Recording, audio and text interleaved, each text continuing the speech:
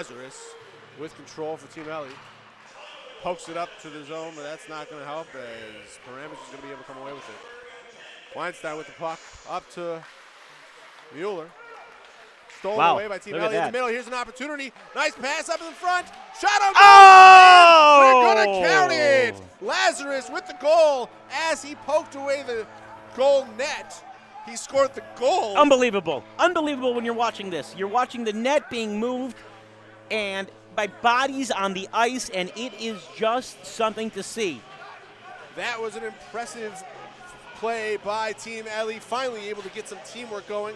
Passing it out to the right. Passing it over across to the left, passing it back to the middle, and then putting a nice shot on goal. Izzy had no chances as Team Ellie works very well together for that goal. You know, again, when we're talking about hockey, we're talking about different aspects of it. And one of the aspects of hockey that we always have to talk about is the equipment that they're using. And I know we went through this at the Chicago tournament. When we talk about equipment, we're talking about, you know, the skates, the pads, the shoulder pads, the mask, the pants, the socks.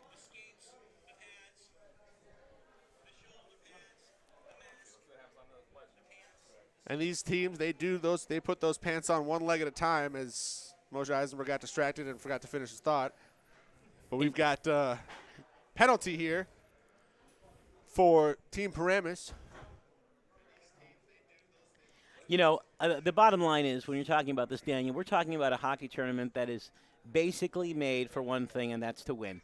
And everybody's excited. Everybody's excited about making sure that RCCS is really the winner here, aren't they, Noah? I'm certain that I was listening to everything you were saying, and so the answer is going to be definitively yes. Amichai Rosenfeld with a penalty, 2 minutes.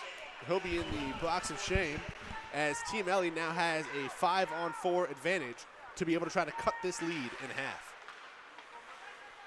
And that was a good opportunity, but Wadlin was unable to control the puck. Jacobson now stopped nicely. Boom! In the middle. You know, I got to tell you, Daniel, a lot of people listening to us out from around the country. I want to give a shout out to Ethan in Atlanta, who keeps giving us some good feedback, as well as everybody in our hometown of Chicago who keeps rooting us on. And you know, we're doing this for one reason, and that's for RCCS.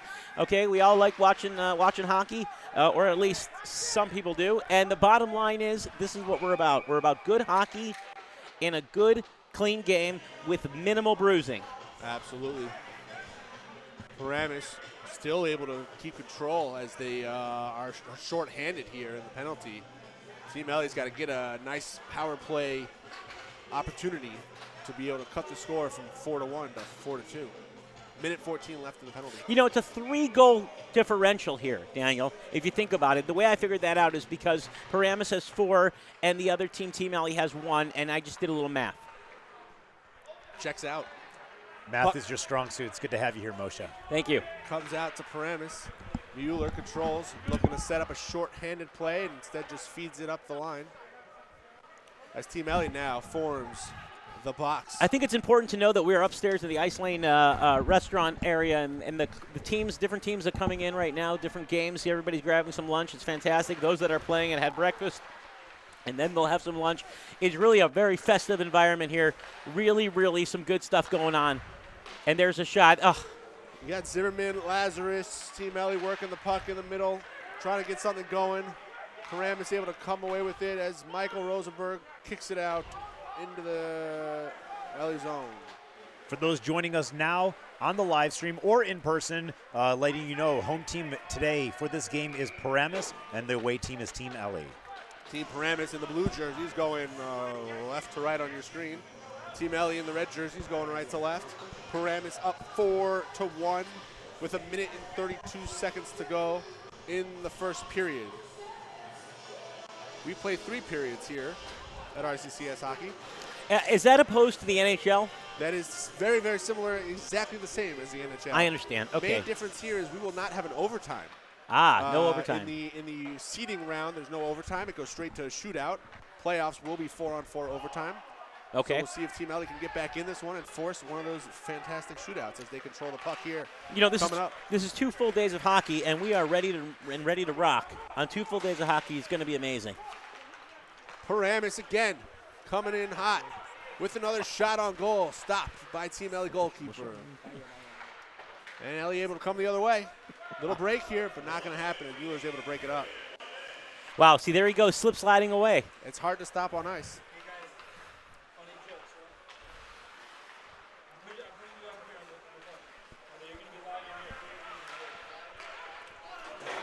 Paramus again able to control it.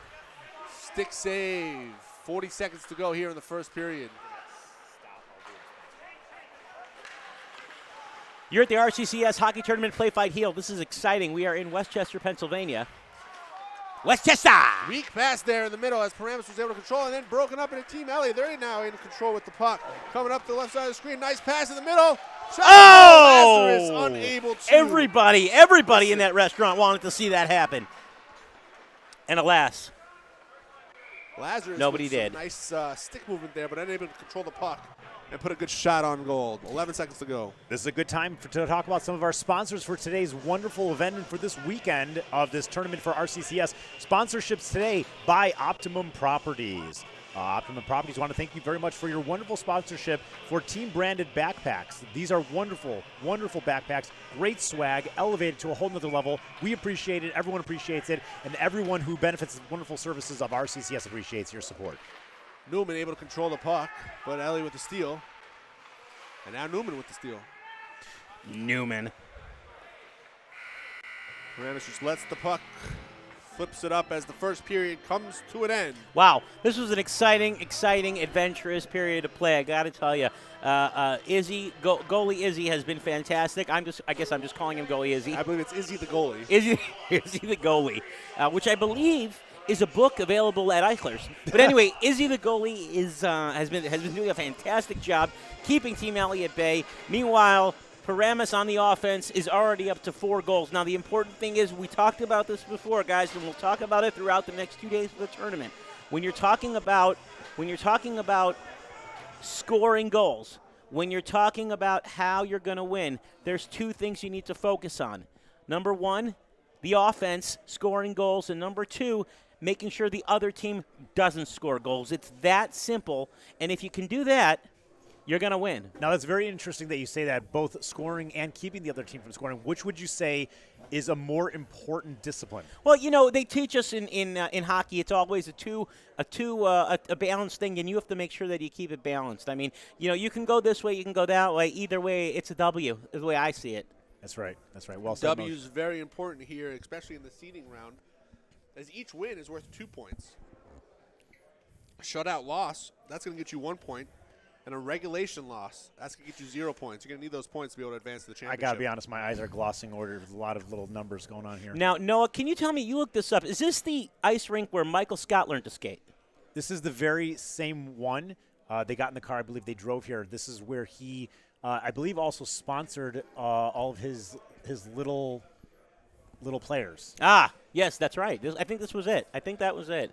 That's a good, fun trivia tidbit, and it's nice to see when we look around. It's nice to see everybody here who's going out, looking at the wonderful lunch spread that RCCS put out for everybody.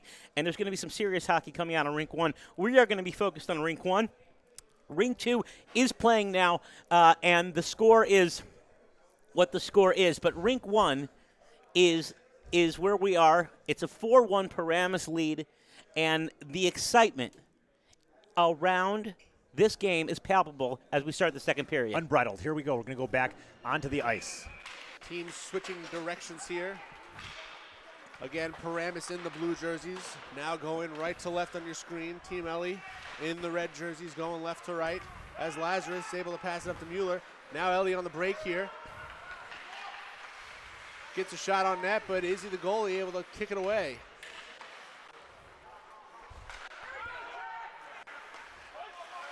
Nifty use of the wall there by Newman. And also nifty use of the word nifty.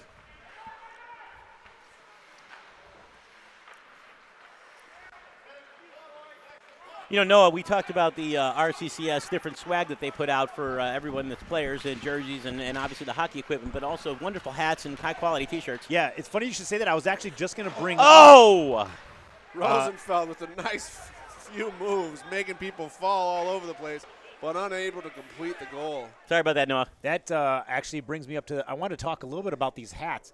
One of the sponsorships for this tournament is the MBL, which is the Muncie Beer League. First of all, I love Muncie, love beer, and when you get a bunch of people together, you can definitely get a league going, and they help sponsor this tournament, providing some of the swag, including caps, and this is a nice one. These are by the 39 New Era caps. I love these things. They feel good, so thank you very much. Makes me look good, and when you look good, you feel good. There you go. Goalkeeper Mintz allowing it to float past that red line for an icing call. That'll bring the puck all the way back into the Paramus zone. Daniel, can we go back to that last shot on goal that we saw where Mintz blocked it? Was that an offensive issue or a defensive issue?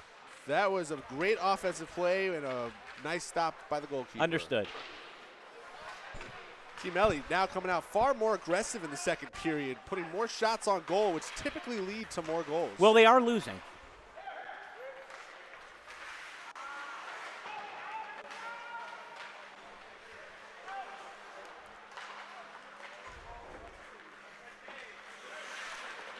Paramus trying to use the wall for their advantage.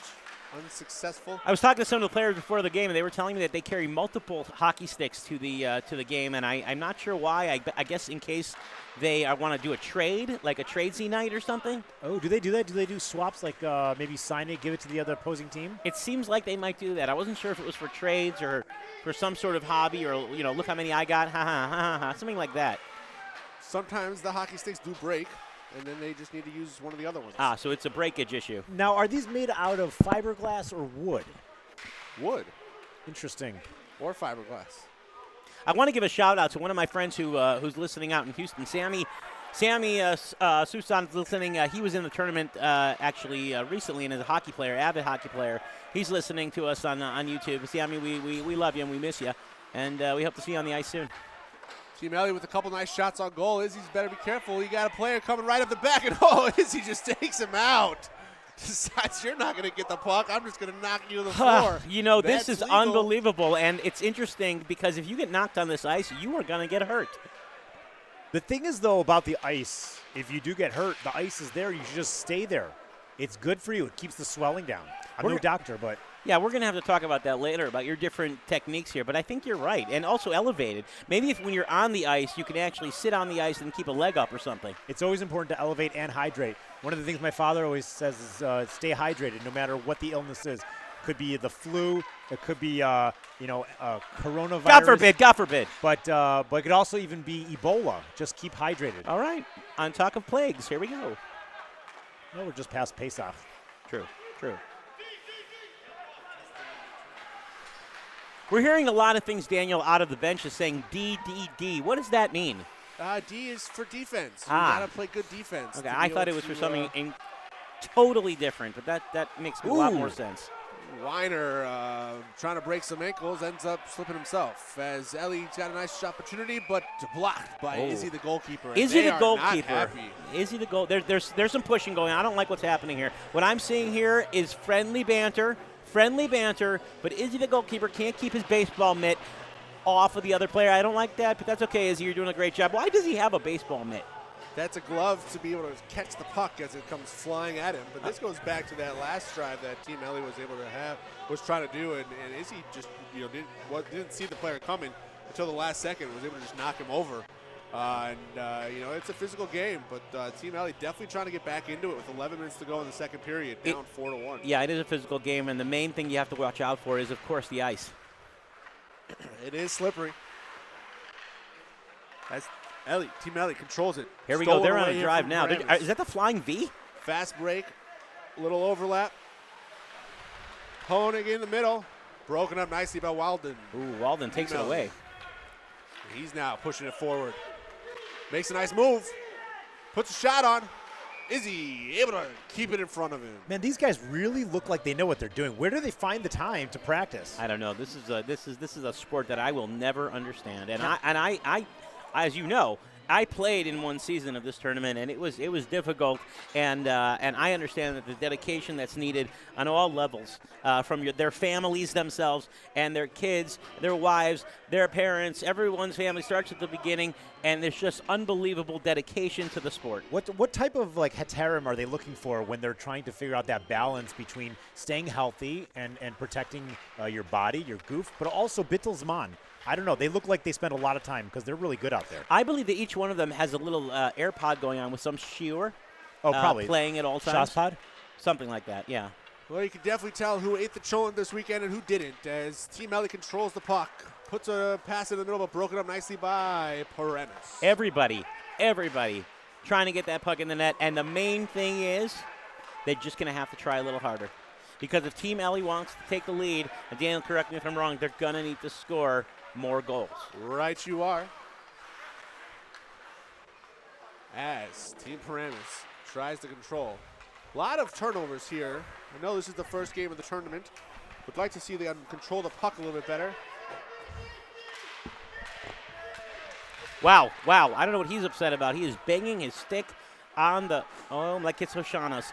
Okay, here we go. Change. Oh, wow, that's a painful, and we have a guy down. Oh my gosh, we have a guy. Takedown. We have somebody down, and he threw his helmet off. From Ari Lazarus, trying to break up the fast break by Schwartz. Goes down hard. Lazarus was looking for a quicker line change and had to recover. Schwartz had the puck coming up, and now Lazarus is down on the ice. He was moving around. Hopefully he's okay. Everyone backing up a little bit. I hope he's all right. And now is a good time, if any other, to talk about some of the sponsorships, including Nussbaum Law. If you've gotten hurt, call Nussbaum Law.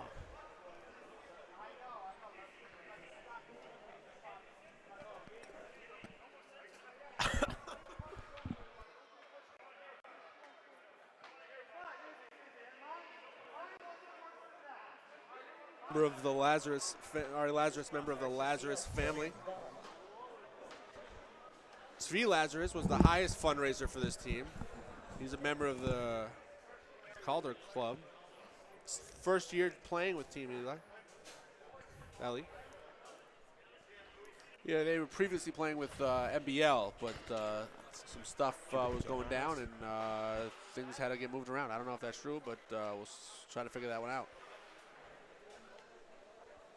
You know, and the important thing is, guys, that when we talk about this, and hockey is a dangerous game, and we do have some hot solid guys, it looks like, that are on the ice just checking him out, and he is up and he's okay, thank God. But you know, you do have hockey. It is a dangerous game, but thankfully you've got these pads on, you've got these helmets on, and no matter what color the helmet is, it's protecting you, and that's important. And it's important also to come to Shul next week on Shabbos with some battle scars, some wounds. You want to show something for all the time and effort that you put into this tournament. And if you come home and, you know, you don't look like you were beaten up, and especially if you lose, what do you got to show for all that dedication? So, you know, let's go into Shabbos next week with a little bit, maybe a black eye. Good, nice to see Lazarus up and skating back to the bench, and that's good stuff for him. Good to see Ari skating back under his own powers. Total of 6 Lazari on this team, as the brothers and family wanted to play together this year. They do work well together for sure. Yeah, they really worked well together on that last shot. Speaking of shots, I really like the placement of our booth at this tournament right next to the bar. So thank you very much for RCCS for listening to our constant cries for ice at the last tournament. For ice-cold beverages. Mintz in goal for Team Ellie. Look at this lineup. This is a serious lineup. They mean business. Team Ellie is looking to keep the goals out of their net and into Paramus's. They want some retribution for that last play. They do. Mintz covers it up quickly. Doesn't want any funny business happening in front of his net. So we'll have another face-off right here in front of us. Looks like it's going to be Bonder and Newman going at it once again, as Paramus is able to control. Riemann trying to find somebody. Finds his teammate. Freckler in the middle.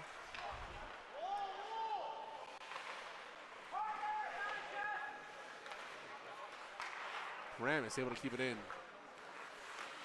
As Rosenzweig tries to control. Gets it up to his teammate. Cuts through the middle. Broken up Gets it right back, puts a shot. Oh, on what a hits block. with a nice save.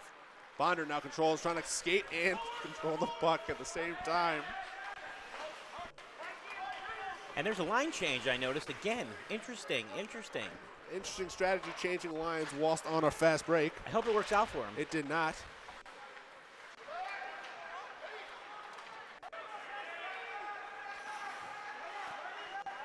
Nice move there by Lazarus. Put the long shot out, but just wide of the net there as Paramus now able to control.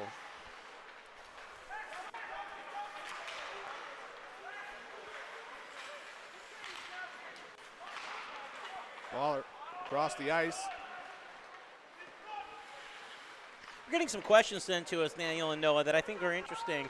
And throughout the day and the next day, 2 days of hockey coming up, I think we'll be asking some of these questions to various audience members. A lot of people curious about the specific rules of hockey and how they adjust by tournament and things like that. So I'm excited to get into that. Not really, but I'll address the questions as they come up and see what we can come up with. Fair enough. Lazarus, over to Lazarus. Up to Lazarus. Tripped up by Rosenberg. Now Walden controls. Lazarus again with it.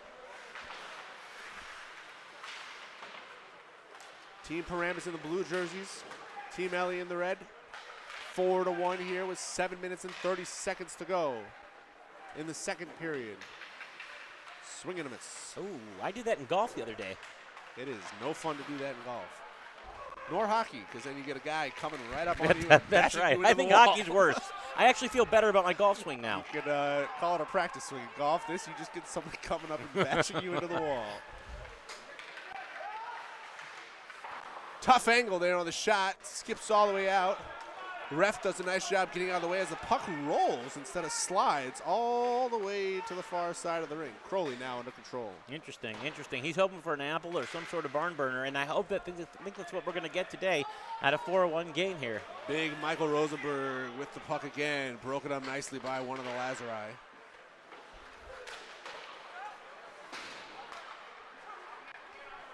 That's Paramus now on a 3-on-1 break and just decides to shoot it into the zone as they were going. Oh, and he lost his stick there, trying to go for that bottle rocket.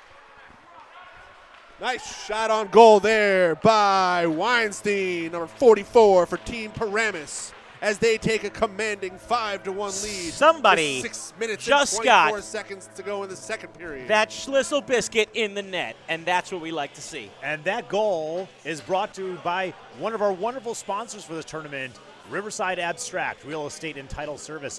Riverside Abstract, a better way to close. Another turnover by Team Ellie led to that goal there. Speaking of closing, Paramus is going to try to close this out, at least this period, with 6 minutes and 24 seconds left. Daniel, what do you think the chances are of Team? We've seen a lot of hockey in the last tournament. In Team Ellie, do you think they have a chance to come back here? What do you think? There is always a chance, especially when the clock doesn't run throughout the whole period. It's a stopping clock, which means that you've got 15 full minutes of hockey play to be able to score goals. And we've seen a lot of goals here in the first game of the tournament on this day. Now, the problem with the stopping clock is you don't know how long the actual game is going to take. And I know this when my kids are playing any of, Madden, MLB, NHL on PlayStation, and I tell them, hey, man, 10 minutes until bedtime, and they say, can we just finish the game? And then I say, how much time is left? And they say 10 minutes, but I really know it's going to be another 45 minutes. That's so the problem. true. So true. The important thing is captain of Team Ellie, R.A. Lazarus. He's played this tournament since the beginning, and he was one of the first people that were met with when the tournament idea came about. He's really been a staple in putting this thing together. So he knows how important these games are.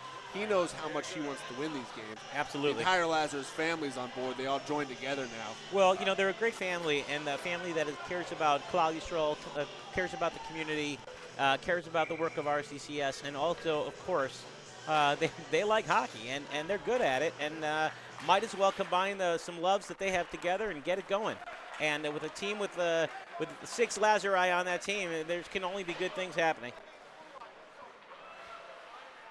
Absolutely, Paramus trying to lay it on. As you do get points, there's from a tiebreaker perspective, there are goals given up that count towards this. So they know that even a win here, putting more goals in the net gets you further along in the tournament. That is what they say. That is what I heard on SportsCenter the other night when they were talking about the hockey playoffs, which apparently are going on. Who knew? And apparently something about more goals in net means more win. Well, this is in no question the most exciting hockey being played over here on the East Coast. Nothing more important happening today. No. Other than out here in Westchester, Pennsylvania. That's right. Watching RCCS hockey. We got Team Paramus with 5 goals. We got Team Ellie with 1 goal with 4 minutes and 44 seconds to go here in the second period. And it's exciting. It's exciting to see where they're going to put the biscuit. It's exciting to see the amount of pressure they're putting on each other. They want to win. They want to win big. And it seems to us that Paramus with a 5-1 commanding lead going into 4.5 minutes left in the second period really has a really great shot of closing it out. Mintz able to pass it off up to Lazarus. Team Ellie trying to put a push together here to score a goal. He goes flying through the ice. Paramus, Schwartz in the middle, calling for the puck. Newman looking for an opportunity. Lazarus knocks Schwartz out of the way. This has become a gong show, I must tell you. Everybody's getting chrome-walled. It's unbelievable. And I'm happy to see that everybody's enjoying themselves. This break is brought to you by Zlotowitz Law, a boutique real estate practice. Commercial, industrial, multifamily, retail, residential.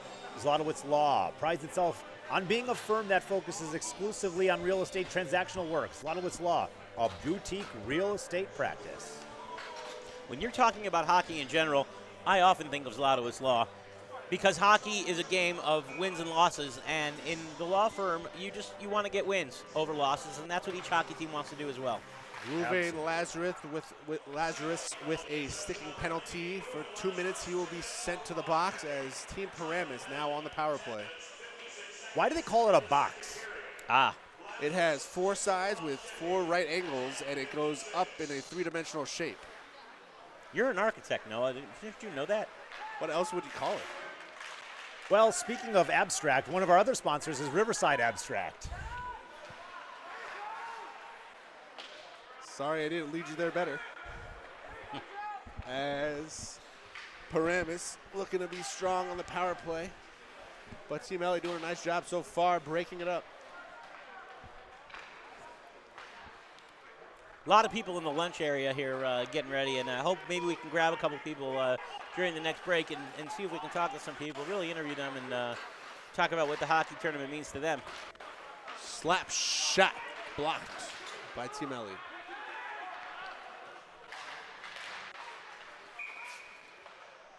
See, the thing about a power play, Moshe, is you get 5 players going up against 4 players, which typically should give you an advantage, but you have to be able to control the puck in those situations. So they're not looking at the puck as an additional player then? They're not, no. That's the idea is to put the puck in the net. I see, okay.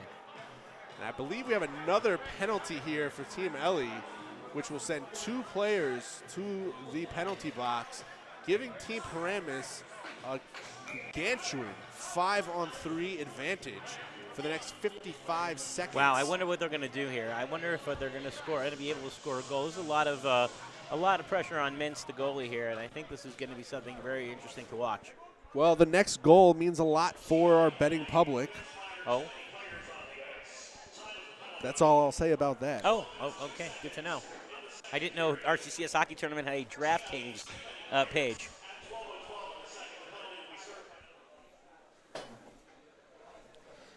Little break here as the teams head over to their bench. It's been an exciting period and about 3 quarters already going on, and it's really some unbelievable hockey. Now we have a 5-on-3 situation, which is unusual, and like Daniel and Noah were saying earlier, this is really the most exciting thing happening on the East Coast when it comes to hockey. We're happy you're tuning in and watching it because, quite frankly, nothing else matters. Interesting that you just said period, which reminded me because periods are unique pretty much to hockey.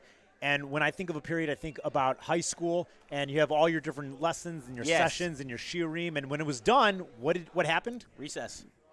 And it was indicated by the big bell. bell or That's a right, horn. the bell, Do you yes. think that that's where the schools got it from hockey? I do.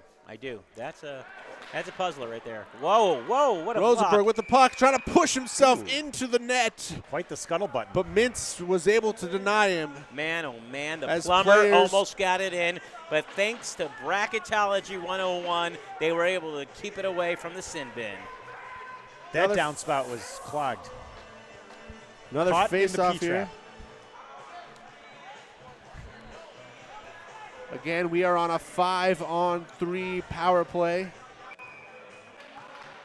As Team Ellie's a little late to come out. Walden able to try to clear it, but unsuccessful. Michael Rosenberg now controls the puck for Team Paramus.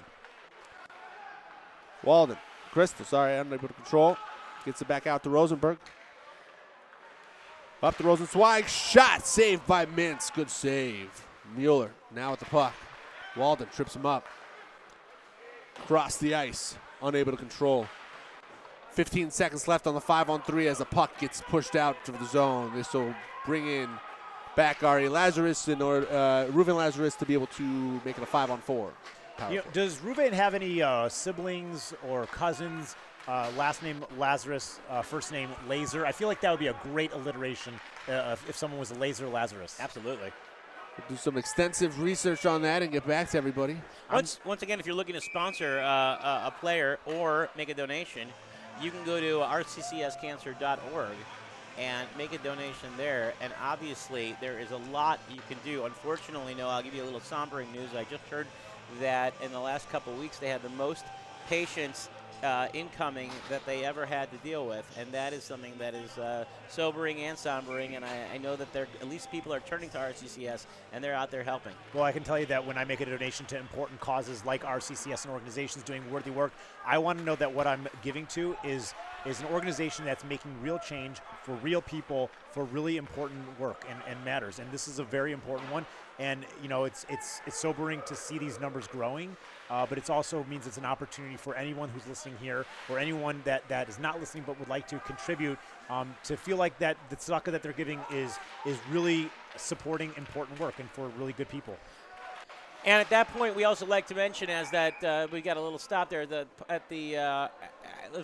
Worth mentioning that the Topper family, Aaron and Cece Topper, who are from Chicago, have dedicated both the tournament in Jersey and this time Pennsylvania and in Chicago in memory of their son Yaakov Yisrael. This is actually the Yaakov Yisrael Topper Memorial Tournament, and we know that Aaron and Cece Topper have been staunch supporters of RCCS over the years and big believers in the work that RCCS does, and we thank them for that. Yeah, we'll get Topper up here at some point, I'm sure. But driving over from the airport with him here this morning, he's very excited about this tournament, him and the Strulowitz family as well. Jovitsky's came in from Chicago. Kirchner came in as well. A lot of people traveling from a lot of different places for this tournament. It really means a lot to a lot of people. 1 minute to go here in the second period. 5-1 Team Paramus. Maybe somebody should give Aaron Topper a heads up. Wouldn't mind a little Torah when he comes up here. So maybe he can prepare a little something. No, that'd be nice. Topper Torah is always welcomed as Paramus tries for another push here. The second period puts it into the net, but it's the back of the net. That does not count. That's exactly right. Daniel, Honing was trying to get that in the net, but he went around the backside, and that's not always going to be the preferred. No, it's got to go through the red posts in order to get into the net. That's the only way that can work. You know, one thing I want to mention that I think is important is that there are actually 3 different hockey classics. There's the Hockey Classic the original that we're watching now. There's the Chicago Classic and the Florida Classic. The Chicago Classic raised $601,000. The Florida Classic raised $402,000. And we have players from both at this Hockey Classic, which raised, are you boys ready for this? $3.283 million. Get out of town. That's what we're talking about. When you That's incredible. tally those all up, we're at $4.287 million. That is incredible. Money that is going directly to patients to fight cancer and to help with insurance premiums as we wind down the second period. And it's people like Stragi Eisenberg or who is a first-time member of the Norris Club.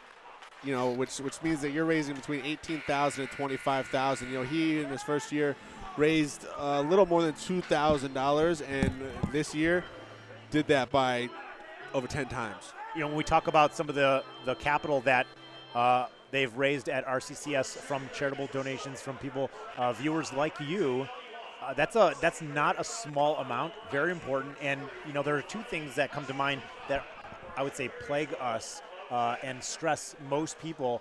The first is health, and the second can be finances. And so when we're talking about the important work that RCCS is doing is helping those two things. It's helping people get through troubling health conditions, but also managing some of the finances that are surrounding some of the cancer treatment that their family is going through. So it's great. End of the second period here. 5-1 Team Paramus taking the lead. We're going to come up here live in the booth as we've got Moshe Eisenberg with the fantastic interview that's about to take place. Take it away, Mo.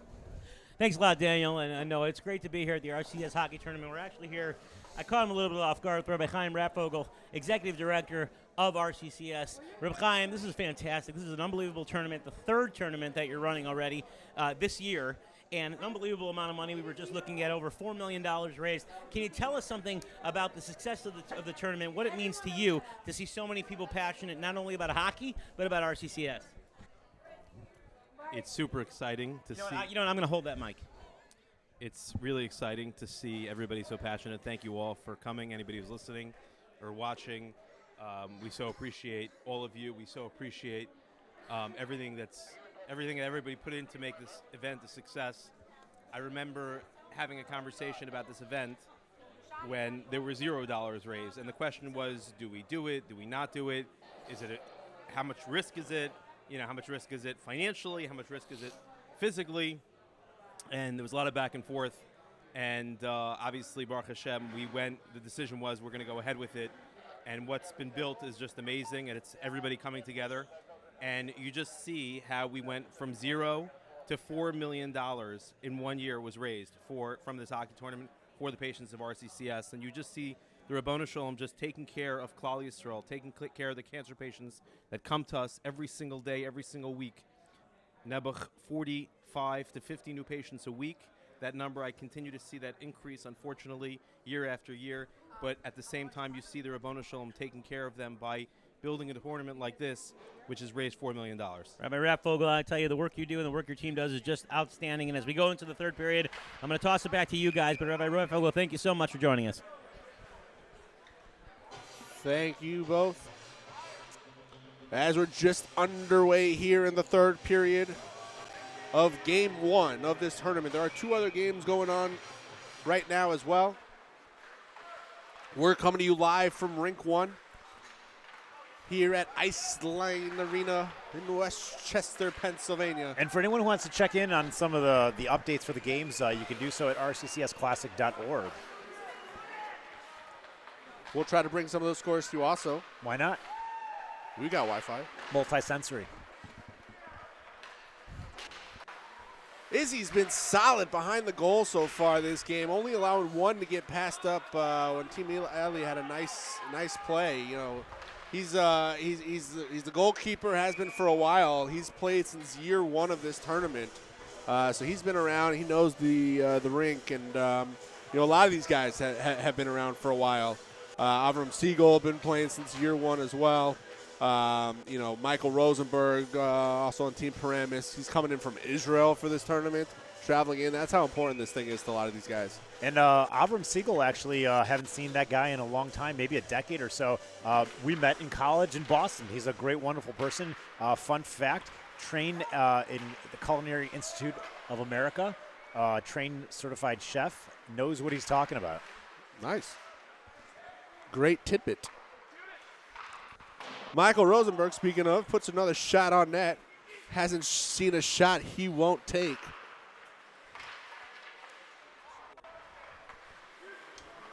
As Team Paramus, again, tries to just control this game and put it away here in the final period.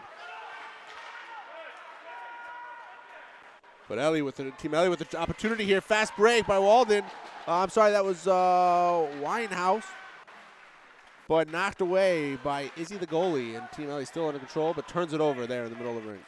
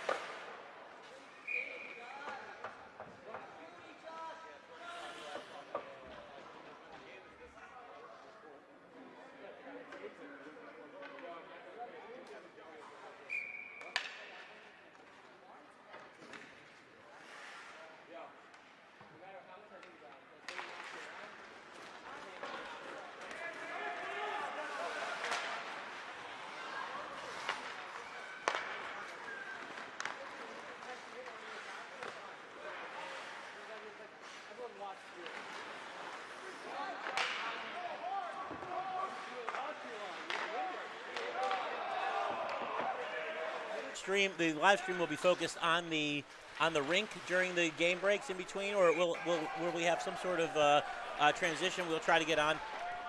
But it does look like looks like now Team Ellie has a slight comeback coming on. Team Ellie able to put a nice play together as Lazarus was able to get the puck in the net. That was Dove Lazarus of the Lazarus family. Where do you think they came up with the team name, Team Ellie? Excellent question. I'm guessing it has something to do with the each letter starting with T having to stand for someone on that team. Maybe like historically, like the old captains from every preceding variation of the team? Maybe, or T is for Tzvi, E is for, Ezra, M is for Moshe. This is like when you get on a call with the customer service and you have to like spell out your entire like username or thing, and Whiskey, Tango, Foxtrot, etc., etc. Right. Yes. Tzvi, Ellie, Adam, Yerachmiel. That's right. It's nice to see goaltender Izzy back at his post.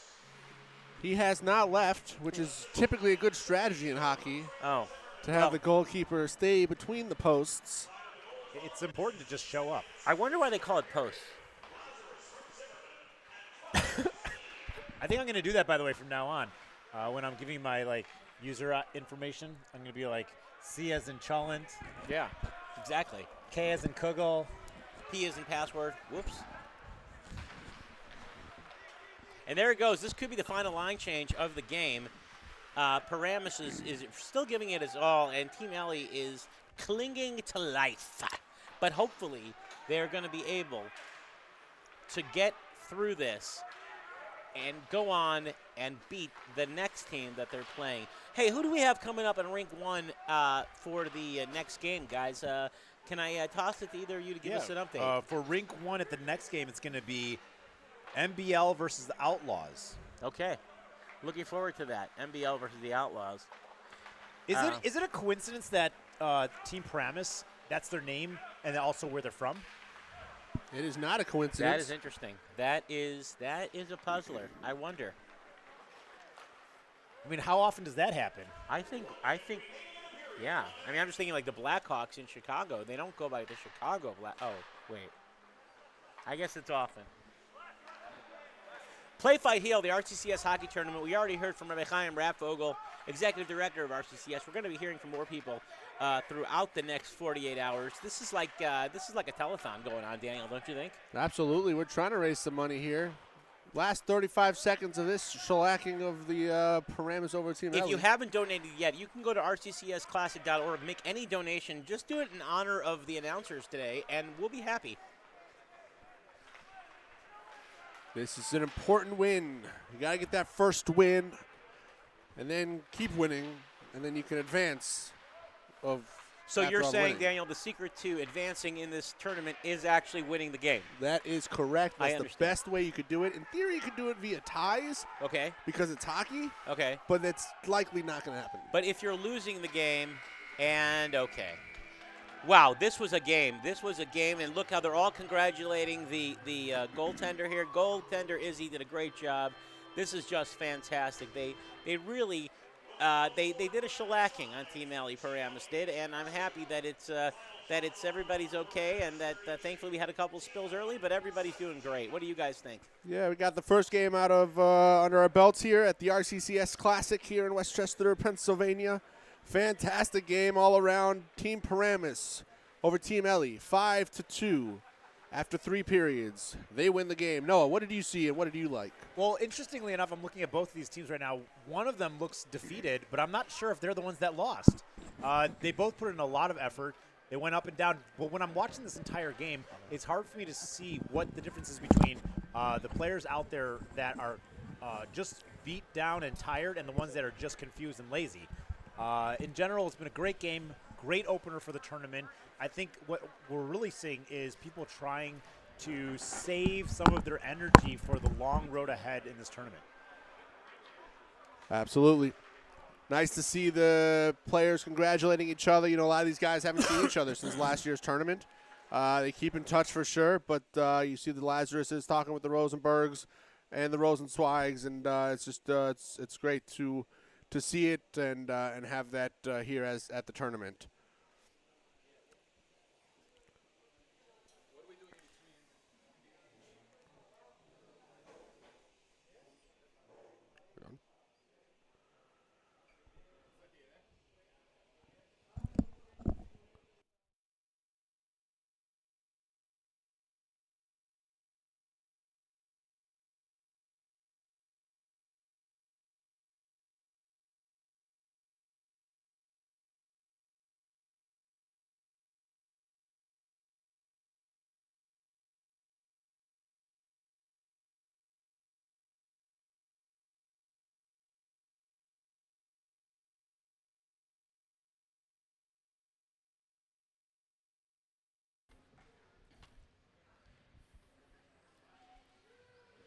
We're gonna go live down to the ice as Moshe Eisenberg has an interview ringside. We're interviewing here with Zach Weiner. Zach Weiner from Boston. Great game, guys. Zach, can you tell us why do you play in this? And why do you play in this tournament? So unfortunately, a few years ago, lost my father to brain cancer. Dr. Mark Weiner, amazing man. And fortunately, my family were able to, afford good care for him. But it's not lost on us that a lot of families are unable to do that. So it's really an honor for me. This is kind of my way to pay it forward, and also say thank you to all the doctors and nurses and caretakers out there, especially the caregivers that go unnoticed sometimes. Fantastic, Zach. I got to tell you, coming in from Boston, we came in from Chicago, a lot of players from all over, but I got to tell you, you're a real inspiration to play in memory of your dad and to really go ahead and fight. And I wish you guys all the luck, and thank you so much. Really an honor to be here. Thank you. All right. Guys, we'll send it back up to you in a few minutes before I get run over by this Zamboni thing. Get out the way. I know Zach personally went to college with him, spent a lot of time with him. Great guy, great family. Really proud to see what he's been accomplishing here at this tournament. Great game all around. No, I'll go to you for the last word. Thank you very much, Daniel. This has been a great game, great opener. I'm excited. I'm trying to save some of my energy and enthusiasm, so I'm going to go have a beverage.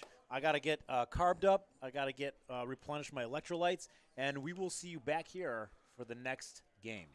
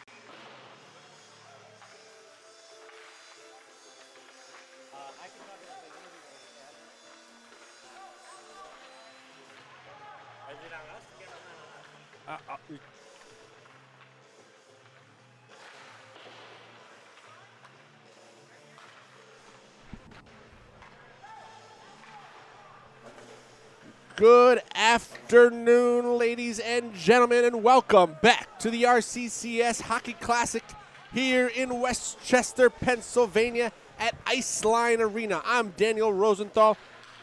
Looking forward to this next matchup as we just witnessed Paramus beat Team Ellie 5-2. We've now got Team MBL versus the Outlaws coming to you live from Rink 1. Some fantastic hockey being played here so far. I'm joined, as always, by Hall of Fame RCCS participant Moshe Eisenberg. How you doing, Mo? Doing good, Daniel. Doing good. Really happy to be here. I got to tell you guys, this is an exciting team. MBL in particular, the highest raising team of the RCCS Hockey Classic in Westchester, and it's good to see them on the ice. Lots of people that are excited about it, and lots of people that are really just pumped and ready to play. I had a few minutes to interview some people, jump into the other locker rooms. There are 3 rinks going on. Everybody's excited. Everybody's happy to be here, and everybody wants that W. Noah, what do you think? I'm looking at 4 rinks, actually, and am I right or am I wrong? Looks like there's a couple other games going on. Let's list them out. So what we'll try to do is throughout this, we only have the live streaming happening on Rink 1. But we'll try to give you updates on some of the other games as we get them. We've got the Monsters versus the Snowbirds at Rink 2. Rink 3 is Dasman Warriors versus Lakewood AVS. And it looks like there's a Rink 4, which is Jackson Wild Colt 45s. And then there's something else, PNY Rink. I don't know. It says Bergen Benders and Gold Diggers. Yeah, there's a lot of interesting names here. I got to tell you, there's a lot of good names. The hockey guys, they came up with these names, and they come up with some really good acronyms and things like. They're trying to really figure out the best way to really get themselves excited and pumped for the hockey game or the hockey match, if you will. Well, the Chachma is kind of like coming up with a really stellar fantasy team name for fantasy football. It's less about how your team is doing. It's more about how great the name is. Absolutely. And Noah, you and I can speak to that specifically. When we were in high school, we were on an intramural team called the Mohawks, which had the best jerseys in the league and the worst record. For those who stick around throughout the tournament, maybe we can do a little bit of a preview or a debut of our well, I don't want to say what. We don't want to say what, but that Mohawks team is exactly the example there. They clever name because the captain's name was Mo. It was me. Wonderful jerseys. Great and jerseys. Fantastic food from, at the time, Bagel Country, if you recall, after every game. Thank you, John Moskovich, who we wish Rafur Shalema to as well, recovering and in Chicago. But more. Perhaps the interesting thing here going on is the way the teams look. They're wearing the buckets on their heads. Some are different colors, but the bottom line is when you're talking about hockey, when you're talking about playing, when you're talking about professional caliber hockey, you're stretching, you're skating, you're making sure that you're putting those pants on one sock at a time. Team MBL here led by Captain David Rosenberg. He is known as the captain of the tournament. How many was the first Rosenbergs captain. are there? He was here year 1, and he signed this team up for the tournament early. There's a lot of Rosenbergs, Rosenswides, Rosenfells. I'm Daniel Rosenthal. That's Mo Eisenberg. This is Noah Mishkin. We're underway here. MBL versus Outlaws at RCCS Classic 2022. Outlaws led by Captain Nathan Reber. Team MBL in the dark blue jerseys going left to right in your screens. Outlaws in the white jerseys going right to left. We're up here in the Iceline Arena restaurant broadcasting live from Westchester, Pennsylvania. Daniel, why did they stop play right there? What's going on? The puck seemed to leave the rink momentarily, which causes a stoppage of play and then a face-off. Is that not a home run? That is not a home run. If it goes over the fence here, Do they it call it just a foul? stops it. It's nothing. It's literally just a quick. They have no name for it. We've talked about it more than anything actually takes place. They talk about it a lot. It comes up a lot. Why don't they have a name for that? They have a name for everything else. I believe it's called out of bounds. That's lame. Face off here. Outlaws control. Get to the middle. We do have different tiers here at the RCCS hockey tournament, so the teams are split into different tiers based on skill level. We saw an earlier match of one of the tiers, and here we've got one of the higher tiers going at it, as you can see the difference in skill and skating level. Nice to see Mayor Klein on the ice. Shout out to him on Team NBL. We appreciate everything he's done. He's a fantastic, fantastic hockey player. Always good to see him skating around. A lot of Kleins on the team. As one goes stumbling through the center ice. Haddad. BJ. Joho. Outlaws. Controlling the puck right now. As we got a line change. You know, I do like a shift change, a line change. It's really interesting to see how often they do that. Keep the players fresh, keep the skates sharper. And I did see some players in between the rounds sharpening those skates. Apparently they get dull. You know, I'm not a skater, so I just can assume that that's what happens, and that's why they need sharpening. I got to give a shout out to my niece and nephew, Yitzhak Mordechai, Rivka Miriam Mishkin, who are constantly texting me, telling me that they're watching. Well, we certainly appreciate those two people watching. Also to everyone in Minneapolis. We are in a power play as Outlaws have a 5-on-4 advantage.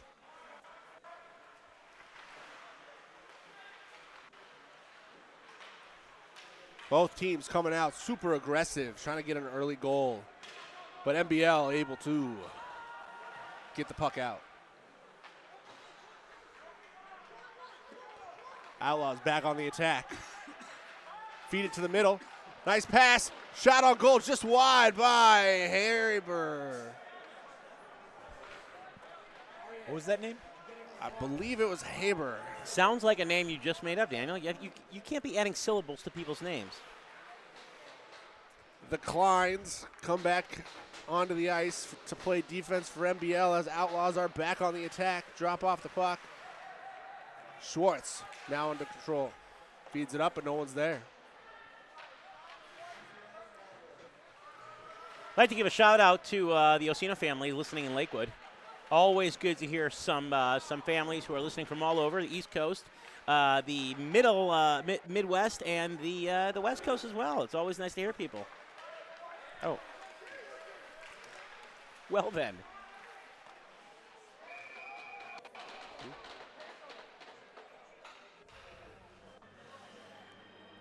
This is a good time as any to talk about some of our wonderful sponsorships for today's tournament.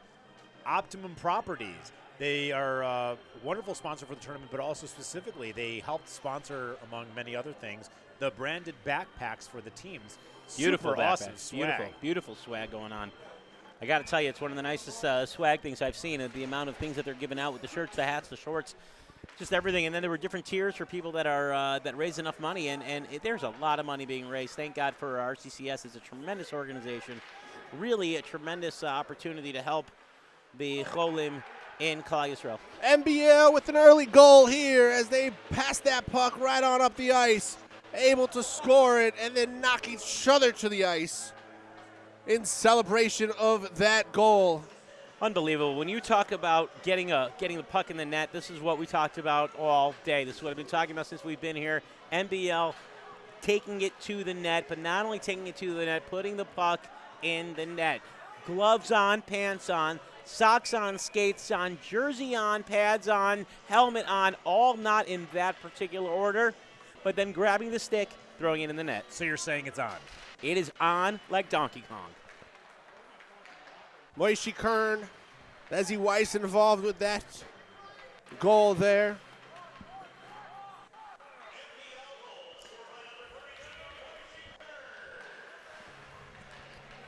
Moishi Kern with the goal. A lot of people filling up the room now as we are in the ice lane upstairs at the restaurant. If you come by and you want to say hello, you're listening on the live stream or you're listening to the live stream. Come on and say hello. We'd love to say hello to you.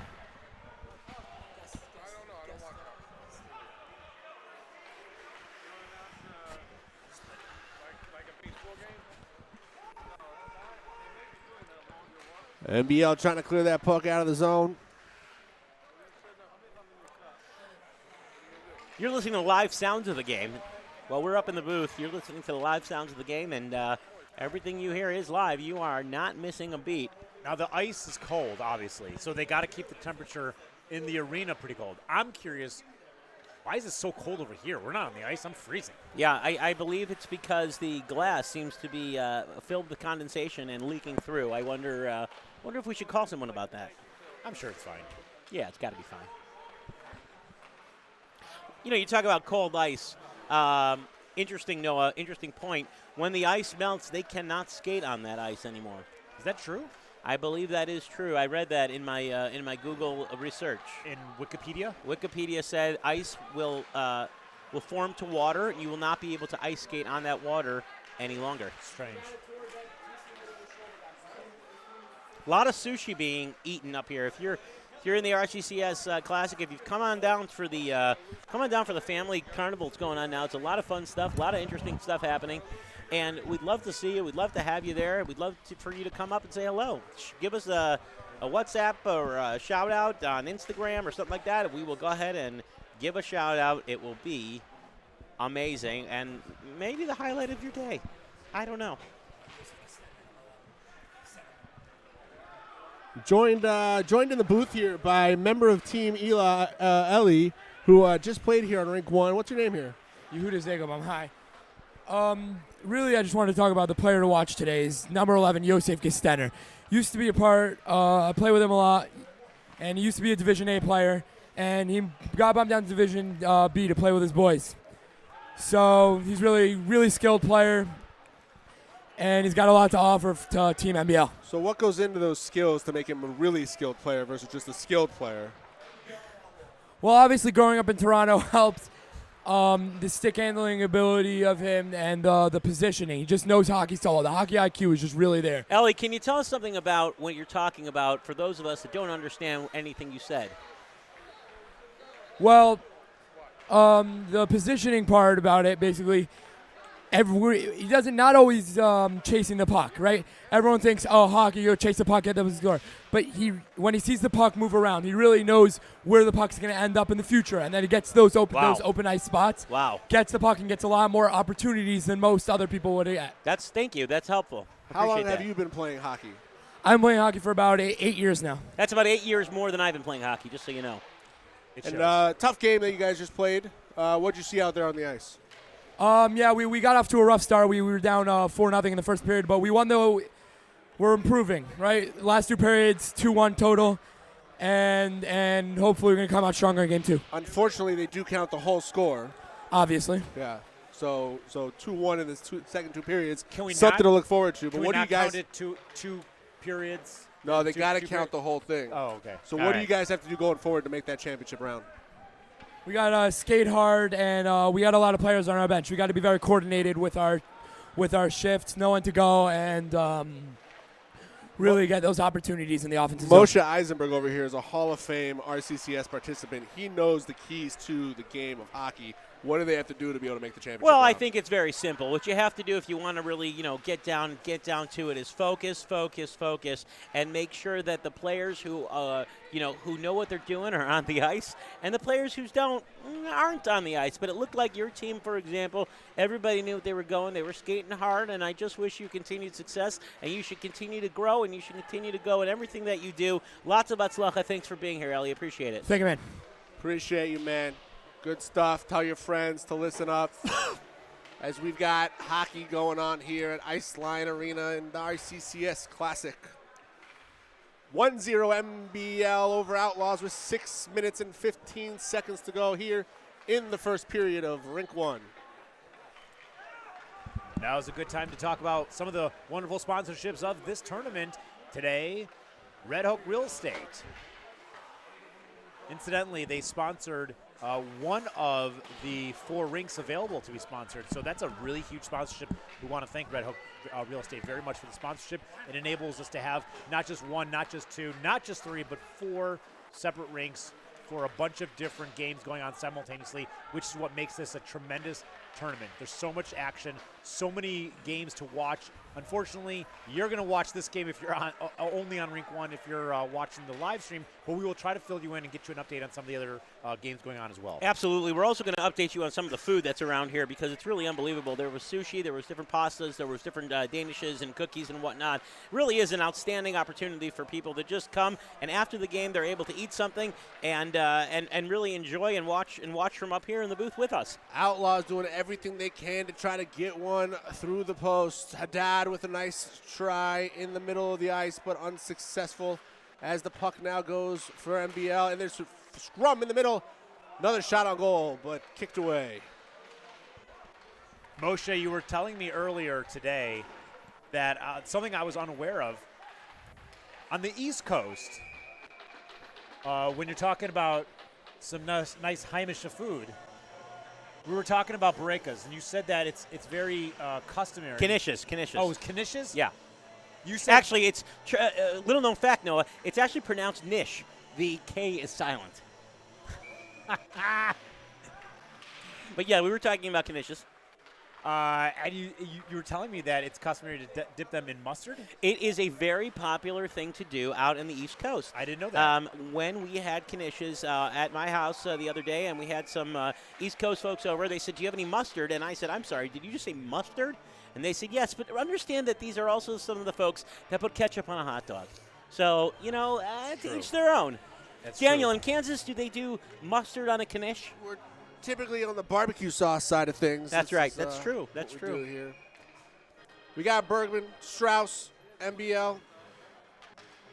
After the face-off here. Daniel, do we have people in Kansas listening? Have we sent them the link? We have not. It's very important that we do that. Kansas does not have the link? Uh-oh. Working on They it. were very helpful at the last game. That they were. Strauss, Craig Strauss out here on the for MBL, skating in the defensive zone. He's the owner of Rockland Urgent Care, and he's the tournament-wide team hoodie sponsor. So thank you to Strauss for the hoodies. When I think hoodies, I think Strauss. Oh, that's gonna be something as Barley and Ibrahim get tied up, and it looks like it's going to be Ibrahim with the penalty on MBL. This is an exciting time. It's just an exciting time to watch and be able to sit up here from a bird's eye view and see hockey, and also have an opportunity to talk to players who are coming up now for some refreshments and really get their take on the game and really understand from them what they're seeing. But I got to tell you, and you keep saying it, and it's true, there's 2 days of hockey here. We're only in game 2. There's several championship games being played. Luckily for us, we're on the main rink, Rink 1. But this is a tournament of dedication and people who are just inspiring and inspired. It is impressive to see the skill difference of the different tiers, as these players are pretty good at skating and handling the puck at the same time. Yeah, I understand that that's part of the hockey mantra. You want to be able to skate and also handle the puck. And I noticed they're going right, left, right, left. It's a little mesmerizing. JG with a couple nice plays there. I want to talk about something on the ice if we can, Daniel. The blue line, whatever that is, there's nothing on. I mean, I am colorblind, but is there anything blue? Am I not seeing it? Is it blue? The line is indeed blue. It is blue. Is There's that also why, a red line. Is that why they call it the blue line? That is exactly why they call it the blue line. Okay, that's fair. That's fair. Keeping things simple. Yeah, yeah. Couple checks up against the boards here. As Outlaw try to control and push, and they do. Broken up nicely by that MBL defense.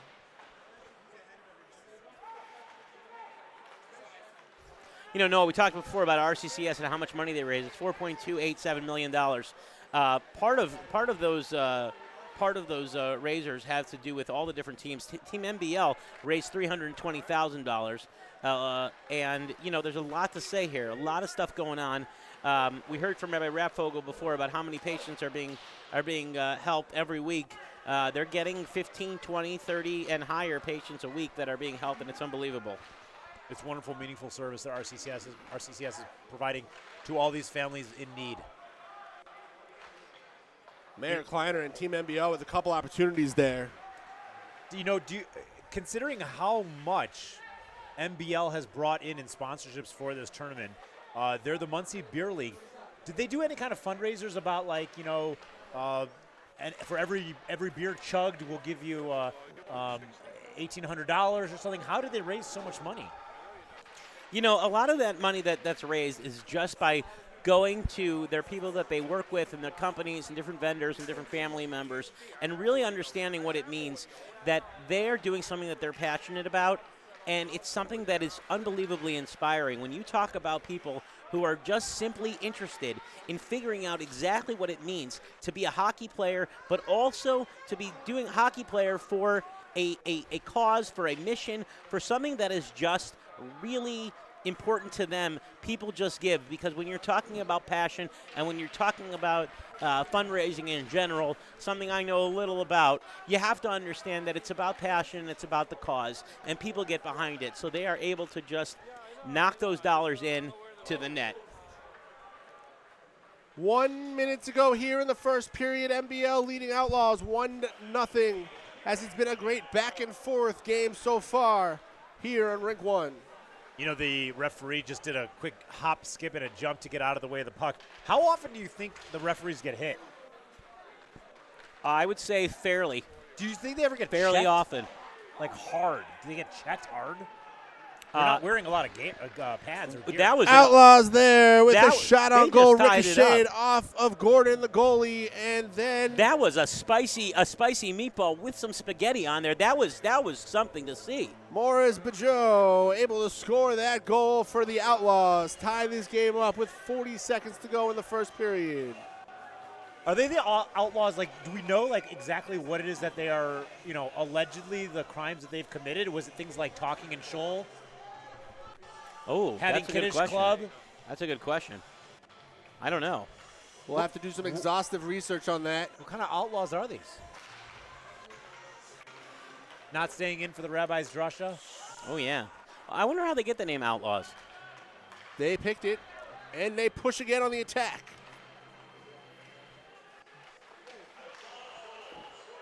Shot on goal save, nicely saved by Gordon. The Muncie Beer League, are they allowed to drink beer outside of Muncie? Is it just strictly they're allowed to consume only in Muncie? I think that's why they go by NBL instead of the full name, and that way they gives them a little more leniency. They could drink, wherever. I can't imagine them joining a hockey tournament outside of the jurisdiction of Muncie. Yeah, I mean maybe Manhattan. Well, we're the NBL. Both Kansas and New York. Yeah, absolutely. Yeah. As the first period comes to an end. Wow. Well, what an opportunity to skate and watch this game and watch a tied game at NBL versus Outlaws.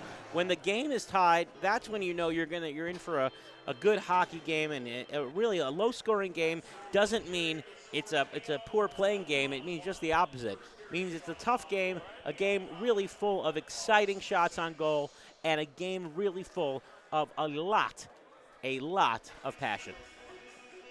Good, clean hockey so far.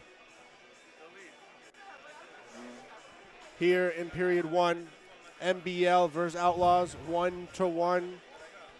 Intermission goes pretty quick here, just a couple minutes. Give them an opportunity to get a drink, stretch some legs, move around a little bit. But during the first round games here that we have, we do play 15-minute periods with stoppage throughout the period. And we don't go to overtime in these opening games. We will go straight to a shootout if there is a draw. But overall, these games are moving around nicely. 15-minute periods, couple-minute intermission, and then we're right back on the ice. Moshe, what have you seen so far here in this game? I've just seen some good hockey. I've seen some people that are interested, passionate players about hockey. They've been practicing for this all year long. Some of them have been playing in leagues on their spare time. Some of them have been just focused basically on this tournament. They've been skating hard. They've been playing hard. They want to get the biscuit into the net. That's what they're focused on. Now, there's two ways to winning a hockey game.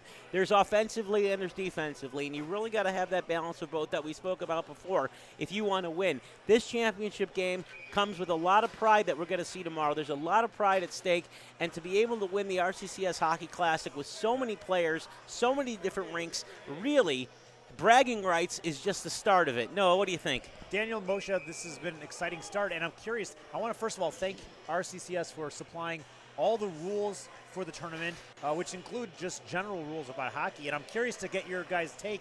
One of the things it does say here is 3 egregious penalties for an individual, they are removed from the game. What is the difference? Because there's a long list of penalties that are pretty serious or egregious in my book. I mean, elbowing, high sticking, cross-checking, roughing, all these things, spearing. Where do you draw the line between just aggressive and egregious? You know, if the other team on the other bench is throwing a spear at another player, I got to think that's egregious. Back on the ice here, 14 minutes, 30 seconds to go. Second period, we're upstairs here at the Goal Line Pub at Ice Line Arena. Shot on goal, Schwartz. There it is. NBL There it is. Came out There quick. it is. My goodness. Some sauce on the pizza. We're adding olives. We're adding green peppers. This is happening, and it's happening now. Sprinkle it on, my happening friend. now. 2-1. NBL takes a commanding. Wow. Wow. I will have some salt with that popcorn. Unbelievable. Very early here in the second period, but came out fast. They came out fast with that first goal, and they were not able to score again in the first You period. know, NBL came out there, and as soon as the Outlaws scored 1 goal, they said, Odd Con, that is it. We're taking over. Outlaws control the faceoff. Pushing forward. Poked away nicely.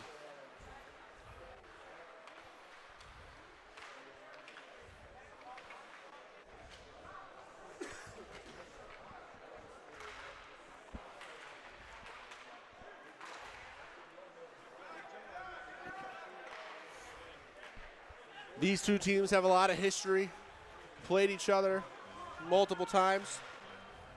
They're coming out here ready to go as that puck goes and hits the upper net behind the goal. The upper net. The upper net. We've established that you get no points awarded if you hit the upper net. That's correct. correct. Is That's out of that bounds. regional, or is that also that's nationwide, across the board, all hockey? You know what? Nationwide is on your side. They did add this relatively recently, but most places have put a net behind the goal to stop pucks from flying into the audience and fans for their protection, similar to baseball and the foul. I did foul notice pole. that at the baseball game I was at recently, and you could really see through the nets. They aren't really such a cumbersome thing, and they're for protection, so might as well use it. Yeah, make it a little bit more enjoyable to watch. That way you're not fearful of balls and pucks flying your way. As Shamaha does a great job. You are breaking doing up. just a great name of pronouncing the names with vowels, by the way. Bang up job.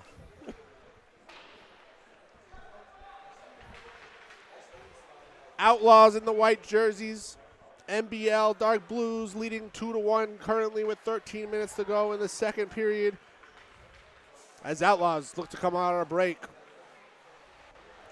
Victor Mizraki, over 5K in fundraising here at RCCS, controls the puck. Sends it to the middle. Nice pass, but broken up nicely by the NBL's defense, and they're now on the break. They got a 3-on-2. Pushing fast and hard, broken up, but Ooh, good save. Kleiner trying to get that puck past the goalkeeper, unsuccessful. Huttner doing a nice job there between the posts.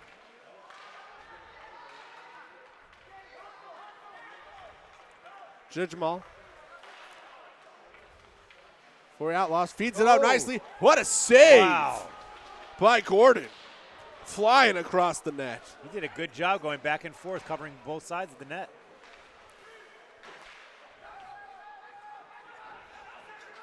Coming up the right side. Outlaws not going to allow it. Bregman feeds in the middle. Haddad clears it out.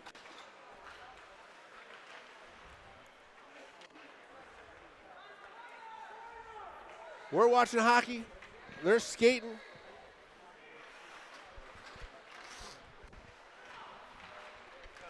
These two teams competitive. They know what they need to do to win this one. They know what a win means for this tournament and heading into the championship round.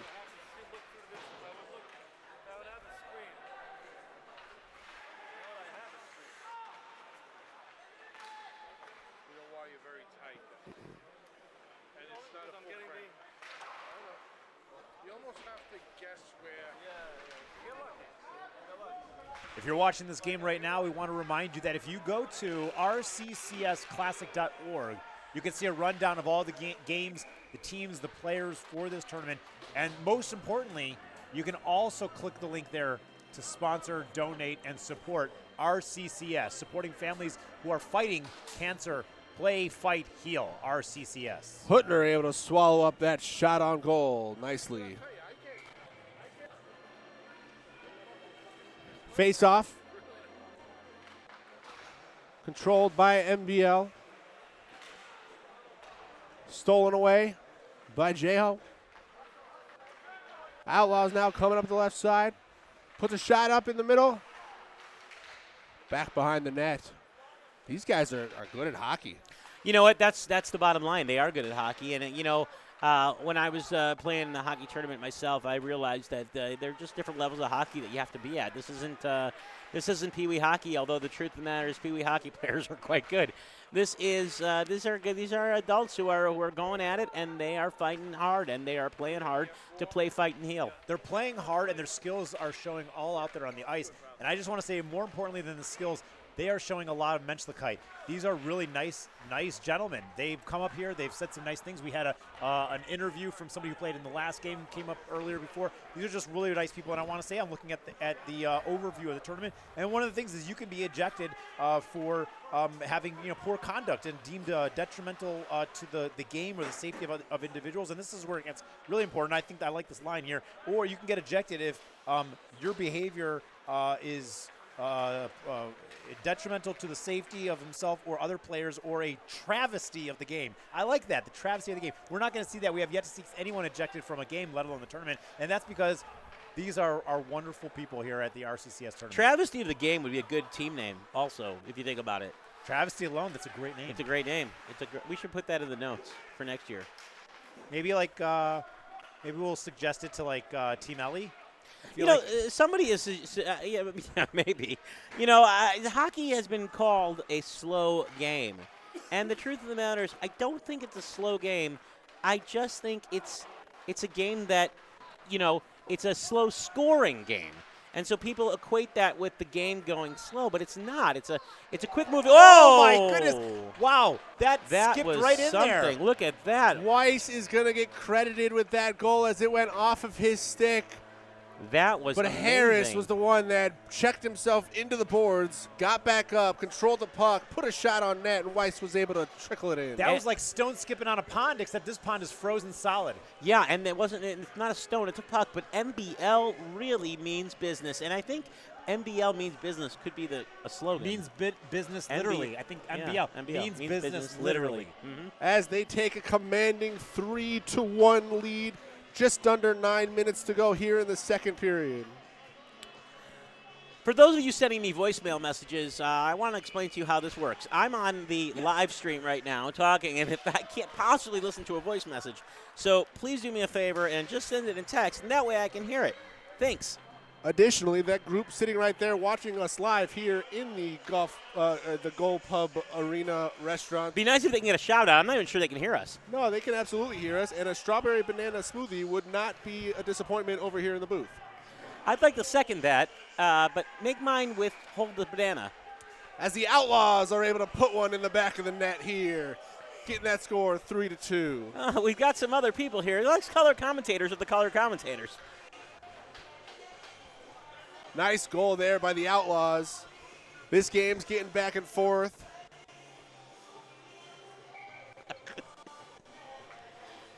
So true. The Outlaws were able to get the score to 3-2. I might take my microphone over there and just talk to some of the players viewing if I can. I might do that now, actually. I think you should. Maybe you should go interview one of the caterers about the spread. Not the point spread. The Nosh spread. Pretty good so far.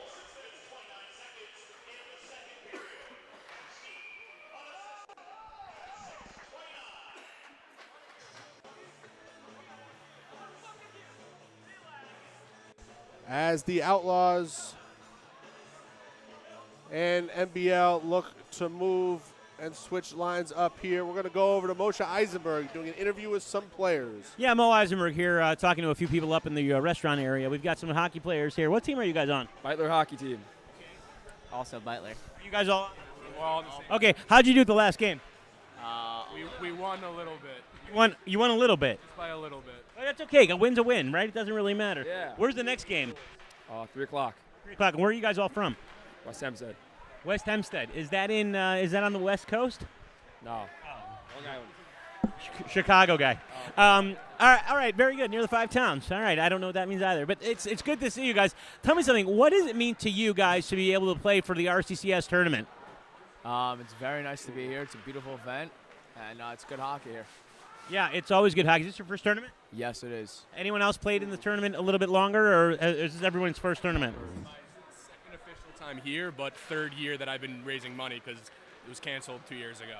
Right, so fantastic. How much, can I ask you how much money you've raised? I raised, I think it was $5,600. That's incredible. I think it was $6,400. Even better. That's incredible. All right, guys, call it kavod. Thank you so much for everything you guys do. I'll send it back to you guys.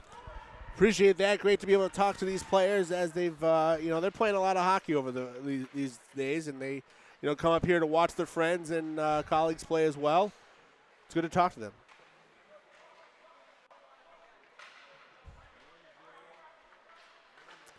Puck stuck up against the wall there.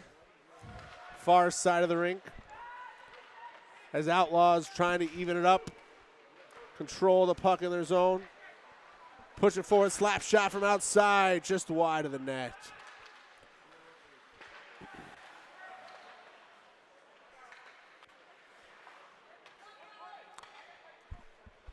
Outlaws trying to stay aggressive here. Keeping it in their offensive zone. NBL doing a good job on defense so far. Now trying to push forward.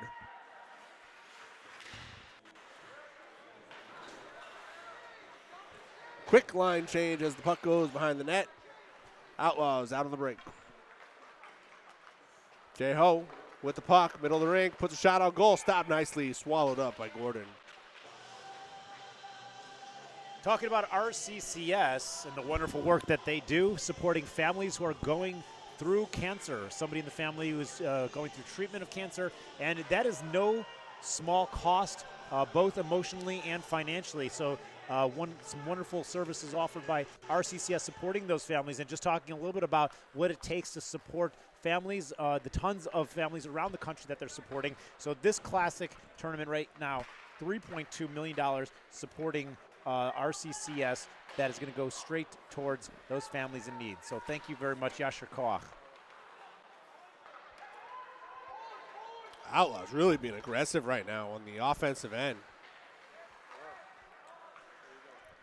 Elliott Haddad with a couple nice looking shots on goal. As Jack Horwitz tries to feed it up in the middle.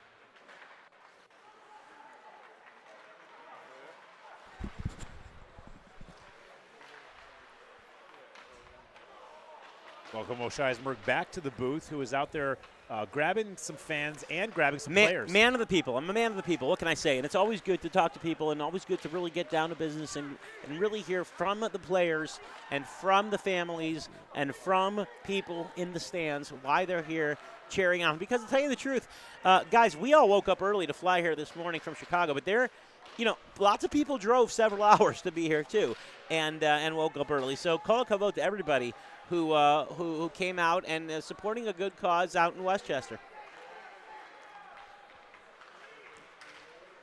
They came out fresh. Look at Elliott Haddad just skating his way through people. Hard check up against the boards there. But Gordon doing a solid job there in the net. as we've got a stoppage of play here, as it looks like Klein might be going to the box for a penalty, giving the Outlaws a power play.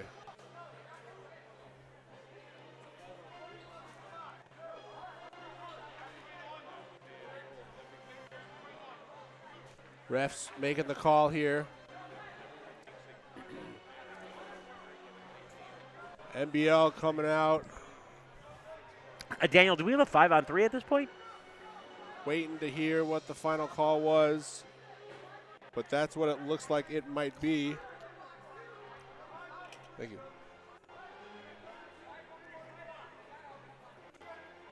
As yes, 2 players will be in the box for 2 minutes each, as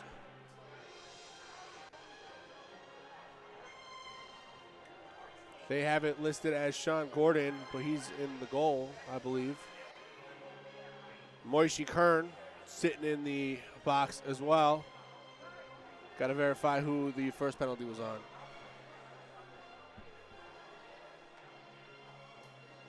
As we do have a 5-on-3 power play for Outlaws, an excellent opportunity for them to come back and tie this game up. Yeah, this is a fantastic game. Let's see what happens here. I want to thank the gentleman who brought us all a nice cold beverage. Oh, man. And that was very quick as we send it back out onto the ice. 5-on-3 typically results in a pretty quick goal. Wow, that's bracha. Look at that. You made a bracha, and now it's 3-3. To score and tie it up. This is unbelievable. What are the chances of that? I mean, that's crazy. Direct line, my friend. Make a bracha, score a goal. So interestingly, okay, here we go. Since they scored the goal, here we go. Literally 10 seconds ago. Only one of the players is going to come out of the power play. Wow. So Outlaws are still on a 5-on-4 advantage. I said this before. I don't understand why it's called a power play. It should just be called a regular play. As Nussin Hochstadter stays in the box for another minute and 40 seconds. What did he do again? He hit a player illegally. Right. Egregiously. But not egregiously. Not egregiously. Thank you.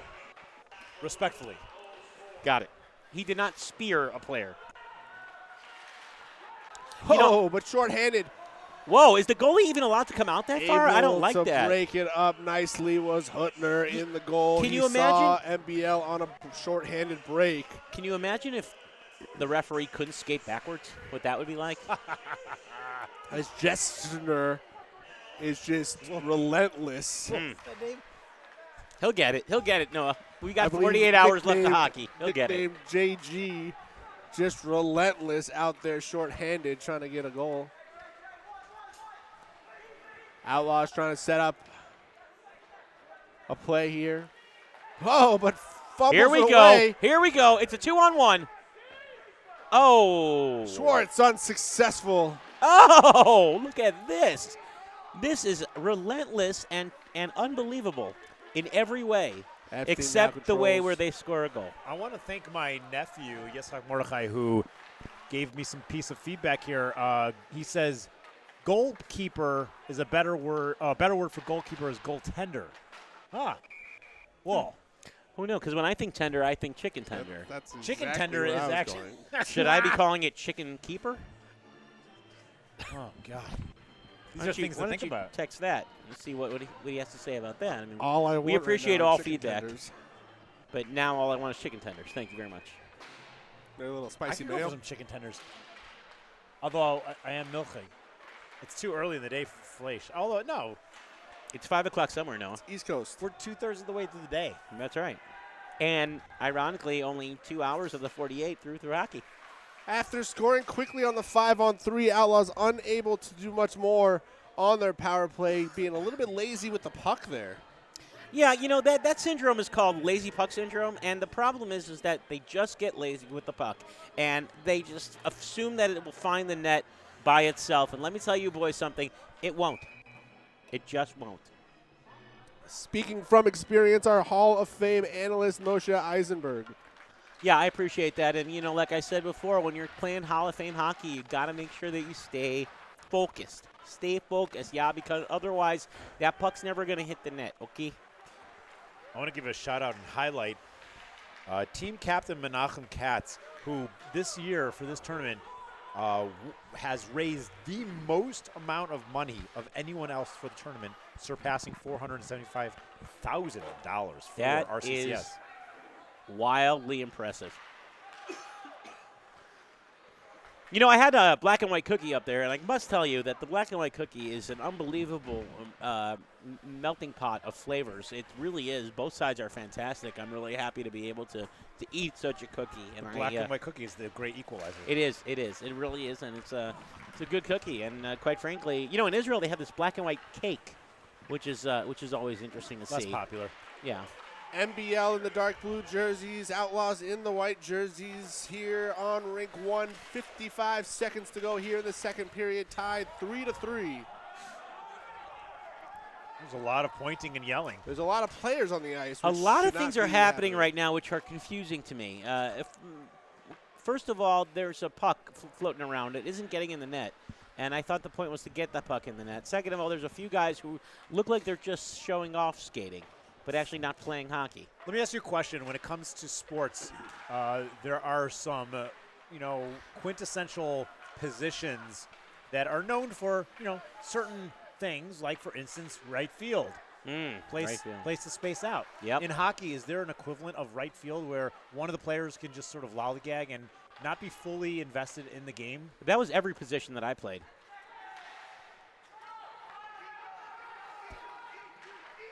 Final second shot on goal by NBL.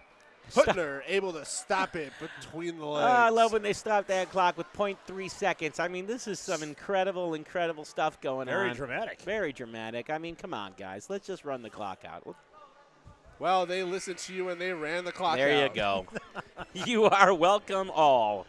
We're coming to you live here at Goal Line Pub at Iceline Arena in Westchester, Pennsylvania for the RCCS Hockey Classic 2022.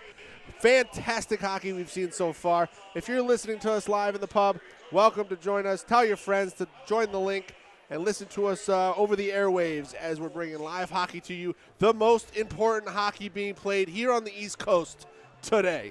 No question about it. Nothing's more important on the East Coast than this hockey tournament, I'll tell you right now.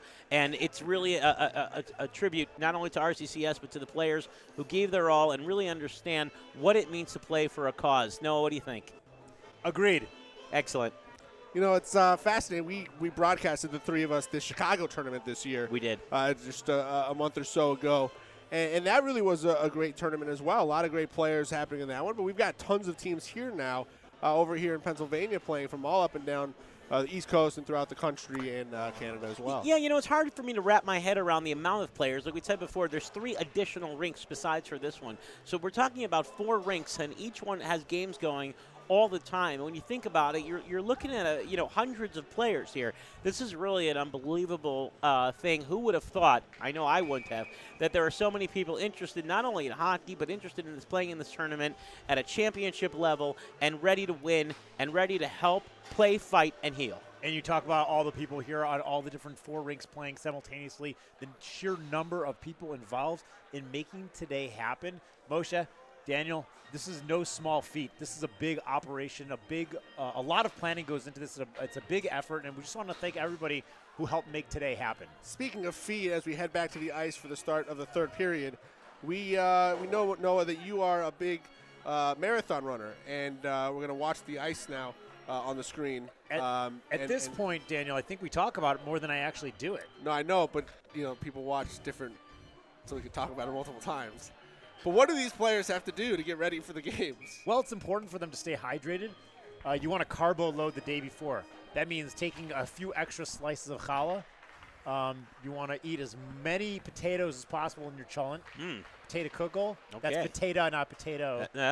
Okay. Potato kugel. Potato kugel. If you're from Boston, it's potato kugel. Potato kugel, nice. And you just want to get you want to carb up. You want to carbo load. You want to get hydrated. You want to stay hydrated, but also replenish those electrolytes. When you talk about carb up, is there something down like carb up, blank down? Is there like a yin yang for that? And if there isn't, why? Carb up, pass out. I don't know. Yeah, That's your Shabbos nap. Oh. That's how it goes. That's how it After goes. davening, you carb up, then you pass Go out. down. Right you are. MBL coming out on a little 3-on-2 break. Woo! Slap shot into the chest of Huttner, the goalkeeper. You know, I wonder when Hunter's wearing that Goaltender? Chicken tender. chicken tenders. When Hunter's wearing all that padding, is it possible to still get affected by the puck at a certain speed? I would imagine at least emotionally. Emotionally, yeah. I feel like why do you have to hit it at me? It's a good point. It's all directed right at him. If you'd like to make a donation to have Moshe Eisenberg stand in goalie pads and find out via slap shots by some of the top players here, That's right. we will accept that and live stream it. I'll do it all day. RCCSclassic.org. Just put it in the memo. Whoa, that wasn't nice. That was not nice. Not nice, but certainly not egregious. But it looks like there was no penalty called. They're going to get a delayed penalty here as MBL had the puck and was in control. They're Is there a get an penalty? opportunity. Oh, Yep, okay. you What would happen if the players decide to just not listen to the referees and continue playing? Yeah. I mean, if there were no rules at all, what would happen? This is a That's a deep societal philosophical question. But that was a delayed penalty there. As Bidge was hard checking the NBL defender. If you're getting ready to watch any of the NBA Game 7 playoff games today, don't. Just stick with us. We are way more interesting, way more entertaining, and these games actually make a difference. Speaking of sticking with us, I want to thank all the sponsors for this weekend's tournament who have been sticking to us and RCCS, supporting us who support them. So TPG and also Evergreen, the supermarket. Yes. Incidentally, Evergreen sponsored the swag for the players, the T-shirts. Really nice T-shirts. Absolutely. They Really are nice. beautiful T-shirts, yeah. You know, RCCS, they put on several events, and I was joking around with Rabbi Steyer, who is the development officer at RCCS, the chief development officer, and hopefully we'll get him in the booth here. But we were talking about how there's almost an event, 2 or 3 or 4 events every single week. They're at people's houses. But something like this, to this extent, they also run a couple of golf tournaments. But something like this, to this extent, you really have, it originally was just once a year, and then it expanded, and now it's 3 times. And it really is a tribute to, I'm going to just say it, to Am Yisrael, because for the people to get together and really do it and raise the money for something that they like doing and playing hockey, even though it is a rough sport, at the end of the day, and we've all seen this at the end of last tournament, everybody's hugging each other, everybody's being friendly, everybody appreciates what the reason is that they're playing, and it's important. Speaking of friendly, one of the other sponsors for today, I just want to give a shout out to somebody who's very friendly. One of our very own, Mark Halpert from Monarch Healthcare. Monarch Healthcare, one of the sponsors for this weekend's tournament. Mark is a super friendly guy. We do love Mark, and we give him a shout-out. I don't know if he's listening, but Mark and Mazel Tov on the recent bar mitzvah that you just made. But Mark is a great guy, and, of course, played this year on his team as captain of Team Monarch, and happy to say that their team won the championship again 3 years in a row, which is really fantastic to see. When Mark's partner Josh Legum moves soon to Florida, I'm curious, is he going to stay in the Midwest Chicago tournament, or is he going to migrate into the East Coast? That's a good. That's a puzzler. That is a Here puzzler. is a Florida tournament as well with RCCS. Oh, there we go. Look at that. Just when you thought the score was tied, NBL says Ad Kan Hakafa Gimel, and now it's 4-3 in favor of NBL. Andrew Schwartz put that puck on net and was able to ricochet it in. Andrew Schwartz, a member of the Norris Club, in terms of his donation. Fantastic stuff. He's been instrumental in forging the relationships between the tournament and the NHL. Really bringing players together. We're going to see the Stanley Cup trophy later as well. Andrew, while some of these players have different religious experiences and feelings, he does put on tefillin for 6 weeks before the tournament every day as a way for his team to support the cause and the page. He does that to raise money there. What a beautiful tribute. That's fantastic. Way to go. How many of these players are going to be scouted by NHL scouts and possibly get a deal after this? Yeah. There are some allegedly here. Yeah, there are some here. and they do watch this game. And you know, again, Andrew doing that to fill in drive. To raise money, sending a picture to his team every day. There are as he does that, really inspiring stuff. There are also some network scouts looking for play-by-play men. So you never know, Daniel. This could be it. That's why we're here, bringing it to you live. Whoa, there's a nice pile up right there. Dweck fumbles the puck and decides to take everyone down with him as Klein goes tumbling to the ice. Yeah, you know, there was a little bit longer of a time there on the ice. I wasn't sure what was happening, but I guess they trying to take a breather there and really trying to, you know, regain their composure before they get up and do a puck drop once again. Do we yet know how to pronounce that name? Jamal? Is the D silent? Is it sort of soft D? Jamal? I don't know. We'll have to ask him. Maybe we can get some intel from the ice.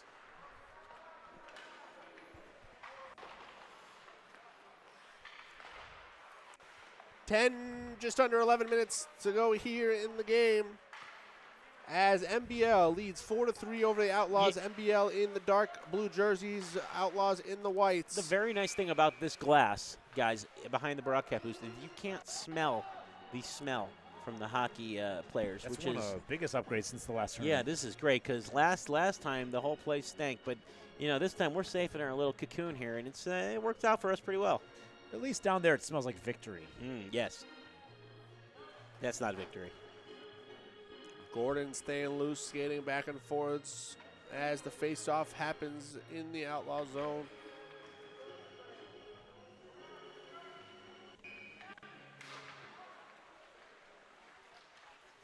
Outlaw is able to control. Do you think RCCS has considered doing a summer tournament? You know, 2 tournaments a year, maybe doing a roller hockey one during the summer? Wow, that's a great idea, Noah. I think that roller hockey, I also think floor hockey would be a good one. And I think that European hockey, also known as croquet, will be an interesting possibility for an RCCS tournament. Shout out to all my friends who are listening right now in Philadelphia, actually, not far away from us, about a half hour away from us. We really we appreciate them listening in. It's a fantastic opportunity. And if you're in Philly and looking for a drive, come on by. Come on down and see us. Get some nice refreshments and support a good cause. It is an unbelievable opportunity to watch hockey. And even if you don't understand hockey, or even if you don't know the terms of hockey, at least you can pretend you do and look good doing it. We've got an answer to the opposite of the carb up. Yes. My mom, Jan Mishkin, has texted me saying that the opposite would be keto, which is carb down. Carb up, carb down. I like that. Well done. Thank you, Jan.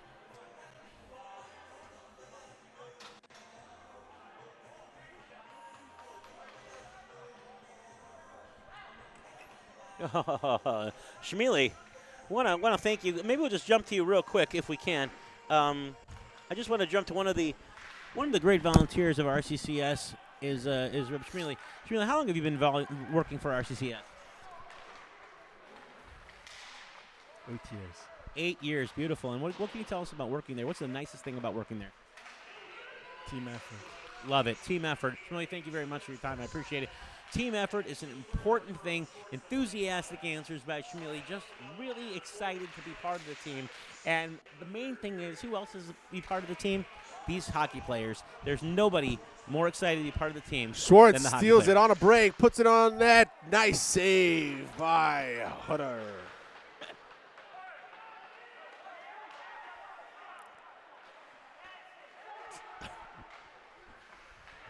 NBL trying to clear it out, but Outlaw is able to keep control. Been a really solid game. These guys going back and forth, playing well, keeping control nicely. Close game, 9 minutes, 30 seconds to go. As the Outlaws are currently on a power play, 5-on-4, trying to take advantage. But so far have been unsuccessful in even setting up nicely. You know, it's one thing, but you got to finish. You know, you can set it up all you want, but you got to knock those pins down. And if they have that power play, but they can't commit, they can't finish, they can't, seal the deal. then they just, they lost that opportunity, and that's a shame. And there was a good chance of Bidge was unable to control the puck on a nice pass by J-Ho. Speaking of not losing out on opportunity, I want to thank one of the other sponsors for today's tournament, RJ Properties. RJ Properties, don't miss out on opportunity. They gave a nice sponsorship for some of the family giveaway swag bags and for families and guests of the tournament. So thank you very much again. RJ Properties, don't miss out on opportunity. There is some interesting stuff going on outside this building in the tent. Just a lot of good family fun happening, a lot of family carnivals happening from 12 to 5. Just some wonderful stuff, and it's nice to see, again, people make that drive all the way out here to be able to partake in that. And it's a Sunday. It's a great Sunday event and a Sunday activity. It's going on from 1 o'clock to 5 o'clock, so you got about 2.5 hours left at 700 Lawrence Drive in Westchester. You can come cheer on your favorite team and players. There's a magic show. There's lunch and refreshments being served from 12 to 5. Giveaways, face painting, magic show, balloons. Tons of food, like we said before, all brought to you by friends of RCCS. It looks like a lot of fun. A lot of people having a good time. Hassini was just manipulating that puck around and tried to put it, but just went off the top crossbar. Minute to go here in this outlaw power play.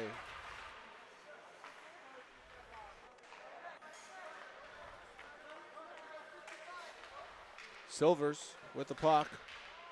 Outlaws, again, still haven't been able to really put a play together here as MBL staying aggressive on the defensive side, attacking each time.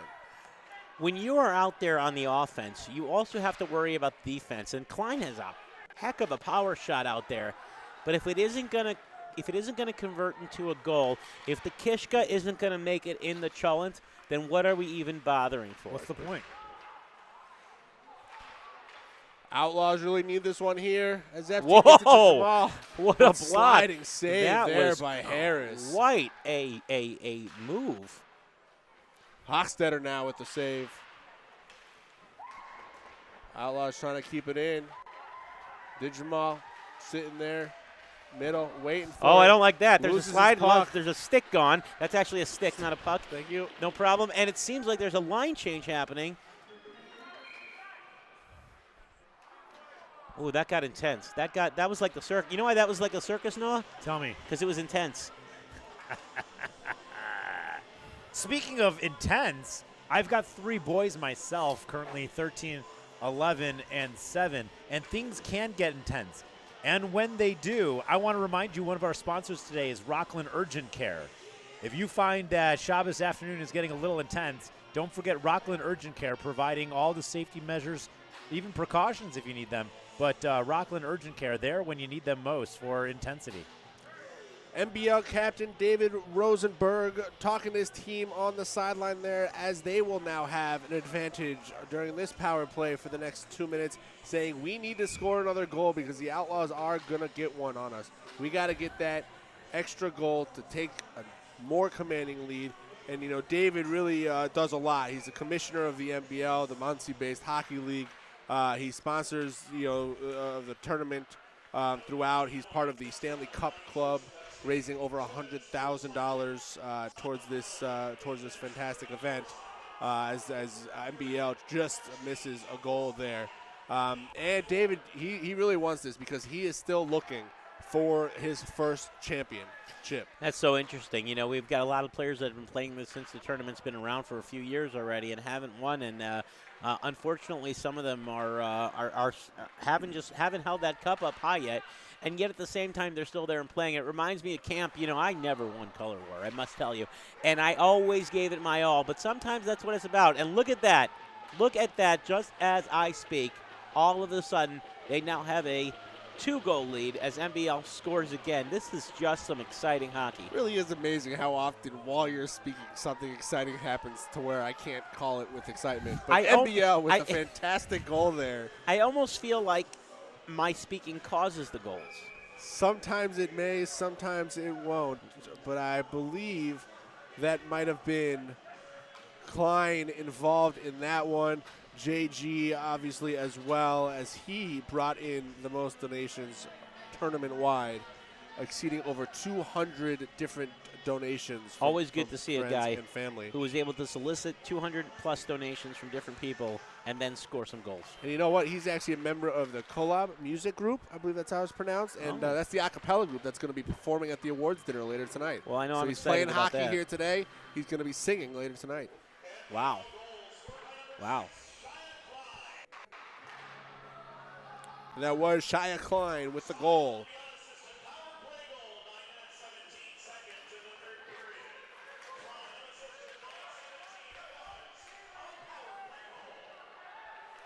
Shia Klein played last year for the Colt 45s. His brother is Yussi Klein. Decided to team up with friends over on NBL. So far, it seems to be working out. Yeah, I mean, if NBL can take this away, and, we know how they did the first game. If they can win the second game, they'll be in good shape. I believe this is their first game. Yep. Shout out to my dad who's listening all the way in Chicago. Hey, Dad. Yeah, and glad to hear that he's doing well and listening from wherever he is. I hope we're all making you proud out here, us Chicago boys. I know he did want you to grow up and be a ringside announcer for the RCCS hockey tournament. That was both my parents' dreams. Yes. Just under 5 minutes to go here in the final frame. NBL with a 5-3 lead. Outlaws know they got to get aggressive because they got to score a goal. And that's exactly what they do. As they now control it. Put it in the middle.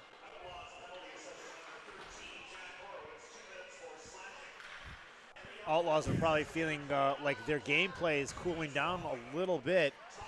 And just when things are cooling down or heating up, don't forget to check out Brian's Heating and Cooling, one of the key sponsors for today.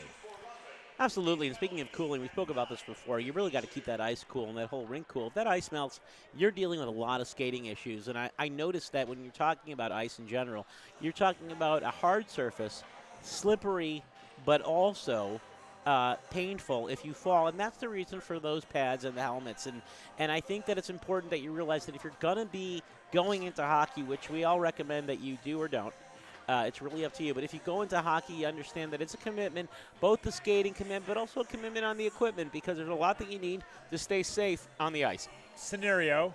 Yes. Ice melts, fills with water. Are we changing up the gameplay in this tournament from ice hockey to water polo? I think you have to at that point, and I think you probably need to change the puck. I'm not sure if the puck is buoyant or not. If someone wants to tell us if the puck can float, that'd be helpful. Will a puck float? Anybody? I don't know. We're going to take the third caller telling us if a puck can float. Just under 4 minutes to go here. Outlaws pushing forward as it's a great time to hit the buffet here in the goal line pub as all the teams are getting ready, currently playing or getting ready for their next match. Next round of games coming to you live here at 3 o'clock Eastern time. That's Absolutely. 2 o'clock Central, 9:15 in Guam. Tell your friends and listen live. Tell your friends in Guam. Speaking of hockey, hockey pucks and buffet, I'd love to see that buffet happen by scoring a goal right here. Speaking of scoring a goal, if you're looking to lease a new car, check out Zevi Briskman Leasing.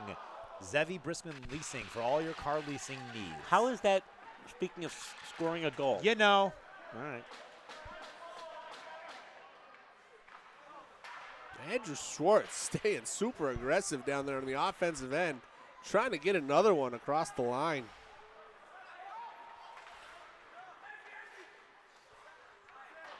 Outlaws got to do something here.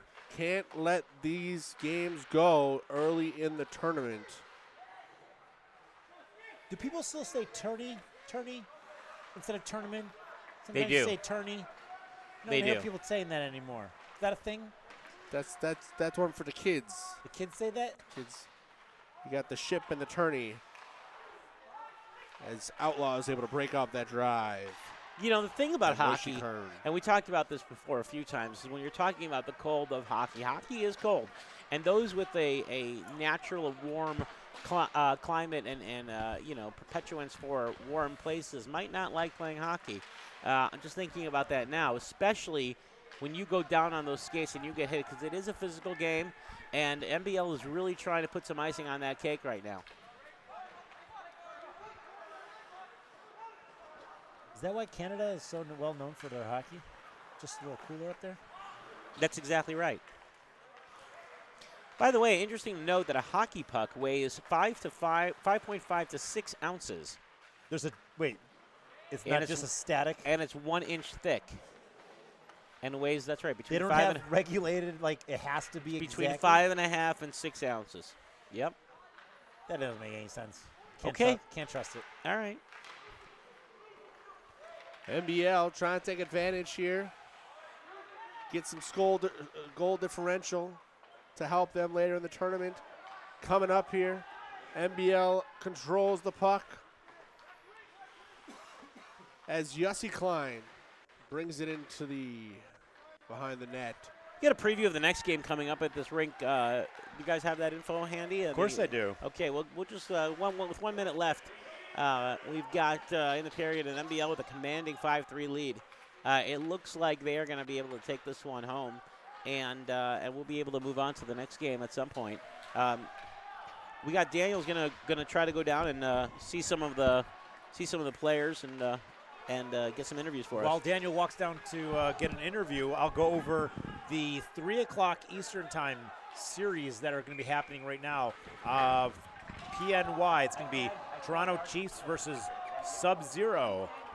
On ice rink number 4, it'll be Isotopes against Team Ellie.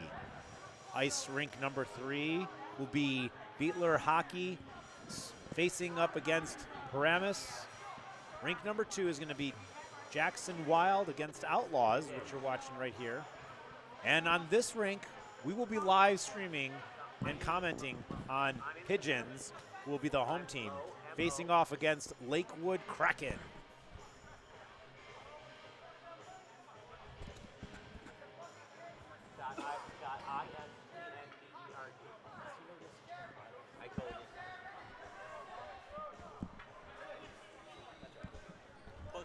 Tag me, thanks.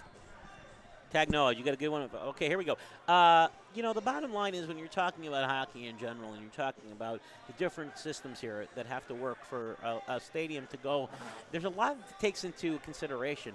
Maintaining a hockey stadium in general is not something that's easy to do, and it's a lot of hard work. And as we wait for Daniel to get on the ice and talk to some of the players, I wonder, Noah, as someone with an architectural background, can you tell us the ins and outs of what are we looking at a hockey stadium in general? Yeah, it's actually just like it's a house built within a house. So you've got the foundation, which is actually inside, resting on top of the actual foundation of the building. And then you've got all of the vertical walls surrounding the rink. And that's residing right inside of the walls of the actual building itself. It's kind of meta. That's interesting. That's an interesting way to put it.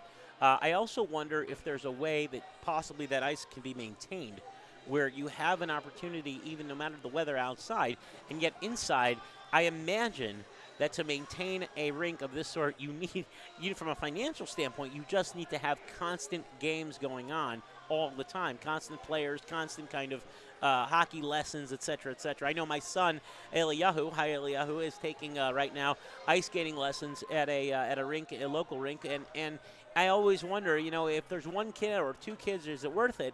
But it seems like these rinks have steady flow of players, and it's interesting to see. I imagine it's kind of like pizza ovens, just doesn't pay to turn them off. There you go. Well said. Well said. We are waiting to get Daniel Rosenthal, who is going to be on the ice shortly, and interviewing with some folks. And while we look at the NBL, there's actually, to be fair, there's 33.4 seconds left in this game. So it will be over soon, and then we'll be able to see if NBL can take it away.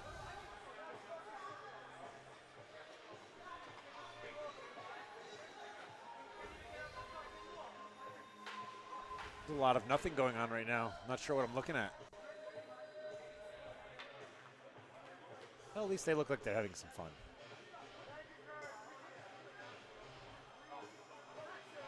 Wonder if some of these guys practice their stick skills in the kitchen, making pancakes and flipping those up, kind of like they're doing with the puck. Exactly.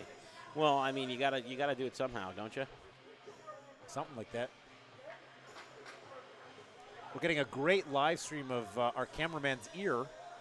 I believe that's his right ear. I'm not sure what ear that is. Yeah, I think No, it's his left ear. It is his left ear. Yeah. It's his left ear. Be Yeah. interesting if someone could just let him know that we're hearing his left ear. Oh, and there it goes. And now No, we're I seeing think it's great. Now we're out of focus, which is And okay. we're back. Oh, and now we're back.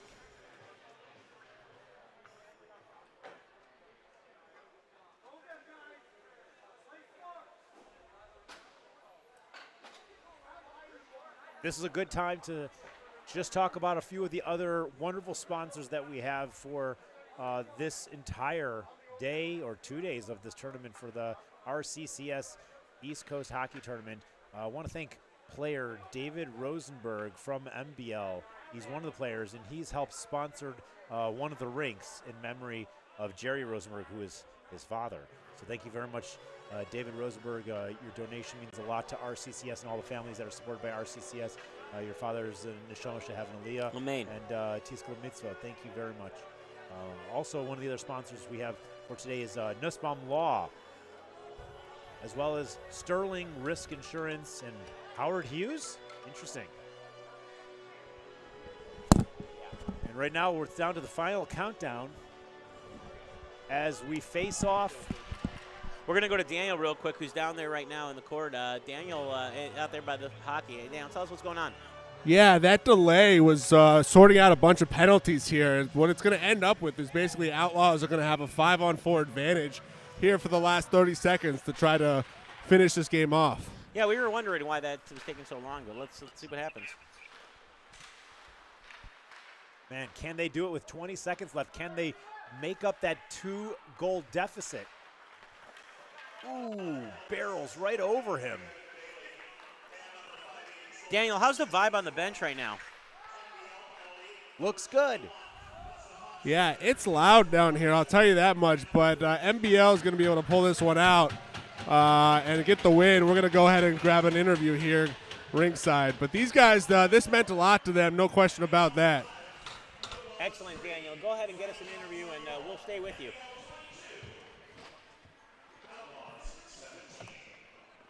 As we see now, the players are congratulating each other. Clock has expired. Game is over. A very good game. A good game. A good game. And as we saw at the last tournament, these games only get more heated, more competitive, and more exciting as the tournament progresses. Absolutely true.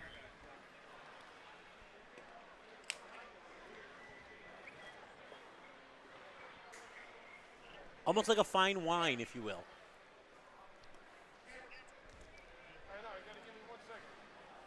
Bloody red. That's right. See, some of those players are a little upset with how things went. I guess I'd be upset too. But you know what? The truth is I'd be happy if I'm just playing.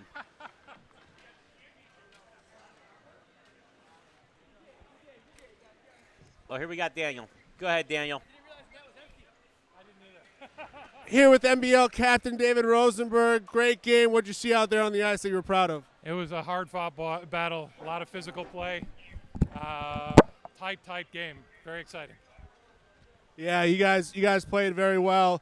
You're the first captain of this tournament, being here from the beginning. What's this whole tournament mean to you as a whole?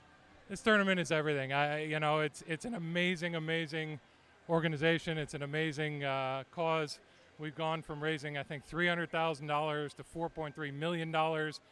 The camaraderie with the guys is unbelievable. It's fun. It's exciting. It's hockey. It's amazing.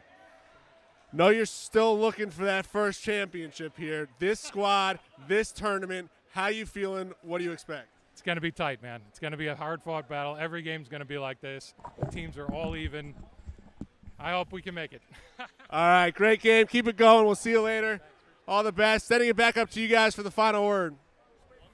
Thank you very much, Daniel. We are going to be back. We're going to take just a couple-minute break here. And when we come back in just a few minutes on this rink right here, rink number 1, you're going to see a big matchup of Pigeons versus Lakewood Kraken. Stick around. We'll be back.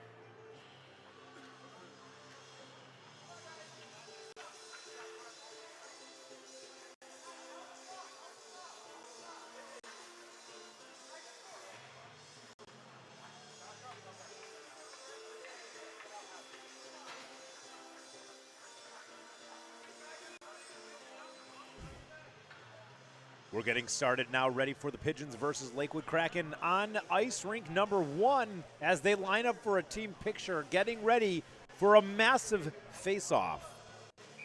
It's going to be a great game. Happy to have you with us today for the RCCS East Coast Hockey Tournament Classic. RCCS, play, fight, heal.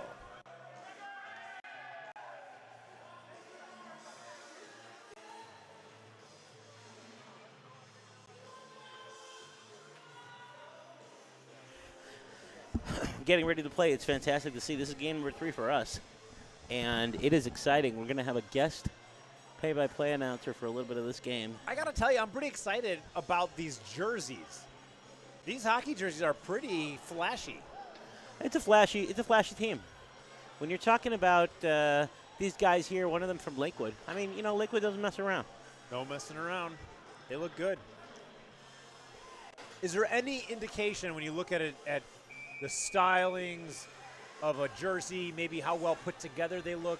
Is that an indication as to their skills, if you think they have an edge over the other team? Well, absolutely. I think, you know, it starts with the jerseys and it goes down from there. Well, you know, I have a theory. The reason why the Cleveland Browns have been, no offense, not so great for so long is partially due to their jerseys. They're just pretty drab. Brown. Yeah, pretty drab. Pretty drab.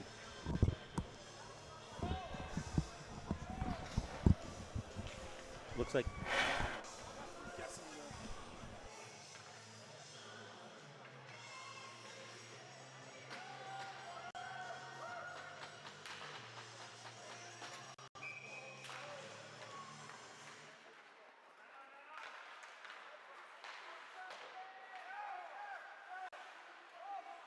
Pigeons. And welcome back. This is unbelievable. We're here now watching 2 incredible teams, and we've got a little bit of a guest play-by-play man here, and we're happy to have him join us, Ari Strulowitz.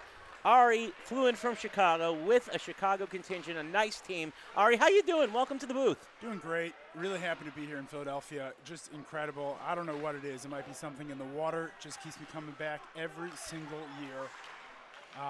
And really touched to be up here with you guys in the booth. Your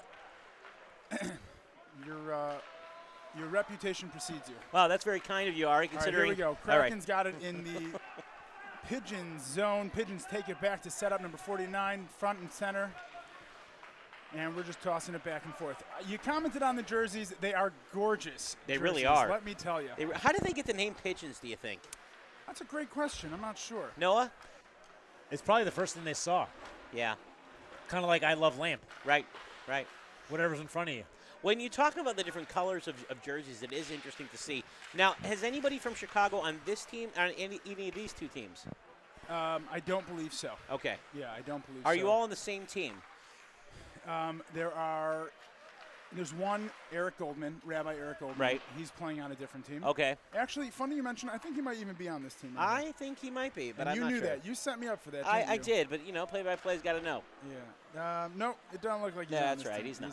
He's just trying to keep you on your toes Yeah, so right. you don't take Daniel's job. I'm very good, yeah. That's very good, yeah. All right, here we go. Kraken behind the net of the Pigeon zone. Up, pass to the front, tops out, and behind the net again.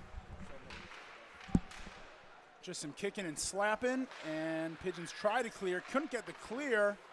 Back in the Pigeon zone. Kraken with the puck, and Pigeons defense trying to clear it out. And Kraken keep it in yet again. Kicking Shot and on slapping. net, and save. Kicking and slapping, by the way, Ari, is a name of a band that I used to go see. I believe you. I believe you. Where was it that you saw them exactly? Lake Geneva. What kind of music was that kicking and slapping? What did it sound like? It was kind of was like it like spoons. I guess and like, swing. I I guess spoons on the.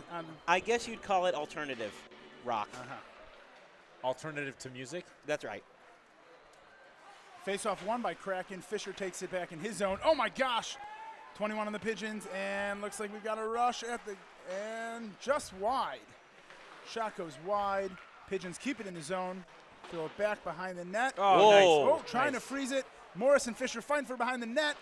Doesn't Gets have time it out to pick to up the Poulter. stick. Poulter passes to Berkowitz. Berkowitz takes it up out of the zone, and the Kraken got it, and we're going to set up in the neutral zone. Yeah, we were talking about the different zones and the lines and why they're called the blue lines. Why is it called the neutral zone, Ari? Because it was named after Steve P. Neutral. There he you go. named it that, I believe, in the 60s. Mm-hmm. Some people think it has to do with because it's not the zone of either team. Right. But that is false. That's a misnomer. It is named after Stephen P. Neutral. Kind of like Schweitzer Falls. Being named after Dr. Albert Falls. Kraken with it in the slot. Passes back to 87. 87 shoots. Oh! Goes behind the net. Kraken keeps it in the zone. 67 yet again fighting behind the net. And let's see who's going to come out with it. Pigeons trying to clear it. Up to the sideboards, 21. Passes to the slot. He's going to take it across into the Kraken zone. It's a 3-2-1, and the goalie stops it. Interestingly enough, when you talk about hitting the puck in the goal, the main thing you want to do here is focus. Ooh, that was a close one in front of the Kraken goal. Kraken having trouble clearing it. Ooh, little kick save. And the Kraken will clear the zone. Who can hear us right now? I'm just curious. Everyone listening on the live stream Awesome. on the YouTube. Oh, that one almost slipped right behind the Pigeons goalie. And the Pigeons defense will slowly take that one out. Running it up 1-on-4. He's got a pass wide to the slot off the skate of Edelman. And Edelman misses the shot. Up, he's in front of the net. Oh, up, back to the point, back to the other point. And a rip. And good pad save. This by just sounds like Shammy. This just sounds like every How do you pronounce year. the goalie's name? We're not sure. Sorry. We're not sure. This Is is it like gym Shammy? class at school. But the Pigeons are about to drop one on the Kraken, and that is going to be fun to watch. Kraken trying to clear it out of the point. They do not do so. Edelman behind the net, and this one's going to go to Finkelstein. A lot of Jewish names, wouldn't you say? At this Finkelstein tournament? actually has a Chicago connection. I believe he's brothers-in-law with Rabbi Moshe Schechter. Well, I just saw my wife's cousin here, Jakubowicz. Jakubowicz. Is he? I don't know if he's playing or not, but that's his. Is that the last name, Jakubowicz? That's the last looks name. like we're having some goalie equipment here issues with Shammy. Well, I don't know what his deal is with You should Shamrock, probably put a helmet but on. You probably should. I mean, I thought we were playing with helmets ever since, what was it, 80s? Well, ever actually since Stephen P. Neutral passed away, yeah. His untimely passing. He liked to park himself in that middle zone, so it seemed appropriate to name him. I bet you can't guess who the last player in the NHL to be grandfathered in to not have to play with a helmet was. No, who was it? It was Craig McTavish from the McTavish. St. Louis Blues. Can you believe it? I can believe it. And that goes back to the Pigeons 96-97 season. Win the faceoff in the Kraken zone. Puck behind the net. Pigeons trying to hold on to it. That's a little touchy back there. I don't know if that'll fly, but the refs don't seem to care much. No, they're not even near the play. And Janklowitz to SC. Should have done a better job preparing for this game. I do apologize to all the listeners. Hopefully you know who your dad, uncle, friend, brother's number is, because then I can just call it numbers. Well, that's not the kind of quality programming we're trying to do here, Ari. Ooh, good pass in front of the Pigeons' net, but they couldn't put it in. I often find with Pigeons that they get in the way. Captain's trying to pass it up through the left side, and the Kraken take it and will clear the zone. Pigeons are really just rats with wings, if you think about it. You know, if you feed them rice, their stomachs will explode. That's a thing. There's one way to find out, I suppose. Science. Oh, good glove save by the Pigeons goalie.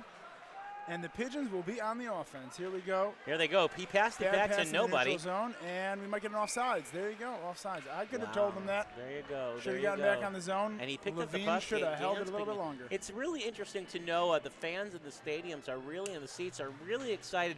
You can tell the enthusiasm of these fans, wall-to-wall fans, and the enthusiasm is unbridled. Unbridled. And speaking of unbridled, when you want to look out for protection, when I'm talking about protection, I'm talking about cybersecurity. I'm talking about internet technology. I'm talking about Internet of Things, all things tech-related.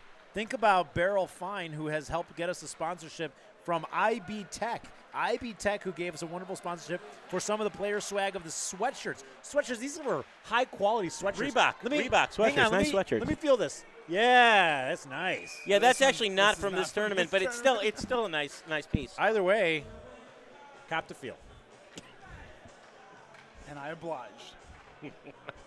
You know, during the intermission between the two games, Noah and I and Daniel had a chance to go look at the what's happening with the family tent, and there really is. It's unbelievable. It's packed wall to wall, and it's great. A lot of hamburgers, hot dogs, and clowns and magic tricks, face painting, and popcorn. Everything's there. So if you're coming down, then do it. Face painting, the hallmark of any carnival. That's right. Okay, Kraken have it behind their own net, trying to set up, get something going here. Mayshitz is taking up the left side and almost up. No tripping call.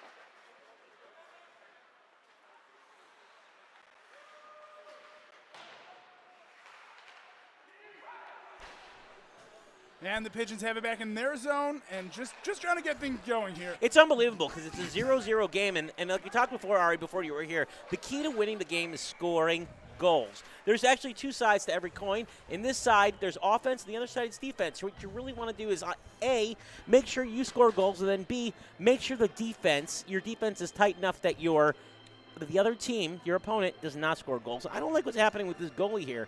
We've been on the different paths. His helmet keeps popping off. We might have a disqualification here. I'm not sure how that works, but Jack Shammy is a member of the physique. Okay, you know we have Rabbi Merkin here. Rabbi Merkin is here. Rabbi Merkin, we're going to talk to you now. Daniel, you want to interview Rabbi Merkin real quick? Go ahead. Rabbi Merkin, great to see you. Welcome back to the tournament. Thank you, Daniel. We have to go this way, right? How have things been? How's things been? I mean, look at it. Everyone's having an amazing time. We're on the cusp of raising $3.3 million for this event, which, by the way, is a $1 million increase from last year. Do you know what that is? It's unbelievable. I mean, this is awesome. Really remarkable what everyone's done and all these teams and the coordination just behind it. Simply, what's been motivating these guys to bring this money in and come be a part of this tournament? It's interesting. Initially, when we started, and I'm happy you asked the question, because initially when we started, we thought it was all going to be about the hockey. And we were offering guys an experience that they could never get on their own, right? This was going to be their Stanley Cup, their Mecca. What we found is, though, that the love and the affinity and the connection to the organization has really propelled them. I mean, these guys, they realize what their dollars, the impact it has, and what they've been able to accomplish with it. And that's what gets us to where we are right now. As action gets back on going in the ice here, just kind of tell the people at home, what this, overall, what we're doing here, what the money's going towards, what the end result's going to be, things like that. The end result is going to be that RCCS, right now, since the tournament started, since the campaign started, we had over 670 new patients coming to the organization. Doing the math, that means 1,800 patients this year. 1,800 new patients calling us up for help. There's only one way we're going to be able to say yes to every single patient. That's because of what's happening here today. When the guy's raising money, that ensures and allows RCCS to be there for every patient and say yes. So you want to know why RCCS can do the work we're doing? It's because of the guys playing right now. Beautiful stuff, Reverend Merkin. Great to see you. Come back up, visit us anytime. We're enjoying the hockey going on here. We got the Kraken and the Pigeons. 6 minutes and 20 seconds to go here. 0-0 in the first period.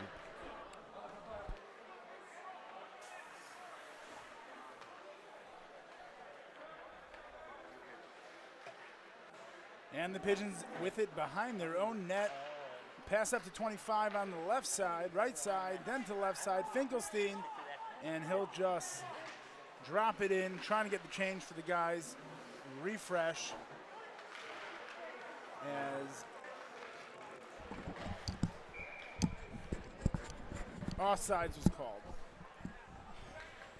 That Rabbi Merkin, he's a great guy, isn't he? Rabbi Merkin's a very authentic guy. He's enthusiastic. Actually, the whole tournament is filled with enthusiastic staff. Everybody has what to say and is very, very proud of the team effort that RCCS puts together. It's nice to see. We have some players here. Of course, there's Aaron Toppers over there. Maybe we can get him a little bit later. We have Ellie Cohn, of course, who runs RCCS nationally. It's just fantastic to be there, and we're really proud to be part of it. Noah? Solid. All the great work that they're doing, major turn on to the wonderful organization. And speaking of turn on, if you want to be turned off, check out Shabulb, one of the sponsors for this tournament. The Shabbat bulb that can be turned off. Shabulb. It's a great name. Shabulb was another name of a band I used to see. Also in Lake Geneva? No. This was in the Ozarks. Oh, cool. Well, it looks like the Kraken and the Pigeons are mostly through the first period, and the score is still 0-0. Shots on goal. Kraken have 3, and the Pigeons have 1. And this is a pretty slow game, I'll be honest, but you know what? There's a lot of hockey to So be funny played. that you said that, Ari, because we were talking about how hockey is a slow game, but we determined hockey's not a slow game. It's a fast game. It's just a slow scoring game. So let me ask you a question. Would you rather, almost like a football score? Would you rather 13-6, or would you rather I meant the 0? guys are skating slow.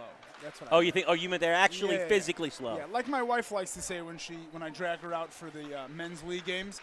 Yeah. It just kind of looks like everybody's, figure skating out there with the hockey. Really? Yeah, a little bit of that also going on here. Well, that's funny. Yeah. But it's a long tournament. There's a lot of hockey. The guys got to pace themselves, It's not the deepest of benches on every team. Right. And you need a lot of legs, as they say. Cohn on Kraken trying to clear it. Does not and does. And up. Looks like we'll have a 3-1 rush. Kraken against the Pigeons to the slot and the shot. Ooh, throws his shoulder up there. Glove side stop. Your And the enthusiasm, Pigeons- Ari, made me want them to score. But then they didn't, and I was like, eh. Would you like me to be less enthusiastic? I think so, unless Okay, you no can problem. finish it No, off. I can be all more right. monotone. All right. And the Pigeons take it up the right side. And A little more Al behind the Michael. net. Yeah. And Izzy, I think that's Izzy Edelman, passes to Levin Lebovics from Kraken, takes it up. And we're going to have a rush here. Will he get the shot off? Pass to the right side, number 8 with the shot. And kicked out behind the net. Kraken fighting behind the Pigeons' net. Now in the corner. Let's see. Pass up to the top, number 3 with a shot. Oh, and it's loose. Oh, but the Pigeons clear the zone. Ari Strulowitz trying to do a play-by-play.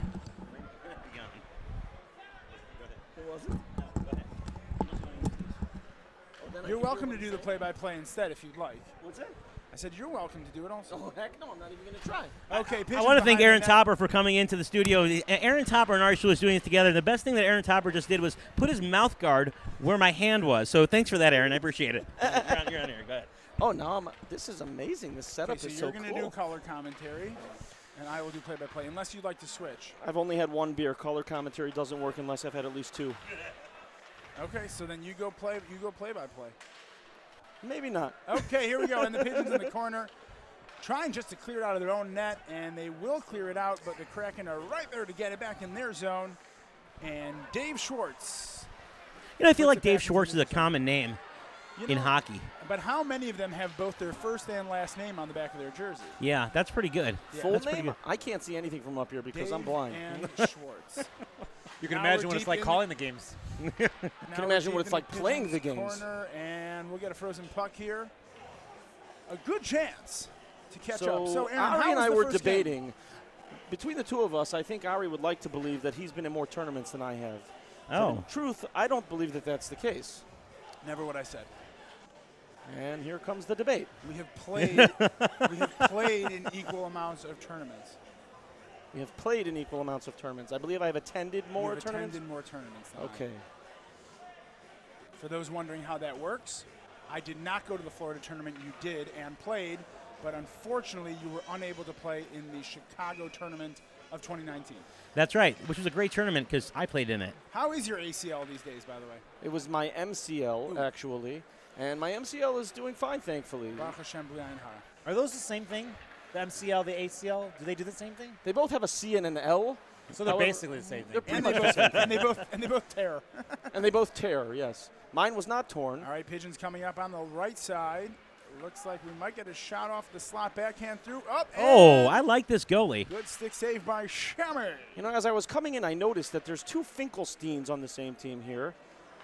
From up here, they don't exactly look like they're so impressive. However, I will say that from downstairs, They're big. these guys are huge. Yeah, Finkelstein's. I actually played with Finkelstein back in Brooklyn in 2009. So you played with them when you were 4? No, I played them when you were 55. Ah, got it. Always good to have the bickering of Topper and Strulowitz up in the booth. What division is this game exactly? When did the RCCS tournament And the worry about Pigeons- divisions? Ooh. Always? Well, only in New York. Only in New because York, in New York, okay. everybody wants to win the game. So Shaman in with a truth, good kick save. Oh, and the Pigeons in the front. Oh! Missed a chance. a wide Morris. open option. And the Kraken will clear the puck if they can. And they have. Number 23 taking up on the left side for the Kraken into the Pigeon zone. Just behind him. That would be an offsides if he touches it again. But they've cleared it yet again. Thank you Wait for the for rule it, book, Kraken. Ari. Up, Kraken's out. Shot up past the slot, and the Pigeons will break up the play. Now, since I actually took the headset away from Moshe Eisenberg, I'd like to discuss the jerseys on the ice right now. Thank you very much. Thank you. I was really into it. I think that it gives you a lot of chizuk to go out there and perform. You know, as I stand on the ice, I always look first at the jerseys that I'm playing against just to see how impressive they are, That's to right. determine whether or not I'm actually going to be intimidated by the team. I assume that, a well-looked, stocked jersey, something that looks really put together, somewhat intimidating, Oh, but wait, the really Pigeons jump on in elegant, the zone, and the shot. Nice slap shot just out off the right corner. could be an indication of skills. Easy within the corner of the Pigeons of the Kraken, and the Kraken will block it one more time, and that is the end of the You want to look like a winner, right? You want to dress for the job you want, not the one you have. You definitely want to look like a winner. Oftentimes, I might say that you also want to pick a winner, but that's not necessarily have to happen on the ice. That could happen on the bench. It could happen in the locker room. I tell my kids that when I see them on the couch picking their nose. Exactly. Now, back in our locker room, I'd like to say that due to the fact that we had Menachem Katz on our team, we were actually worthy of winning the top locker room challenge. And let me tell you, everyone should have the opportunity to see this locker room. We have an Xbox with NHL 21 playing. Yes, we do. We have a masseuse that is in the back room over there. The things that RCCS doesn't want you to know about, they're taking place in our locker room. Yes, they are. And that's all due to Captain Menachem Katz for being the winner, raising the most money for this year's tournament, surpassing $475,000 for RCCS. RCCS helping families who are going through the struggle of cancer treatment, helping them with so many necessary, meaningful, worthwhile efforts to help going through such a difficult struggle. Don't forget to click that link at the RCCS website to donate today. Help a wonderful organization, help other wonderful people. RCCS, play, fight, heal. Aaron Topper, we're honored to have you in the booth here with us. This whole tournament is your baby. This is what it's been about. It's named at the Yaakov Yisrael Topper Memorial Tournament after your son. Truly amazing stuff that takes place throughout this tournament. Just tell us what it means to you and everything in general about the tournament. I gotta say, Dan, I mean, words can't describe really the feelings that come through every year. The reason that I still come, even when I can't play, is, of course, so that I can continue a streak, which Ari Strulitz does not have.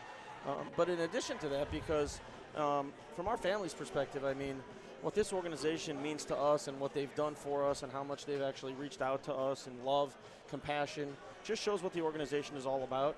And, for us as a family, as difficult as it is to see these things happening when obviously you're talking about a tremendous tragedy and a loss, but, it gives you a lot of nechama when you can look around and see everybody that's here for the same cause. And what does the organization really do? I mean, they're just throwing love and compassion and help and assistance to everybody that's in need. So it's really it's remarkable, and it's something which is priceless to us. And really, what's it mean to you in terms of the growth that you've seen? We got this beautiful tournament here in the East Coast area. We got Chicago, we got Florida. It's growing like crazy every single year. Well, I was just talking to actually Suki Silver. Shout out to Suki, who coordinates a lot from behind the scenes. And, as we get requests every year from different cities that they want to expand and have additional things going on in their cities. So they'd like a tournament, et cetera. So Florida this year won the bid. Next year, who knows what's going to happen. We've had requests from Toronto, from Los Angeles. Cincinnati. So I pretty much talk to Suki and say, where do you want to go on vacation next year, Suk? Probably not Cincinnati, if I had to guess. And I think Cincinnati's not going to be the winner. Zing! Yeah. He's right. All right, well, we're here back in the second period, 10 seconds in, and just a face-off, and I believe a whistle, trying to figure out why, and that's a trip call, and number 10 is going to go to the sin bin. Yeah, so Dan, going back to that's not true. The growth of the tournament is really something which you touched upon. And going back to the first year, I remember sitting in the boardroom at RCCS down in the basement talking about whether or not they were going to actually agree to have this tournament. And they set their sights pretty high that year, that they wanted to raise, I think, $400,000. And to think that here we are 5 years later in our fourth New York tournament, and here we are raising $4 million from this tournament. So from $400,000 to $4 million, I'd say in a 4-year span, any business would be pretty happy with that type of return. All right, Shimon Rosenberg is in the sin bin for tripping, and Lukshin is going to be playing right side D as the Pigeons put out their first penalty kill. Once again, sitting in Mo Eisenberg's seat, I have to say, Lukshin Kugel is the way to go. Lukshin Kugel is the best. I like when it's a little bit crispy on the outside. Taking on the right side. It's a one. Oh! Good save by the goalie of the Pigeons. Yeah, if the play would stop for a little bit, we could actually kind of expand upon that, Noah. But Lukshin Kugel with the crispy edges definitely is the way to go. Kraken keeping it up at the point on the right side. Now down to the right corner with Maschitz in front of the net, and the Pigeons will freeze the puck. Okay, so let's go back to the jerseys for a second here, Noah. Yeah. What exactly would you define this color to be? It's like a teal. It's very reminiscent of the either San Jose Sharks or the Miami Dolphins. Yeah, I don't know. It seems like it's a little bit more lime, almost neonish looking. Why don't we ask Mo? Moshe's colorblind. Looks like toothpaste, and the Kraken will lose the Yeah, thanks, Noah. The color, it's like a grayish, if you will. And Shades of gray? And the other color is more of a whitish, like an off-white, like an eggshell, if you will. Eggshell? Yeah, I think that is what they call it. Is that a finish or a color? It could be both. Oh, Okay. wow. Finkelstein clears the Manila? pass, and he's now in the Kraken zone one-on-one with the shot. Oh, the Pigeons still trying to drop one on the Kraken. So when I look at the other opposing team's jerseys, that looks like a Manila. Is Manila a color or is that a material? No, Manila's a band. Manila's a city. No, I'm saying. Moshe, didn't you see that once in concert? I did. That was in Kenosha. Kenosha, right. Is khaki a color or a material? Khaki is both, actually. I don't know. I have blue khakis. Can I ask, what band You have blue exactly is slacks. Manila? Why have I never heard of that band? It's Milli Vanilli.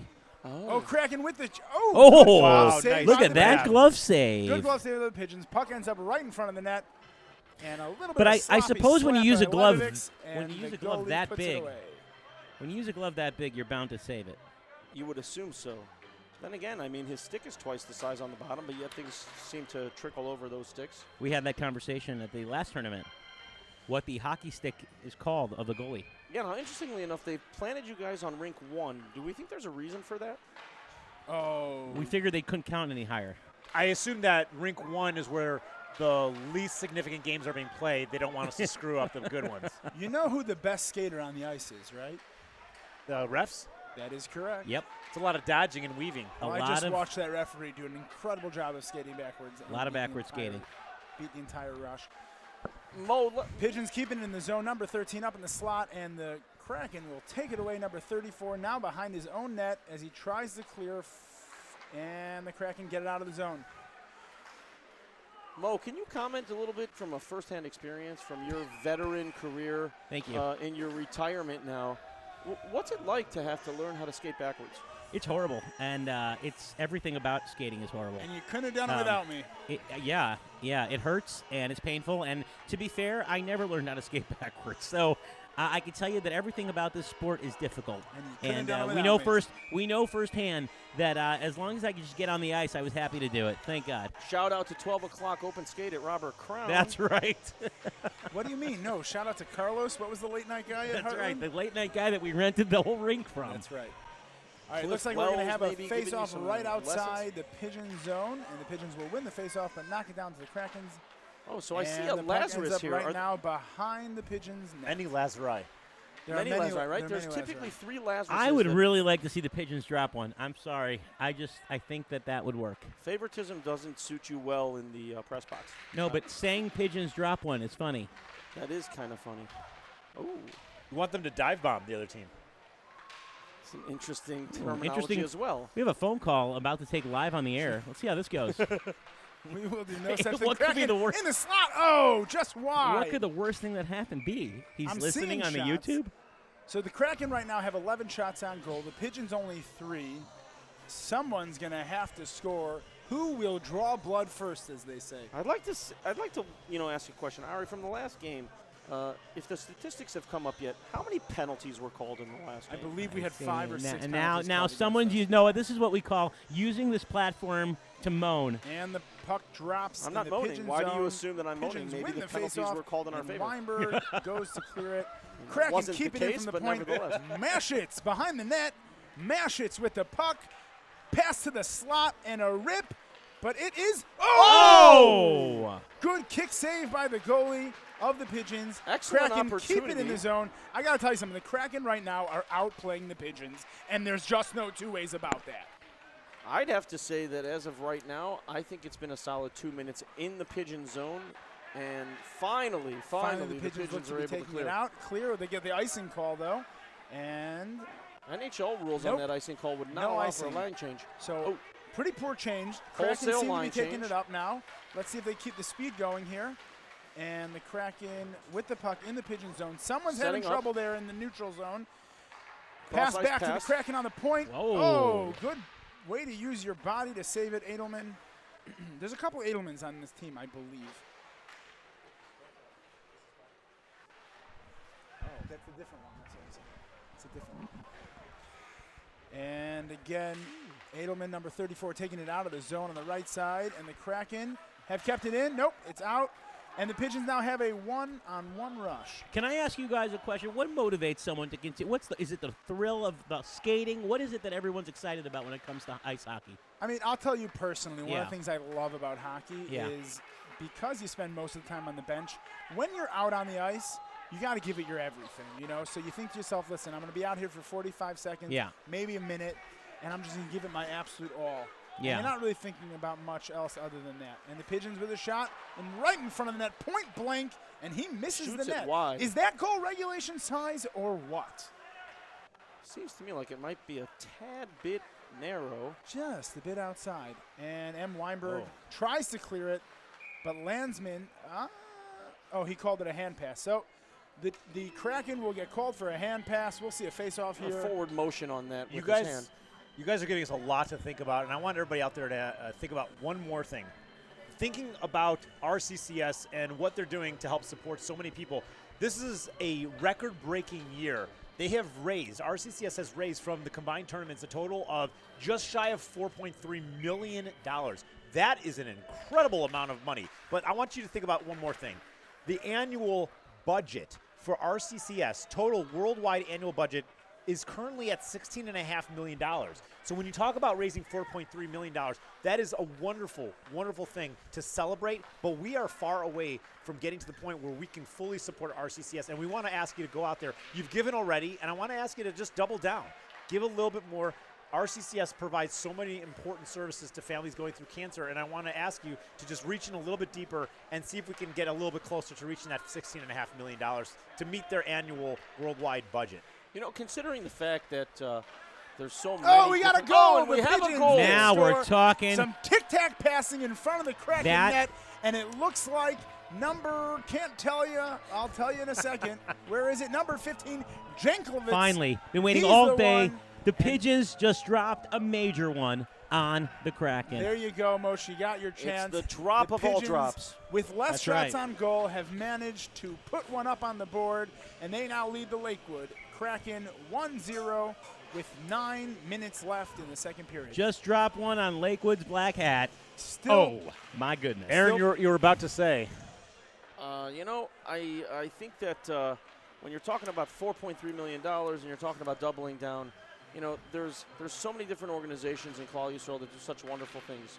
But as the organization RCCS, which is what we're here for today, has pointed out to me, they're the only one that actually adopted my child. So from that perspective, I think that all of you have to double down. I think that you can just ignore the rest of the Moistus in Klal Yisrael, give all of your money to RCCS. Challenge has been dropped. Challenge accepted. Shkoyach.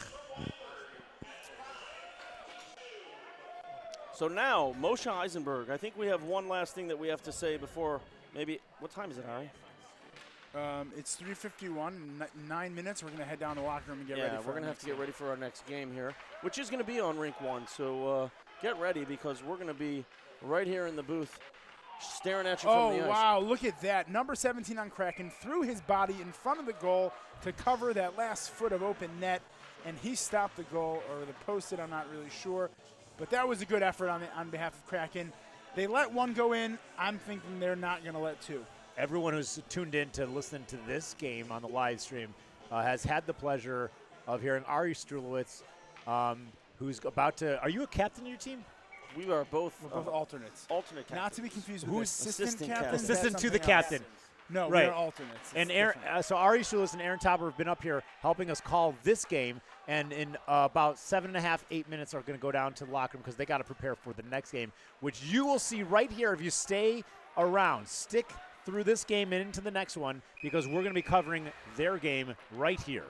And in Moshe Eisenberg's words, I would have to say that the Pigeons are probably looking at this point to extend their lead and drop a deuce. Bash Brothers in the house. We got the Ovitskis. Well, Klein Kaufman does not seem really happy with that call. There was an icing there, and he's going to skate over to the bench. He's pretty upset. Klein Kaufman sounds Kudos like a to law firm. Aaron Topper, who after me laying that joke down about 12 times finally caught on and put it on there, and that's good. We'll see what happens. I caught it the whole time. I was just waiting for the first goal. I love it. Kraken win the faceoff in their zone, and they're going to try to clear it out, and they do. Pass up the middle to number 97 in the slot. Passes over to the left side with a shot, but the goalie will freeze the puck. Oh, he did not. That was loose. Is that even fair, That what was he just loose. did? You know, It's absolutely not fair, in fact, Moshe. Thank you. I'm pretty sure that's how the game gets played. He tried to freeze the puck. And what's with the referee's beard? So this referee was here from last year, Yeah, and not I his. think You asked his question about his beard. I He asked a hasn't question gone about his home glove. since last year. That's why his beard He looks has one glove Yes. on. What's that? He's the about? Michael Jackson of referees. actually, I think more Cracking from the point. more appropriately, Shot up I the think middle. he's the Lubavitcher Ooh, Rebbe. good save by the goalie. Certainly smells like the Rebbe. Also with one glove. I got to tell you, the Pigeons goalie is really keeping them in this one. He 12 shots on absolutely is. goal, and yet here comes another one. Nope. Kraken couldn't get on net. Another shot Good save by the goalie. So contrary to what you may see on the screen, actually, this referee from last year, I recall very, very clearly, is quite good, in fact, in his position. He makes excellent calls and is a very friendly guy on the ice. The beard is intimidating, But don't meet him let in that a- fool you. Meet him in a bar, and he's a Kraken beast. win the faceoff in the Pigeon zone, and number 7, Gans will lose. Ooh, I don't Oh, like he that. pulls That away was with a thinking. breakaway. Number 34 will take it from the Pigeons up to the left side, and the shot on goal, and he misses just a Just flash wide. of pads from the Kraken goalie, and just like that, Keeping it Well, interesting. 58 back to keeps it into tic-tac the zone. hockey. And the Pigeons are controlling a little bit for right now. Good pass right up the middle. Comes behind the net, looks for the center, Oh, and misses wow. just Shot wide from the again. Pigeons up wide, and the Kraken will get it out of their own zone, and the Pigeons will set up, trying to make something happen as they go back. So I into got to the say it, Kraken zone. Ari, at the moment the Pigeons seem to be controlling a decent amount of the play. However, they have yet to shoot a puck on net. Who is that? The The Pigeons? Pigeons. They don't seem to be controlling much, actually. Oh, it's real Jenks? I thought it was someone else named Jenks. Look at that. Remember how you used to say he was bad at hockey? And now he's controlling the play. But he's offside, so the Pigeons will have to take it, hold it in their own zone, and reset while Jenks finds his way back into the Stephen P. neutral zone. So even though we have 5 Chicago guys that have come in together as a group to play on the Dasman Warriors, which you'll be seeing shortly, Apparently. we have little sprinklings of Chicago that are floating their way through all of the other teams as well. We have a Brian Goldman here that's floating his way into another team. We call them floaters. Yes. Speaking of Pigeons. Pigeons pass up to the left side to Jenks, number 15, up on the left, and that's going to be an offsides. If they touch it, they do not. The Kraken will set up, wait a second, and pass it out of their zone and try to take it Oh, into and the they have the Pigeon numbers zone. now. 2-on-2 rush. Oh, good and poke. Broken up by M. Weinberg, number 16 of the Pigeons. Kraken still fighting for it in the corner. Sends it around behind the Pigeons' goal, and oh, I guess they didn't call that one out. And leaves the zone, so the Kraken will have to reset. That guy's got a beard, let me tell you. Number 5, Levitz. Pass to the slot and misses the take. M. Weinberg, number 16 of the Pigeons, taking it up across into the Kraken zone on the left side through the legs. And a shot, but the goalie will stop it, freeze the puck. Ladies and gentlemen, I believe that's all I've got for now. Heading back to the locker room, looking forward to seeing you down from the ice. Good luck, everybody. Real quick, I want to give a shout out before I leave as well, just to the excitement that I just had right before I came over to the press box. The entire organization of RCCS is zoche to have somebody at its helm who I was just able to speak to and meet, say hello, and really give him a shout out. Ellie Cohen, who is one of the original founding members. Him and let's his be father. honest, he's the GOAT. To borrow a term that the kids use today, he's the GOAT. He truly is the GOAT. And it was really just a pleasure to talk to him, pleasure to meet with him. His level of Akara Sato for these tournaments is immeasurable. I know that he's a behind-the-scenes kind of a guy. Learns it from his father, Reb Herschel, who is in Florida right now. And the two of them should really just have a tremendous amount of schus from all of the things that they have created.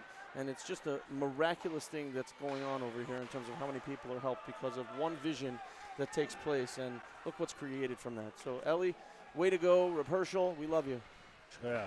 And before I take my headset off, shout out to my wife, dear wife, Abigail Strulowitz, all the way back in Chicago, who is handling the kids on a Sunday by herself. And I do have to say that while Ari was talking, there was a tremendous shot and a great grab by the goalie. So We're all smart enough to know not to interrupt him when he's complimenting Ari his wife. Strulowitz, Aaron Topper, thank you guys for joining us here in the booth. Good luck on your next game. We'll be watching from here. Really exciting stuff. Appreciate those two guys. I mean, they've been at almost, if not every single Those two tournament guys are two guys. throughout. They are two guys. You know, I got to be honest with you. Also, the funny thing is that those guys are the reason we're here because it was Ari Strulowitz who called me up and said, will you announce in the Chicago tournament? And we need a couple more guys. And you said, I don't know anything about hockey. Right. And he and said, you don't need to. You don't need to. And so that's the reason we're here. But so that was great. And of course, what Aaron didn't say, because he's not going to say it, but we said it before, is that this whole tournament is dedicated by Aaron and Cece Topper in memory of their son Yaakov Yisrael, and we know the Topper family is a dear friend of ours personally, as well as RCCS. And this tournament and all this chusim that they raise, all the money that they raise, should be a neshama for Yaakov Yisrael's. It should be an aliyah rather for Yaakov Yisrael's neshama. We wish them continued hatzlach in everything they do. Pigeons in the white jerseys going left to right on your screen. Kraken in the teal going right to left as they enter into the Pigeon zone and put a shot through the middle and unsuccessfully as Edelman is able to clear it. Truly Edelman cleared that puck. He's the owner of Izzy's Smokehouse. Ooh, I went there a few months ago. That place was awesome. I was there in Miami. Bombs. It was That's fantastic. where I went, Miami. Fantastic. It was amazing. Yeah. Very good. We're going to probably have to do an interview with him after the game and butter him up, if you know what I mean. Good one. Good one. That place was delicious. It was delicious. You know it's good when you take pictures of the food, Yeah, but then you know it's really good when you don't delete those pictures later.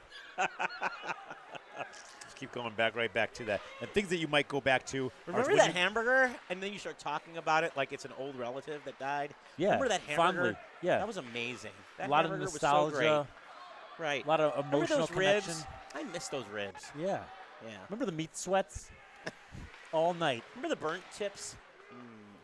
Burnt ends. Leibovitz passes it into the center.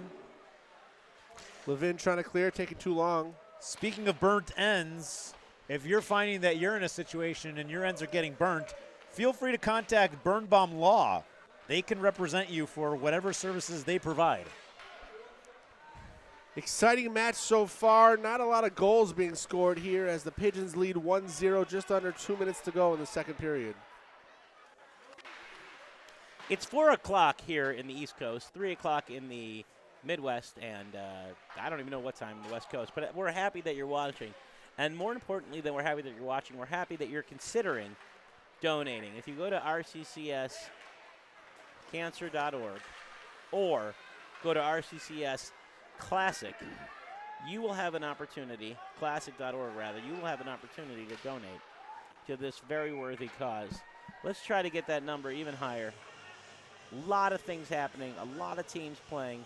We're excited, very excited to see the next team come out and play at the next game, which is only a period away. We're at a minute 23 left as the Pigeons are up on the Lakewood Kraken 1-0. 2 more games following this one. Stick with us throughout. Then we've got 5 different slots taking place tomorrow, including the playoffs and championships. 5 different divisions here at RCCS East Coast throughout the teams. It's based on different skill sets and talents, but these divisions play against each other for a few games, set the seeding for the tournament, play a couple rounds of tournament games, and then head to the championship. So we've got 5 different divisions, 5 different championships, 5 different playoffs coming to you live tomorrow from RCCS. Yeah, you know, it's interesting. They are serious about it, and they mean it. And the nice thing about it is that they'll go in divisions. Everybody knows that there's different skill levels, and they will go into different divisions to make sure that their team gets recognized based on their skill level. Offsides getting called here. 40 seconds to go in the period as Klein Kaufman trickled into the offensive zone.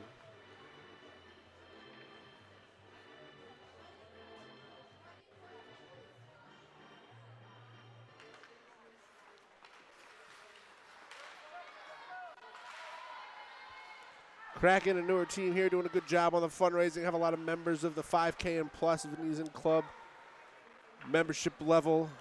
Doing a good job all around. A lot of different people bringing a lot of money for the organization. Really proud to see that.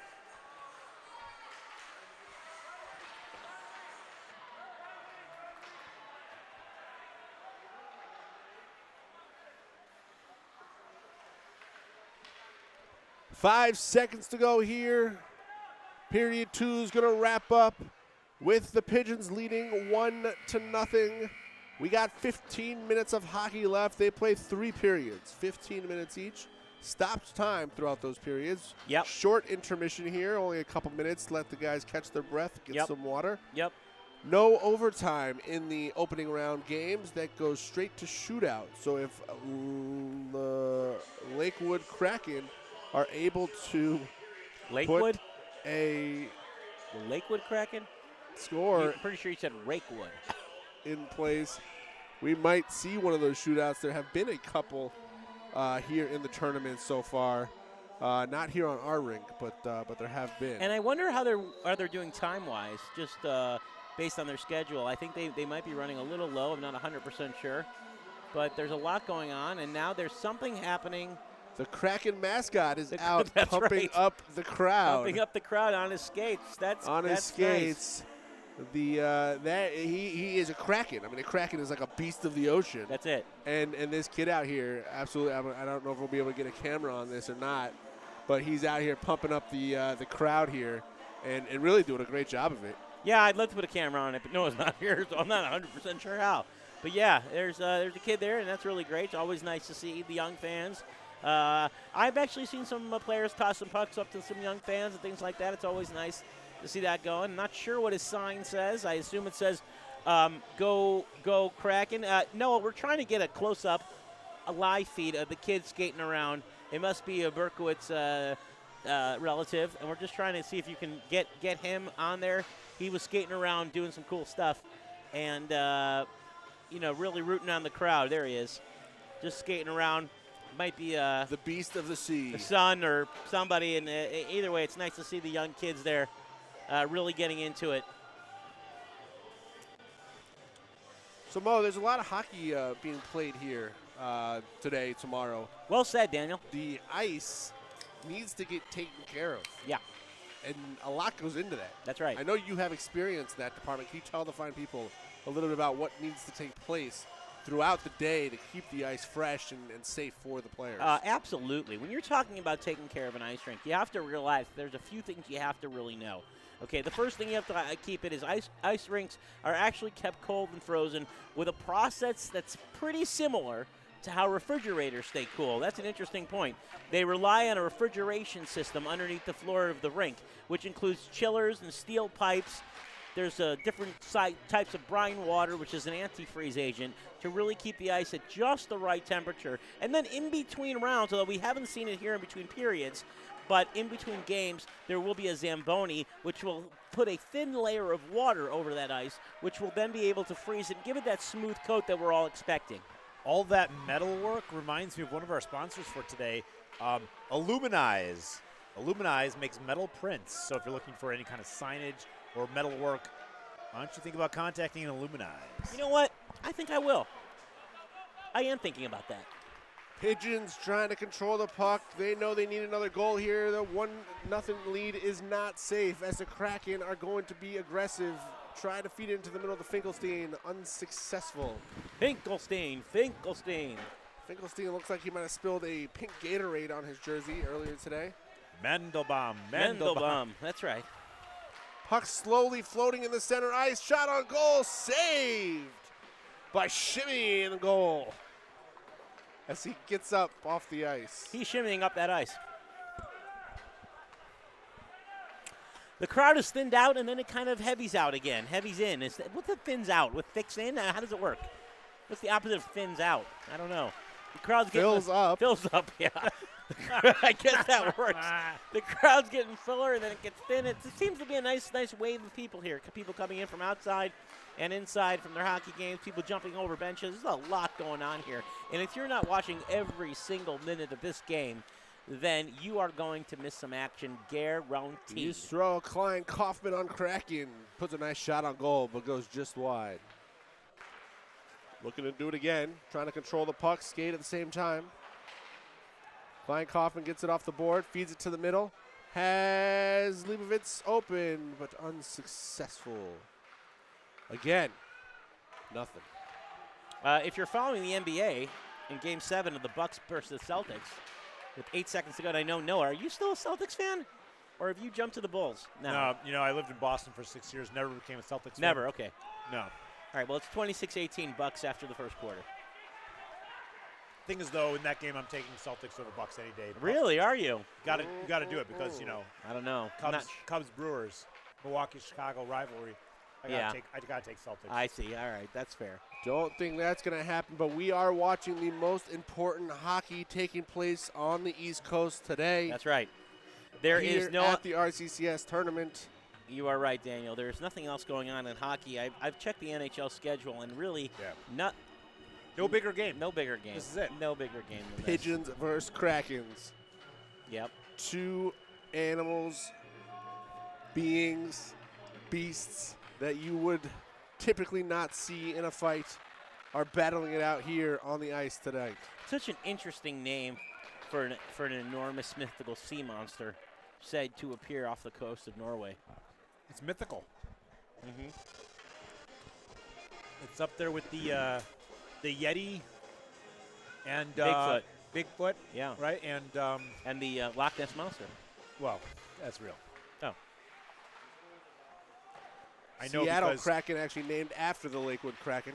The Loch Ness monster usually lives at the edge of the flat Earth. That's why it's hard to find.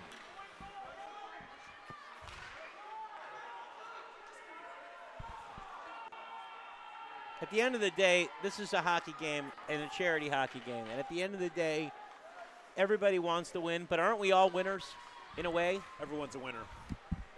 Unless the sushi has been sitting out a little too long, in which case there's going to be some Everybody's a loser. Here at the goal line pub, it might just have been. That's why at the end, everybody gives each other a handshake, and that's because we're all in this for the most important subject of this entire weekend, and that is RCCS. That's right. We're all on the same team, even if we're not, but we're kind of on the same team. That's well said. Sometimes we're on opposing. It's the same difference. That's right. That's right. Aaron Topper mentioned Ellie Cohn. Ellie Cohn's actually down there now. I don't know if we get a camera on Ellie. Can we get a camera on Ellie Cohn? He's right down, straight down there. Ellie Cohn is a wonderful, wonderful guy. He is the head of RCCS.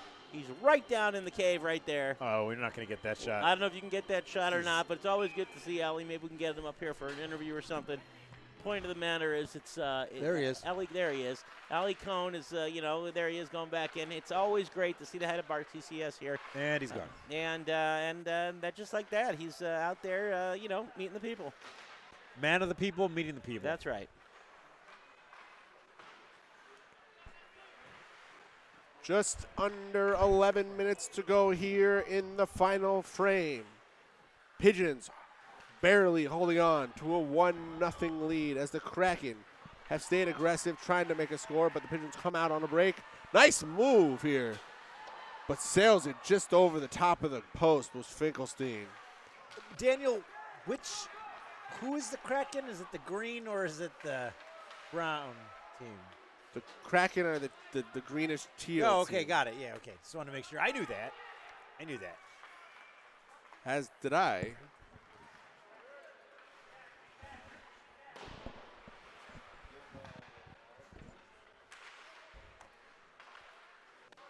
Pigeons with control. Pushing hard up the right side. Coming down strong. Looking for a teammate. Eidelman tries to feed it into the middle or off the back of the net. Backside of the net. Finkelstein with a nifty they're move. Losing the option here. I mean, when we say get the puck in the net, we don't mean the backside of the net. No, we don't. We got 10 minutes left to play, and they better do a little more fancy dancing. Another opportunity there for Klein Kaufman, but Pigeon goalkeeper able to save it again, swallow it up, and not let it go anywhere else. That's right.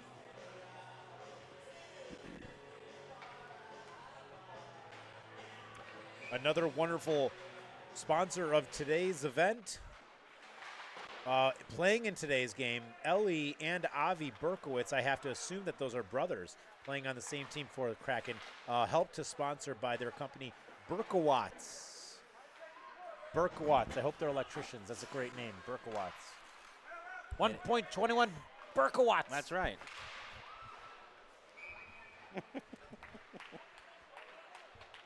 If you're still listening to these games, and you have been all afternoon, thanks. We'll be here throughout the evening. We got 2 more coming to you live here from Rink 1 at Ice Line Arena in Westchester, Pennsylvania. Coming up here at 4:30 Eastern Time. That's 3:30 Central, 9:15 in Guam, is the Daysman Warriors against Air Force. That's a match that people have been looking forward to. Oh, I know I am. Good save. A lot of oh, and he's lost his stick. The goalie has lost his stick. And his mind. He's diving right in front of everyone swinging their sticks. I don't like this at all. Jamie holding on for dear life, able to do it and push the Kraken out on a break. Wow. Great goaltending by Shimmy.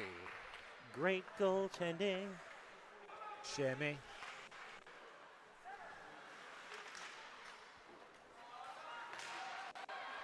Lines it up. Chen now. Cohen now. With the puck. Taking a little break, which is always good. You know who's not taking a break? Nope. RCCS. That's right. $700 million of medical care has been facilitated by RCCS since its inception. RCCS refuses to take a break. They are at it day after day, helping families who are dealing with a loved one going through cancer treatment. $700 million. Let that sink in a little bit. $700 million of medical care that has been facilitated by RCCS since its inception. Incredible. And I'll talk a little bit about that. When we talk about that money, a lot of it's leveraging different insurance costs. So if your insurance premiums are $3,000 a month and you can't afford it, but you need them to cover $18,000 or $25,000 or $30,000 treatment per treatment, they're going to cover that premium. And when you realize what they can do when they leverage that donation, and that just shows you how incredibly powerful every dollar given to RCCS is. Really because as they leverage that dollar, perhaps more than any other organization, they can leverage that dollar into an insurance policy, and that insurance policy will cover so many crucial treatments that families need when dealing with this illness. And it's something that RCCS is known for. It's something that they'll take your call and they will jump on it. A lot of detail. Thank you, Moshe. Yeah. The swarming Pigeon defense continues to flock together as they keep the Kraken out. Yep. They are flocking together. They are not sitting by the park bench. They are not waiting for the Pigeon lady to feed them some bags of rice for toppings a day. They are looking to deliver the goods ASAP. Hey, Bert. Doing pigeon. Doing the pigeon. Classic Sesame Street episode. Well said, Noah. Good catch. Pigeons with an opportunity. Oh. Gotta control it. Shimmy not gonna There let it go is. until A right sweep now at the wheel. as the Pigeons push that puck past Shimmy for their second goal. Yeah, that was incredible, Daniel. Well called. I really think that it's, when you talk about the Pigeons getting the 2-0 lead, now the Pigeons have taken the deuce on Lakewood that Topper was talking about. Excellent job there by the Pigeon offense. Keeping things in. Jimmy did all he could to try to keep that puck out of the net, but the Pigeons were just too aggressive and put it in the back of the net. Just under 7 minutes to go here. 2-0 now. Pigeons lead. Moshe, is there anything you'd like to add? At this point, I think it's all been said. I mean, it's 2-0. Is 6.59 seconds left on the. I'm sorry, 6 minutes 59 seconds left in the third period. 6 minutes and 55 seconds, actually. Actually, 6 minutes and 53 seconds. But the point of the matter is, now we have a game. That was a nice twirl move. I've seen that in the Olympics. And they call that a twizzle. Twizzle. Excellent. Yossi Mendelstein with the goal there for the Pigeons. Mendelstein. Here we go. They mean business. Oh, man. The Lakewood Kraken can't seem to get it together. Noah, what do you think they're missing in the formula here? Scoring goals. Yeah, I agree. I think that's the variable that's missing. You add that to the equation, the end sum result is going to be points. Daniel, what do you think the common denominator is here? Putting the puck in the net. Well said.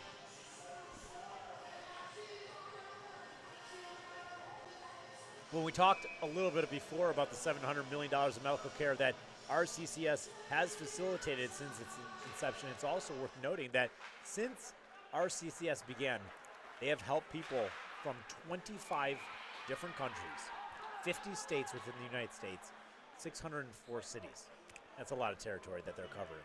Strong shot there by Weinberger, but a beautiful glove save by Shimmy. Interesting to note that this arena is famous for multiple things, including a lot of hockey being played here. But Threat Level Midnight was filmed. Is that right? Here, starring Michael Scorn from just outside of Philadelphia in Scranton, Pennsylvania. We are close to Scranton, aren't we? I don't know where we're at. No, I'm not sure. Jenks injured here right below us. We are not at all close to Scranton. Seems to be moving around all right, just catching his breath. Got the wind knocked out of him. One of the things you want to worry about is, of course, making sure that the players can get up, but at their own pace. You know what I mean? And this is Jenks from Chicago.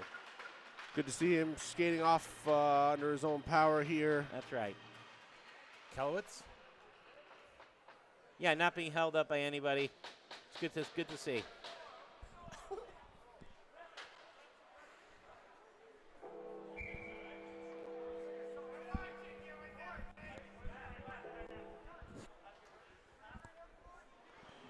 Did everyone see Chip's jersey? The back of the jersey says Hashem is, and then his number's 1, which I thought was cute. That is great. Brilliant. Little timeout here. 6 minutes, 8 seconds to go in the let's third hear period. from a sponsor since we have a timeout. There are so many to choose from, so one I'm going to just pick out there is Jerusalem Pizza. There we go. Thank you so much for Jerusalem Pizza sponsoring a Division A hockey puck. Nice. You know what? Since we're at it, may as well talk a little bit about somebody else that's made a big impact today. How about Empire Telecom? Empire Telecom. They sponsor the Kraken locker room. Oh, very nice. Good communication in the locker room. That's right. I think I just got a stare down.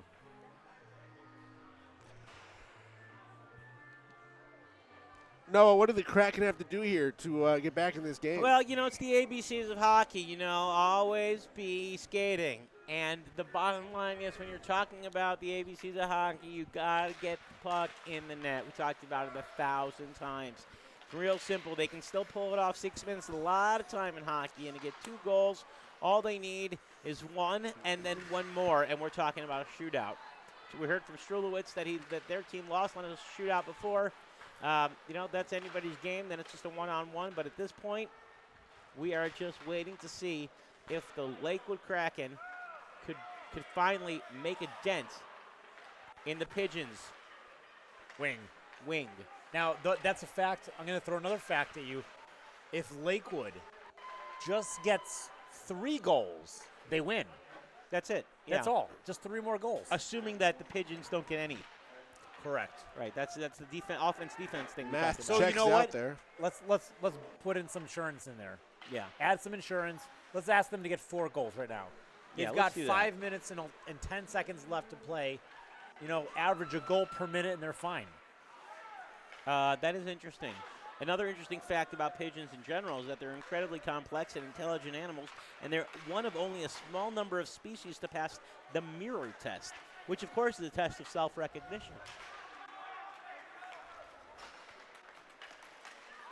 Seems like the Pigeons are self-recognizing that they're going to win this game. Right you are. As the Kraken go for a final push into the mid-pigeon zone. Trying to get something going, but that stifling defense is just not going to allow it.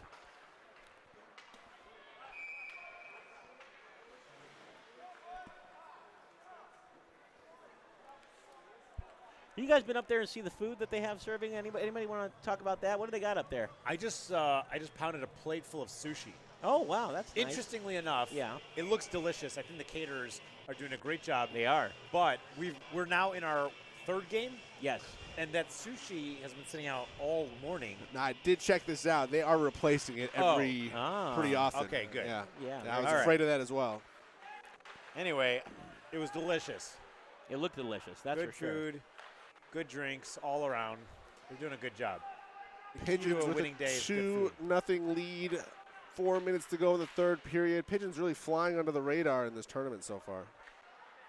You know, I want to just call out some of the great fans we have in attendance today. One of them, or maybe two of them, it's a pretty big sign, took the time to craft a gigantic sign that says, "Go Team Kraken." Oh. But they're not even lifting it up. No. No hoisting of the sign. It's sort of like they're suggesting maybe "Go Team Kraken," as opposed to emphatically telling them, "Go, score a goal." Yeah, I feel like at this point they probably need to do that, unless they're purposely keeping the sign low based on the score. But 3 minutes and 52 seconds is still a lot of time in the hockey world. I mean, it's not a ton of time. Well, it's precisely 3 minutes and 45 seconds. Yeah, I mean, right. That's basically what it is.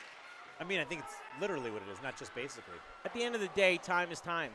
You know, something about time which I always thought interesting is I was thinking about this the other day. Basically, if I could save time in a bottle, the first thing I'd like to do is to save every day till eternity passes away, just to spend them with the RCCS hockey tournament. Well said.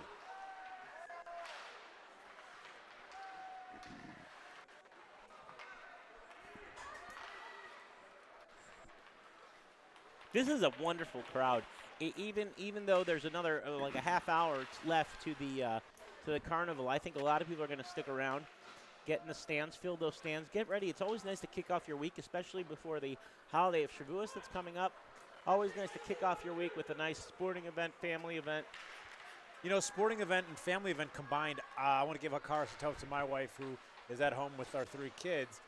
And I'm not there to help shuttle to all the different various sports games that they have to go to. They've got 3 baseball games today. Wow. And I want to also give Hakar Satov to the novel coronavirus, COVID-19, because 2 of those games have been canceled due to the other team not being able to field an entire roster.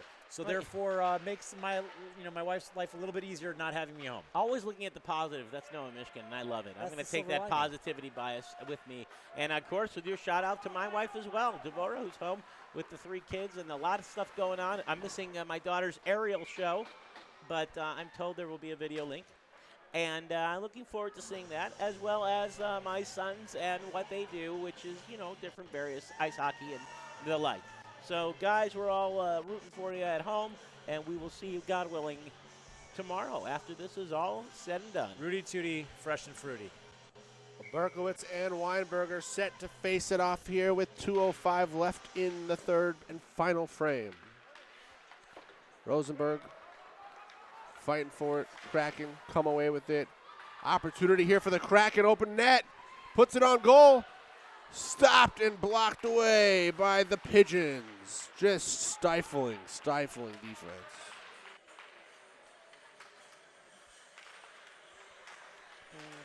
Do you think it's hard to stand in goal for an hour?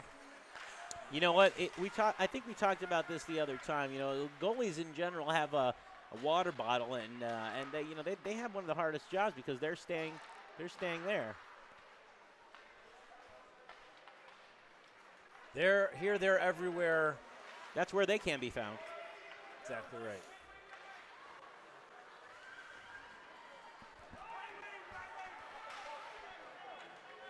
Shimmy looking over to his sidelines, seeing if they want to go up with the 6-man advantage to try to get something here.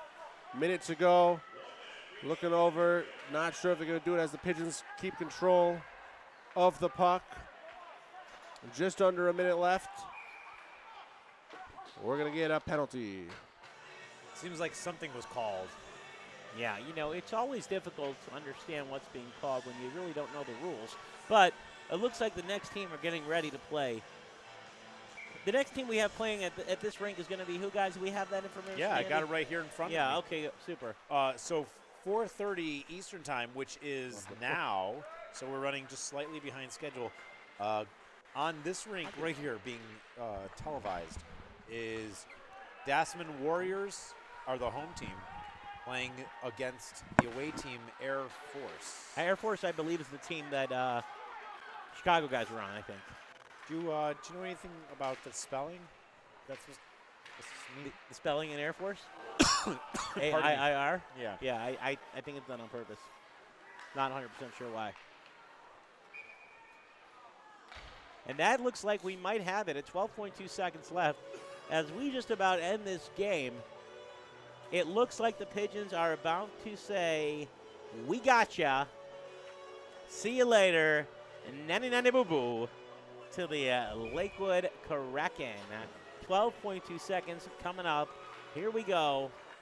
We're down to the last 8 seconds.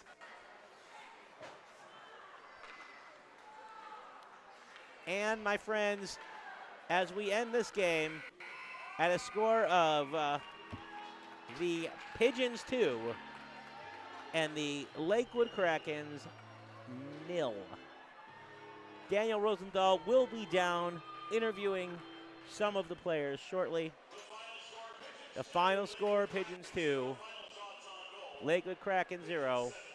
The players are lined up, giving each other high fives and cheering each other as we wait for the Daniel Rosenthal interview on the ice. And then we will finally see where we are right now in the standings, because it certainly seems like an exciting time to be alive at RCCS hockey tournament out here in Westchester, Pennsylvania. Westchester. Well, that's all very nice of them. Very sportsmanlike. Photographer is on the ice. Daniel is on the ice. You're supposed to say sports person? I do not know. Sports personship? Daniel, we're going to try to get a camera on him and see if we can interview. Daniel is with our guy right now. And Daniel, go ahead. Thank you, guys. Here with Izzy Eidelman, owner of Izzy Smokehouse. Great game going on over here. What'd you guys see out there? A little off for the first time playing on ice in a while. You know, after the first period, we started to play a little better. You know, put some more pucks on net, and yeah, we're excited for the next game and the rest of the tourney. What have you seen out here so far, and knowing what you got to do for the rest of the tournament to stay competitive, get into that championship round? So our keys to victory is to score more goals than the other team, and we're hoping we'll keep on doing that for the rest of the tournament.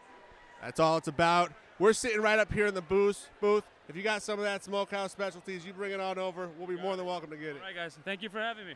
All right. Good luck the rest of the way. Thanks, Daniel. That is fantastic information. Izzy Edelman, of course, owner of Izzy Smokehouse in Crown Heights and in Miami. Always great to see him. And, you know, it's fantastic to really get into these games and see everyone coming from all different backgrounds, everyone all together, and really enjoying the game. No, I think we're going to take a break now and come back to us when we get to the next game. You guys are listening and watching the RCCS hockey game. Go get a snack. Go get a drink. Go say hi to somebody. Pick up the phone. Tell them you love them. And then come back and watch some more hockey. We'll be right back.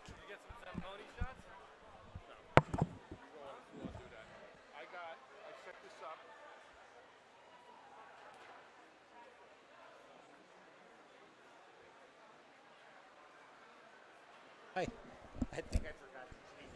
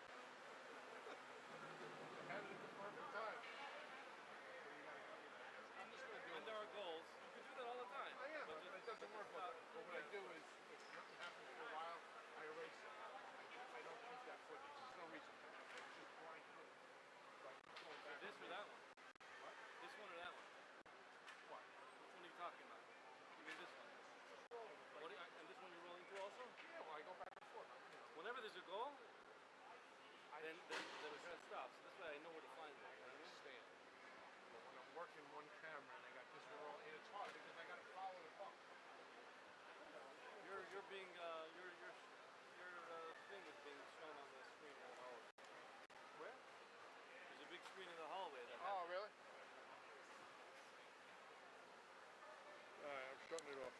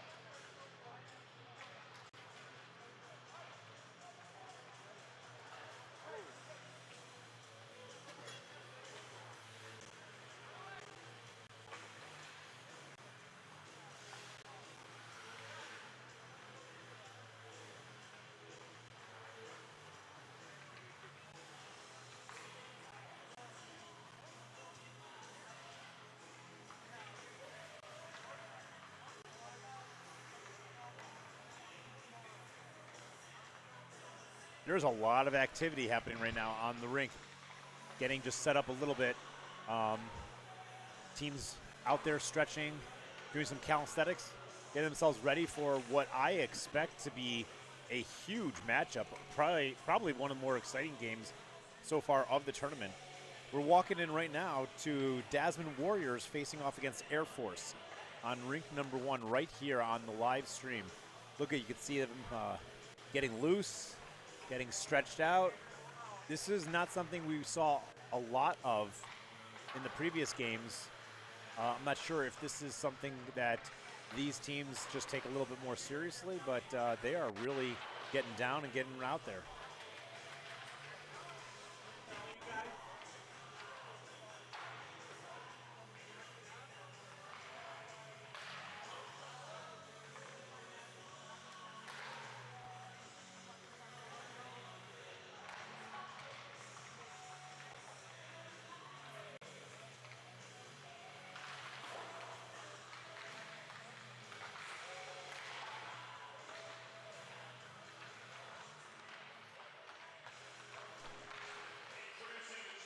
Any moment now, we're going to be doing an intro for both teams.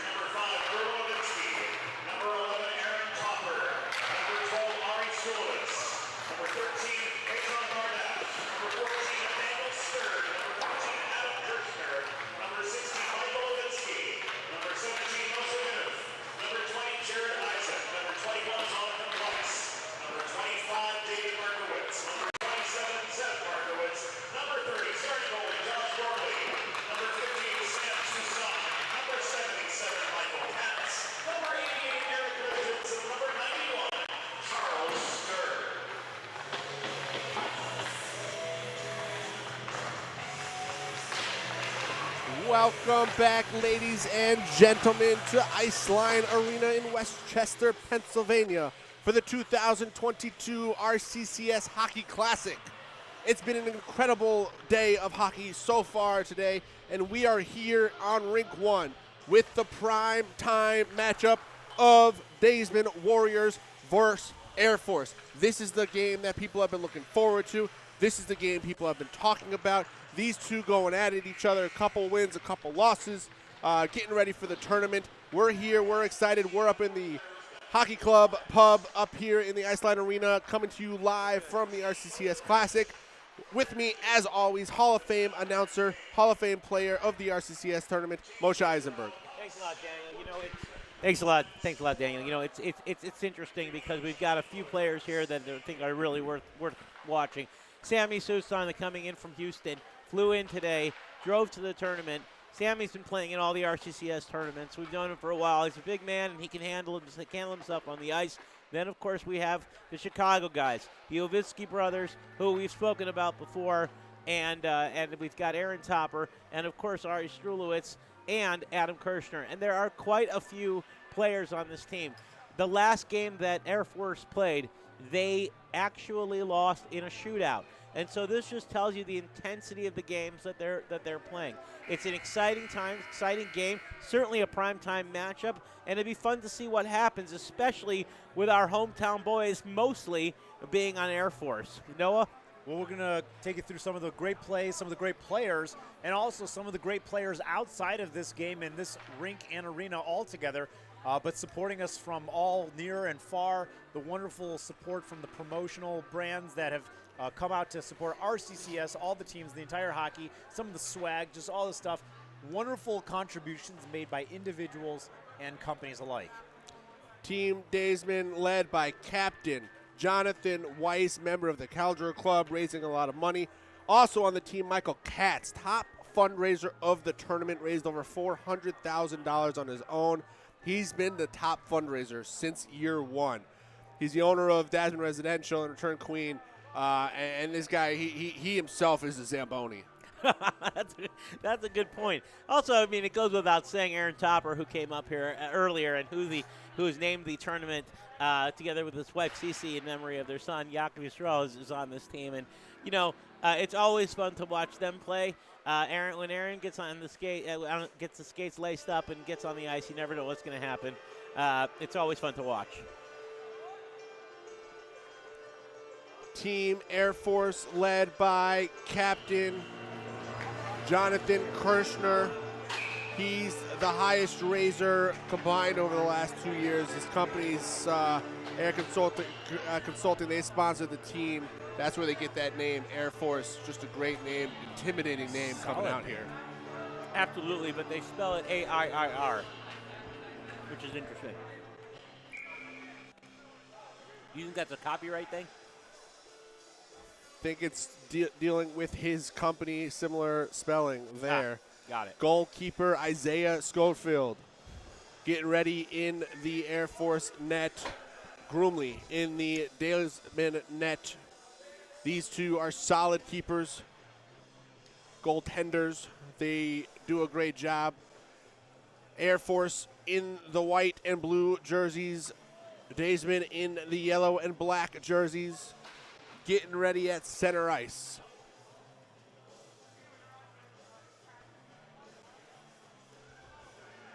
"15-minute periods here with stoppage. 3 periods to play. Short intermission in between each period as we're underway, and Dalesman's able to control.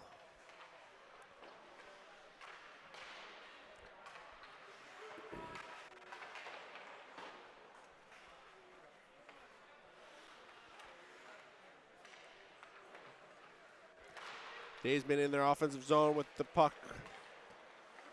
Looking to make something happen center ice. Air Force with the zone defense setting up. Shot on goal, kicked away. Well, that was quick.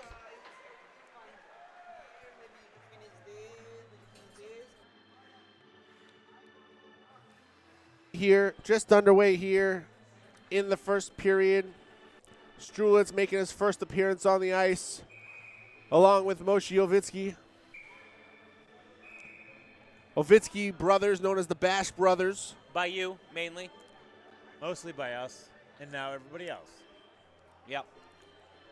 As we got a quick stoppage of play here. Seems to be some sort of conference on the mound here, the proverbial mound.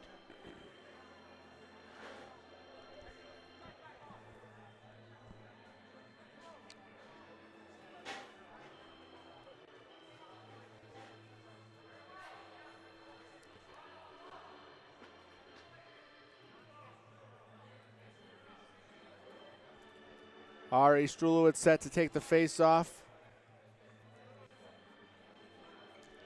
In the Air Force zone. Referees discuss. Everyone seems set and ready to play. Ari Strulowitz, the co-commissioner of the tournament. He co-chaired the Chicago tournament as well. Has played or been to every single RCCS tournament to date. And now we have an icing call. As icing gets called.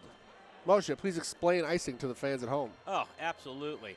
Icing is a very interesting rule. Basically, what happens is, and when you're talking about icing in hockey, it's when a player on his team's side of the red center line shoots the puck all the way down the ice, and it crosses the red goal line at any point other than the goal.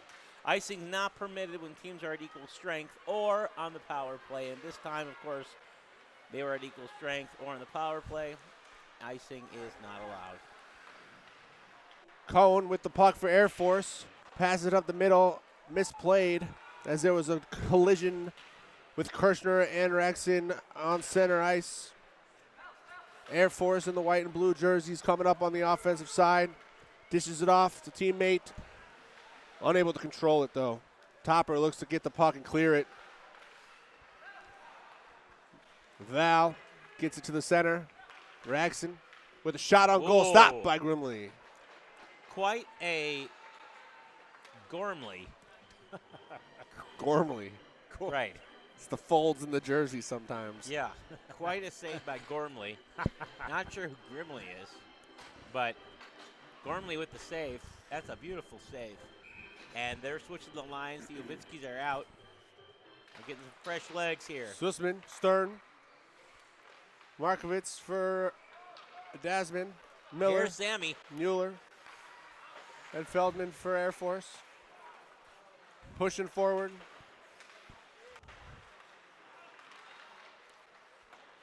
And the Air Force trying to clear it out of their zone and go on the offensive attack. They've got a 3-on-2 opportunity here, but the pass goes errant, and now Daisman comes back with a 3-on-2 shot. Shot on goal just wide. Puck still floating around. Air Force trying to clear it. They're able to for the moment.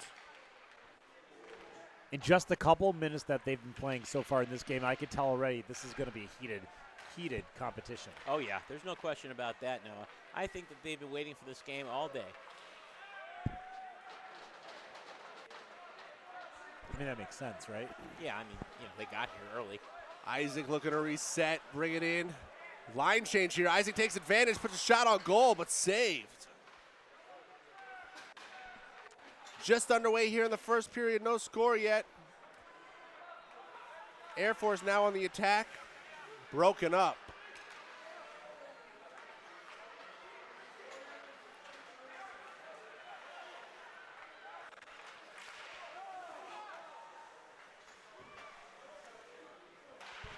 Oh, there we go. Shot on goal by Air Force. Gets past Groomley. Wow. For the first goal of the game by Schulman. That was quite a goal. That was intense. You know, Daisman's been on the attack so far early, but Air Force has had a couple of these opportunities to just break free and put a couple shots on goal, and they got that one to go by. Yeah, Air Force is not happy about that. You can see on the bench, they are fired up. They want to see some vengeance for that play. Air Force with the early lead here in the prime time matchup. Just under 12 minutes to go in the first period. Leibovitz trying to clear it out of his zone. Air Force keeping it in. Jonathan Kirshner with the goal for Air Force.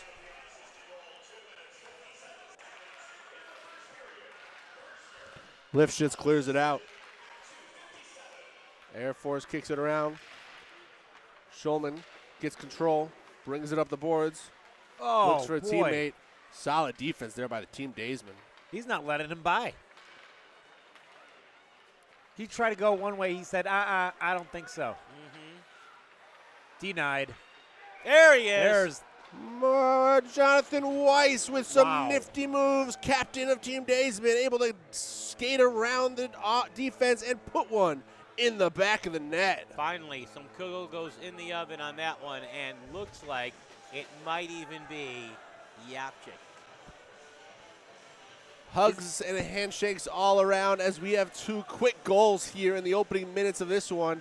11 minutes, 13 seconds to go in the first period, tied up at 1. They've already have a combined score of the total last game.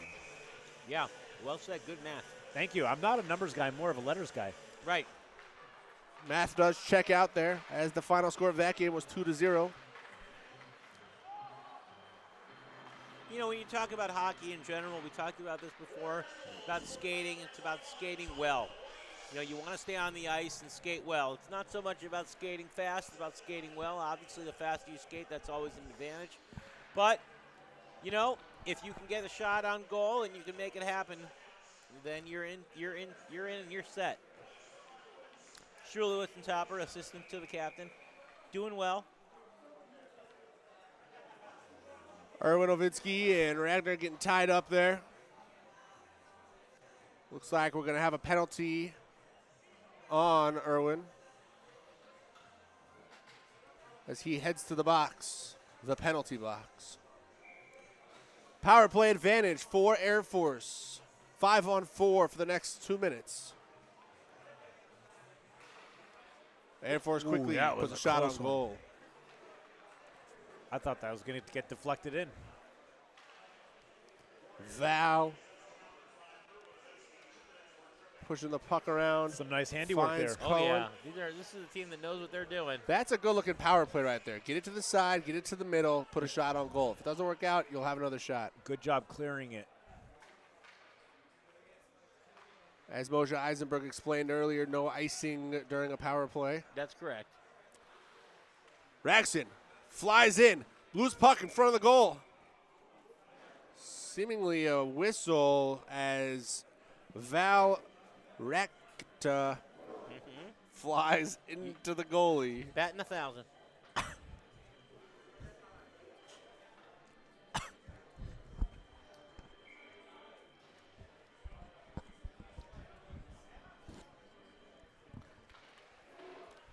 Markovitz wins the faceoff.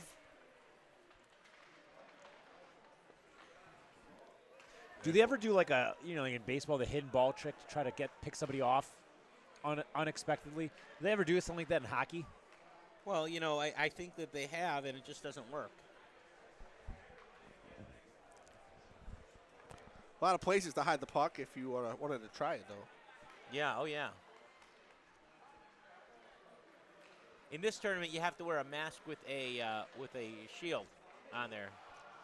Swing and a miss by Kirshner as he had an open net on the left side. Air Force really aggressive here in the opening minutes. Well, they don't like the fact that that the Warriors scored first, and they are out for blood.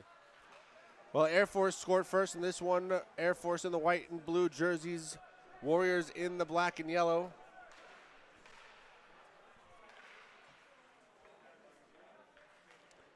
Air Force on the attack again. Slings in a shot just wide. Shulman coming out aggressive here. It's impressive the size of some of these guys. Like, It's the skates. It gives them a leverage, No, even with the skates, some of these guys are big guys. I mean, you really want a low center of gravity. When you think about it, the way you do it is you really got to look at the different player as a person, and then also figure out exactly where do they fit in the grand scheme of things of the ice. Relative to the ice, there are different sizes going on, and that's why it's important that the puck handling is the same regardless of your size or speed. Jonathan Weiss looking for another one. Broken up by that Air Force D.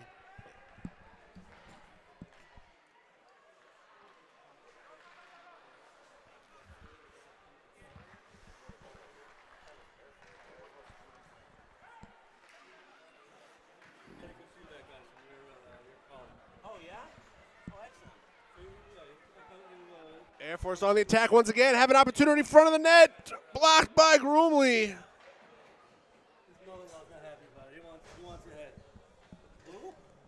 Anybody who's not happy with the play calls up here, I invite them to come on up for an in-booth interview. Let's go. We'd love to debate a little bit.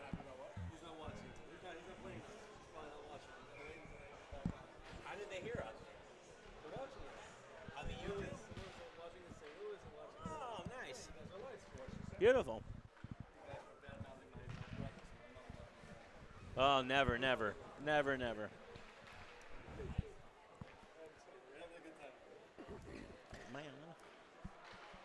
Bad clearance there by Isaac. Oh, but he gets that puck right back, and now he's pushing forward.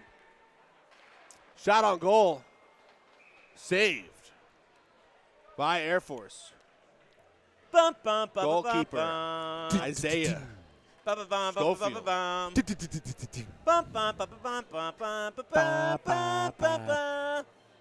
That's the a cappella intro to the RCCS hockey tournament.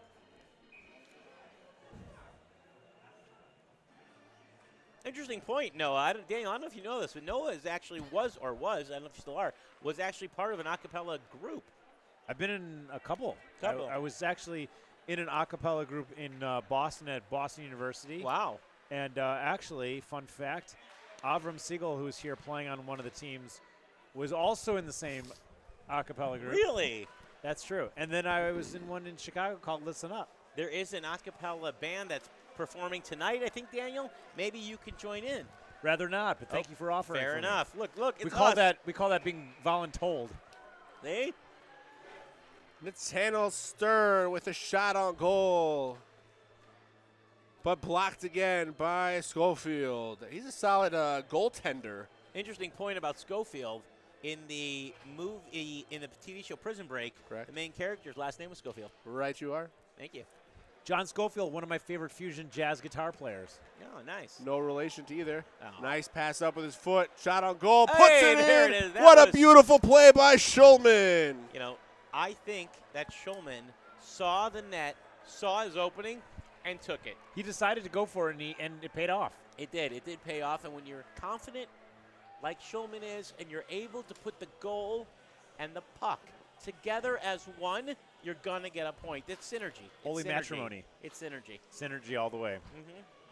Fantastic play there by Schulman, and he was able to take that himself, get it past Groomley for the 2-1 Air Force lead. We'd love to know if any fans out there listening in the live stream are doing a buzzword bingo, as we call these games. Yep.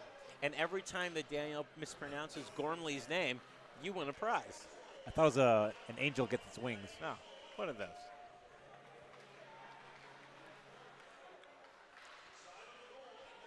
Getting some positive feedback. Nice to hear everyone listening to us out in St. Louis and in other parts of the Midwest, in Chicago and Kentucky and Kansas and Memphis. Always good to hear some nice reports, and glad you're tuning in. Glad you're watching your families or friends play in this wonderful tournament. Always good to hear from our friends in Atlanta, in New York, and of course on the West Coast as well. Arizona, Nevada, Phoenix, and California. If you name a few more, you're going to get them all. We've got another goal. goal. Here we go. They're not going to go down quietly. Those Warriors are on a mission, and the mission is to win. And you can't spell win without a W, and it's similar to the Warriors. Alan Fries dipped that one in some ketchup and put it in the back of the net to tie it up 2-2 with 5:45 to go in the first period. And speaking of fries and ketchup, when you're talking about fries and ketchup, the important thing to realize is you got to dip the two together. And that's what they're trying to do. Work as a team. The ketchup and the fries, the puck and the stick, and of course, the goal in the net. Goals galore here in the first period. Goals galore, actually the name of a musical from the 30s.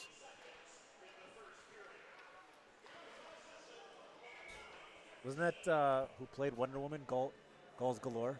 Gal Gadot. Yeah, same thing. Also goals galore, sure. Goals Galore.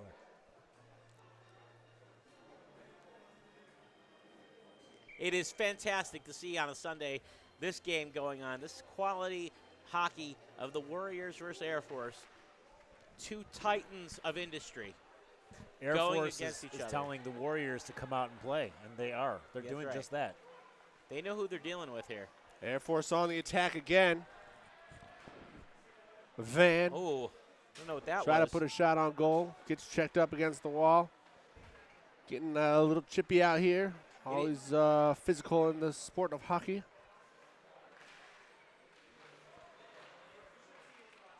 Gormley knocks it away. You know who didn't knock it away? Daniel, pronouncing Gormley's name right. Correct. Good job. Kudos to you, sir. Solid. Appreciate that.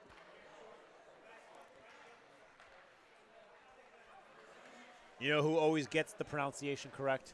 Who's that? It's Herbst Law, one of the sponsors of today. The beauty is in the details. So when you're looking about T's and C's or anything else legal related, think about Herbst Law. Adam Kirshner swings it around to Moshiovitsky, puts a shot on something, and it wasn't the net. I now will think of Herbst Law when I think of T's and C's. Thank you. Yeah. They generously sponsor Division C hockey puck. As Air Force is able to clear it out. 4 minutes to go here in the first period. Interesting strategy. You know, you're talking about a player without a stick now, and I'm not sure what he's thinking, but he just dropped it. Now his glove's off. Something's going on. Stern trying to make some moves around the Air Force defense, but they were able to shut that down. You know what happens when the gloves come off? I don't. Your hands get cold. That's right. We'll have an icing penalty here. Big 3:35 to go in the first.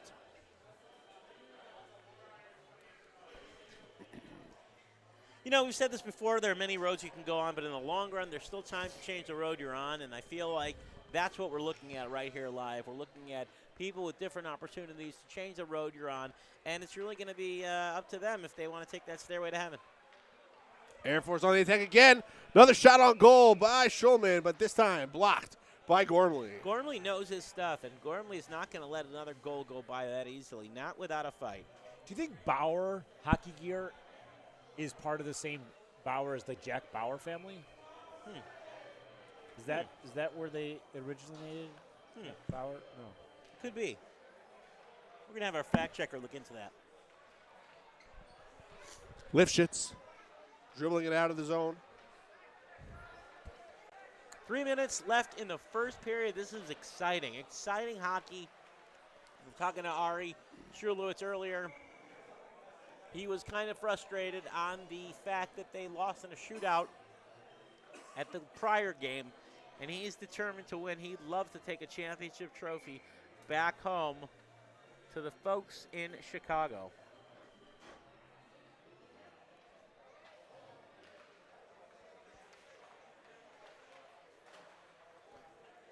You know, Ari Strulowitz, phenomenal beard. Yeah, yeah. He's got a great beard facet. Mm-hmm.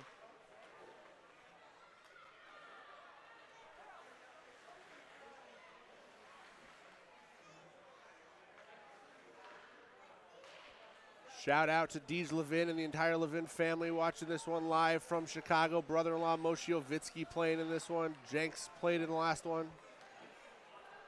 As we're all tied up here with 2 minutes and 30 seconds to go in the first period. Air Force really been on the attack the whole game. Yeah, they have, Daniel. And you know, the thing of it is that they see the Warriors. They know who the Warriors are, and they know what they came to do, and they are determined to stop them from doing it. Warriors with an opportunity there, There it and is. that was it for Zev Markovitz. Put it in there in the back of the net on a nice play by the Warriors. When you're talking about the Warrior goals, you're talking about goals of pucks that are hitting the sticks, getting in the net. That's how they're going to get the W. 3-2. We got a lead. We're in the first period. Still plenty of hockey left. But this is going to be a good way for the hockey team, the Warriors, to stay motivated. Great play there by Zev, playing with his son David on this team. David's been a member of this tournament since the beginning. A lot of people still at the Ice Lane Arena. Now they're going for third Z's or fourth Z's on lunch. They just keep bringing more food out. It's pretty remarkable. It's like a Pesach program. Slap This is a big shot, tea room. broke a stick. Quickly back to the bench to get another one is Isaac. Now, he ain't going to bring that broken stick home, I don't think, although one lucky fan will have a very dangerous souvenir. Well, Moshe, I know you're a Hall of Fame hockey participant of the RCCS tournament. Yes. What was your strategy in terms of how many sticks you brought to Well, the net? I always brought 2 sticks, but they were just for show. Both of them? Yep, Both hockey sticks. that's right. That's what I'm saying. Never used it. Correct.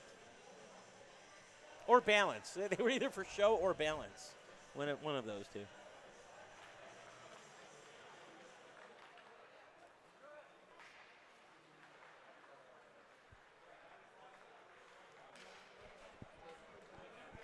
Air Force. Wow. Trying Whoa, to get it that in. hit Deflected. the top of the glass.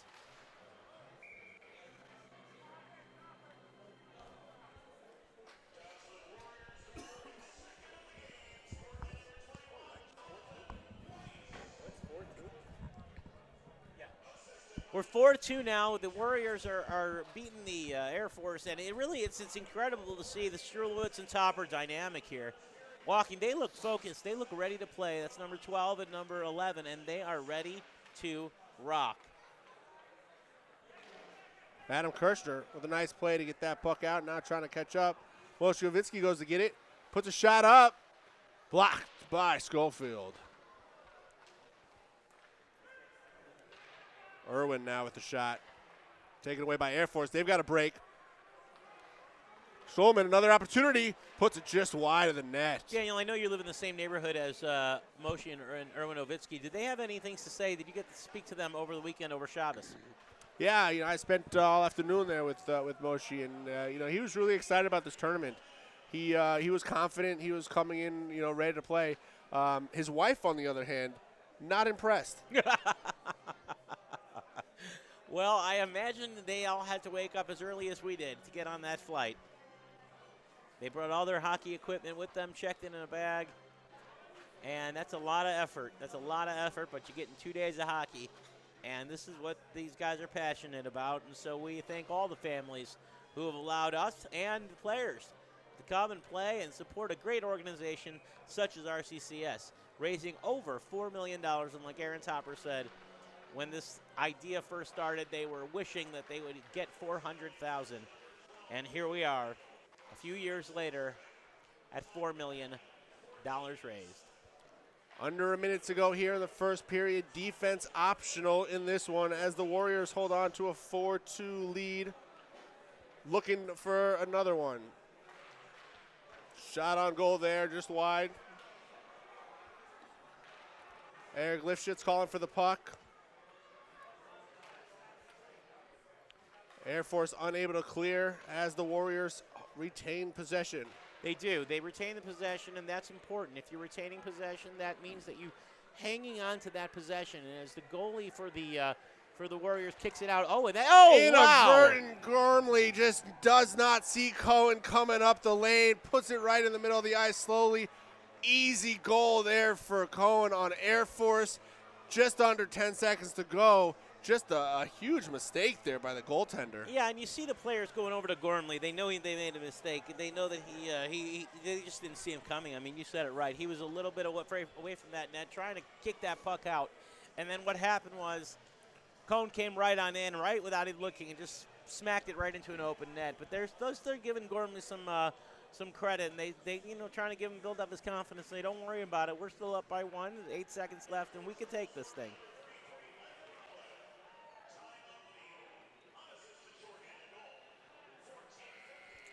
That will bring an end to the first period. Lots of goals scored. 4-3 Warriors. We've got 15-minute periods. We've got a couple-minute intermission here, so stick with us. Live here at the Ice Line Arena in Westchester, Pennsylvania. Moshe, what have you seen so far in this match? Well, I've seen what I've expected, some quality hockey from two teams. You've got the Warriors on one hand, just coming off of a sour defeat when they lost in a shootout, determined to win. A lot of this team has come from out of town, specifically the Midwest and Chicago, and they are really looking to take a championship trophy home. They're up now. They're playing to win. On the other hand, you got the Air Force. Air Force is a solid team. Also, looking to say, you come into my house, you're going down. And Air Force has been answering nonstop. That last shot has been an incredible opportunity where they saw an open net and took the opportunity and ran to it. This has just been a game of titans and matches, and I would love to see what happens with these two teams. It wouldn't surprise me if somehow these two teams ended up in some sort of championship match. 5 different divisions here at the RCCS Classic. 22 teams playing on 5 different rinks. Each division has its own championship, so we're watching some play-in games, some seeding games to get your positioning during the playoffs. Each team makes the playoffs, and then a couple playoff games tomorrow, leading into the championships tomorrow evening. Yeah, today the game started at 12, and the last games, they're scheduled for 6. They might run late, but tomorrow the first game's at 9 a.m. And so then they're going all the way till 6 as well. I mean, there's a lot of hockey still left to play, and I'm happy to be part of it. Each team playing at least 2 games here today and at least 2 tomorrow as well. So each team with a lot of hockey getting played. Got to stay restful, got to stay healthy. Noah, you want to talk a little bit about that? Yeah, it's very Welcome back. yeah, thanks, Noah. We could have used you for a transition or two, but no one wanted to touch the board. Got good job security here. Just underway here in the second period. Lifshitz trying to do it, but Schulman breaks it up.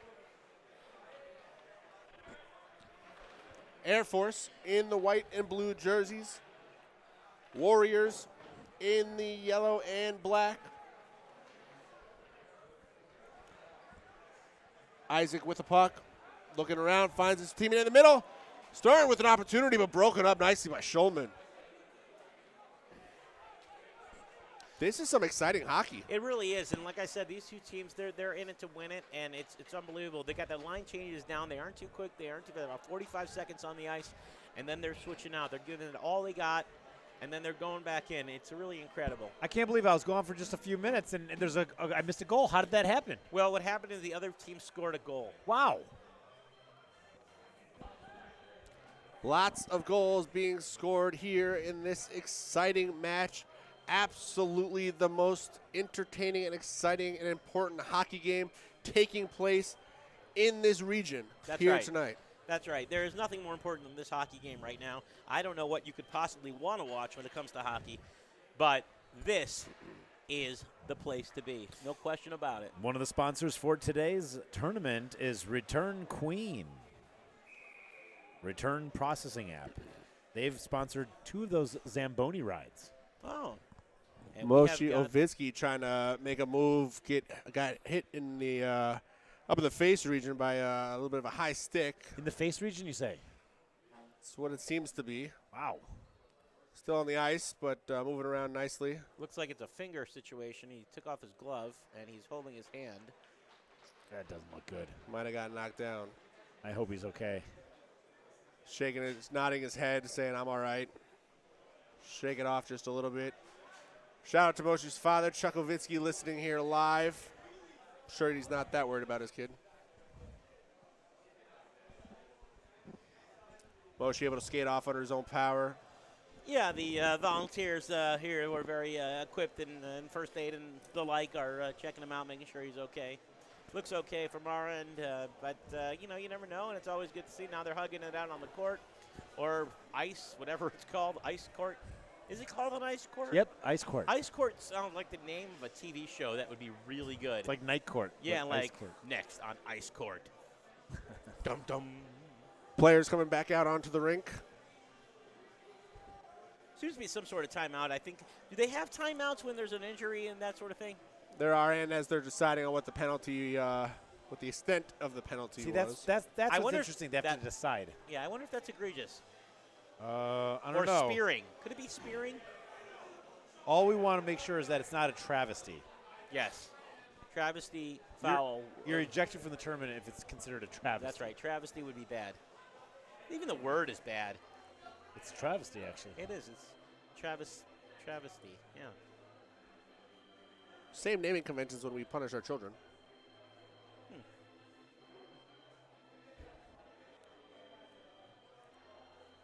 Want to wish a shout out to my new baby cousin. Don't know her name yet, but mazel tov to Laura and Danny Cohn, who had a baby over the weekend. Mazel tov. Yeah, it's exciting. Are we gonna maybe take some bets or guesses? I was ready to tell them that we could name the baby right here over the air, but we should just do it. They didn't go for that. Can we do it on their behalf? Just make I guess a unilateral maybe decision? Like a hockey type name, like Gretzky or Igor. Yeah, sure. It's a girl, but sure. Doesn't matter. Jacob Franco will be sitting in the penalty box for Air Force as Daysman Warriors go on a 2-minute power play with the 5-4 advantage. You know, the interesting thing is these guys switch sides, and I don't know why. Again, Cohn with a little slash there. I think we're gonna get another penalty here as Kirshner got hit up against the boards. There are 2 theories about why they switched. The first is they want to make sure that if there are any inconsistencies with one side of the ice court from the other, that they want to make it a fair game and switch in the middle. The other thought is that originally during Pee Wee hockey, when these players' moms were watching, and if they had a seat over on the left side of the ice rink, that they would get an equal opportunity to see their child play. Not really sure which one it is. That both valid reasons. Micah Cohen, 2 minutes for slashing. He's now in the box. It's still 5-on-4 as the other power play had just ended. You know, Noah, you have an uncanny resemblance to Ed Helmsley. That guy? Yeah. The Nard Dog? Yeah. Doesn't he? I think it's just Helms. Helms? Oh, Ed Helms? Ed Helms? Either way, he looks like Ed Helms a little bit. I think. A little bit? Bad take. Oh, all right.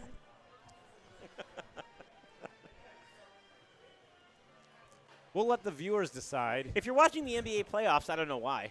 This is where it's at. This is where it's been all day. It's where it's going to be tomorrow. I made a terrible cup of coffee just now. Was it decaf? No. Then how could it be terrible? Misplayed there by Warriors. Go ahead, what you have to say. No, thanks. As Yussi Miller flying up the ice there. He is Yussi Miller quick. should be on the Pigeons because he can fly. Absolutely. He is on Air Force, though. Ah, well, then he can fly too. Yussi Miller been involved with this tournament since year 2. I don't like what's going on with Lifshitz and Frankel and those sticks. There's a lot going on here. That doesn't. Here's a guy who's been playing hockey for a long time, his whole life. Oh, what? Fries puts another one in the back of the net. Unbelievable. Oh. Fries. Fries with the cheddar. I love it. Wow, they got some elevation on that puck. Wow. Fries is not going to take no for an answer, and just like that, the Warriors are up by 2. He asked him, would you like some fries with that shake? And he said, absolutely, Boom. I would. Boom. That's right. That's what happened. That just happened.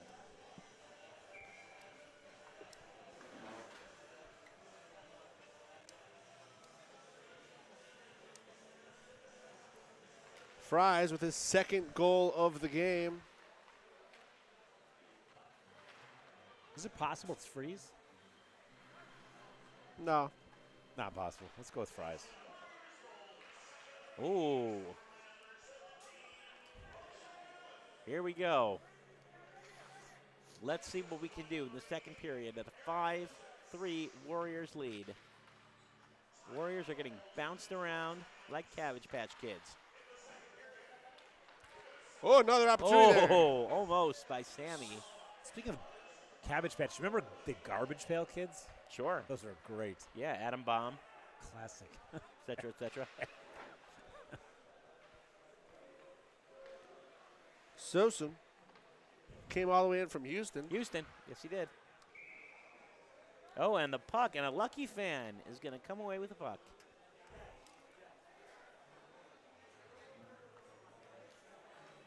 Referee's looking for another one there. He's warming it up. I think he's warming up the puck. Mm-hmm. Throw down on the ice. Yeah. Warm it up to cool it down.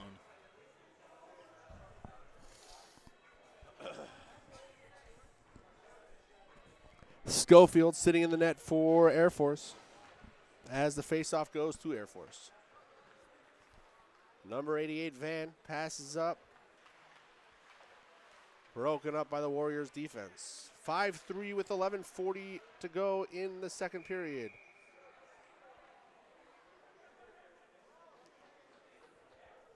Warriors players taking out Air Force players in front of the net. Looked like Captain Jonathan Weiss breaking up that play. A lot of stuff going on over that then, and I think a lot of times the players like to congregate, really fill up, and also use this time to kind of catch their breath. What do you think about that? I think they're trying to stall it just so they can get a couple moments of rest. This is a hard game. Yeah, it's a hard game, and you know they play hard. Strulowitz is back on the ice. Along with Katz, Urban, Ovitsky, and Topper coming in for the Daysman Warriors.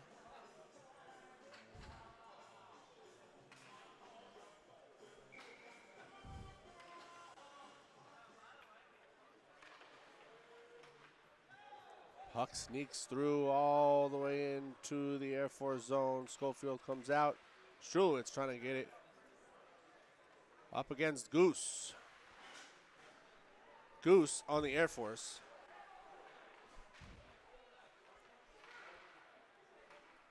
Neither of my colleagues picking up on that reference. Good one. Maverick. There it is. That's my favorite movie. Well, they're about to come out with a new one or something. Just came out with it. Only 2 years delayed. Dun, dun, dun, dun, dun, dun, dun, dun, dun.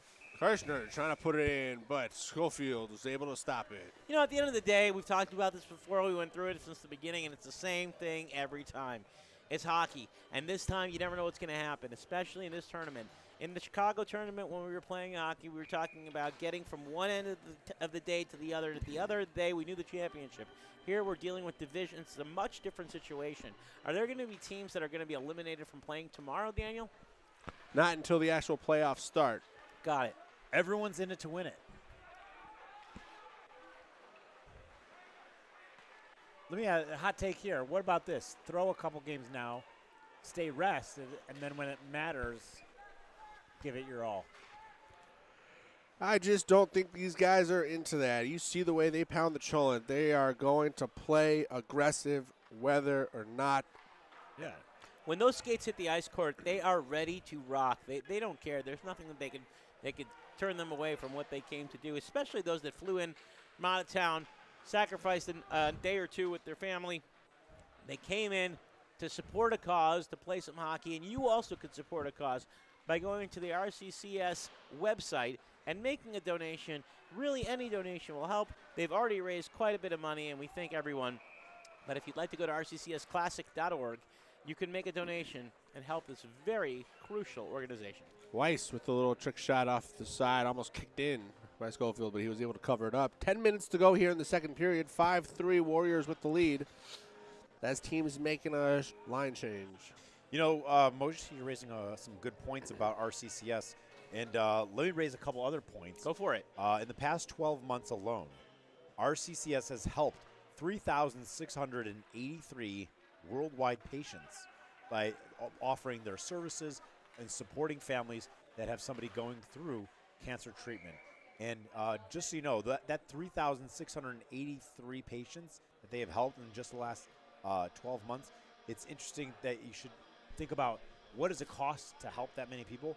$16.5 million. $16.5 million worldwide is their annual budget. That's a lot. So think about going to that website, to RCCS, and donate today. Yeah, and if you can make a donation of $16 million, that would be very helpful and really take care of what they need. How about this? You donate the 16, I'll cover the other half. Bill. That's generous. Yeah. That is generous. I'll cover the gap. There you go. You heard it here first. First $16 million gets donated. Noah, Michigan will give the other $500,000. That's impressive. Considering this is an East Coast tournament, I think there's that some might, people listening I that's think nervous. That might It's possible. Cost That just- you. yeah. Here's the thing. You raised $16 million today. I will figure out a way to get that $500,000. Fair enough. Absolutely. Without a doubt. Fair enough. You heard it here Absolutely. first. Everyone's That is screaming. a personal guarantee. All right. In front of two witnesses. It's good to go. Warriors with another chance on the offensive end, but covered up nicely by Schofield. As Air Force do a full change. Confirm this coffee is not made well. But you made it, so I you made can't it. blame anybody. I'm not blaming anyone but myself. Mistakes have been made. I just dumped this. I dumped that. It didn't turn out well. Speaking of dumping, yeah, they're dumping the puck down the ice. They sure are. Well, they need a goal to get themselves back in this game a little bit.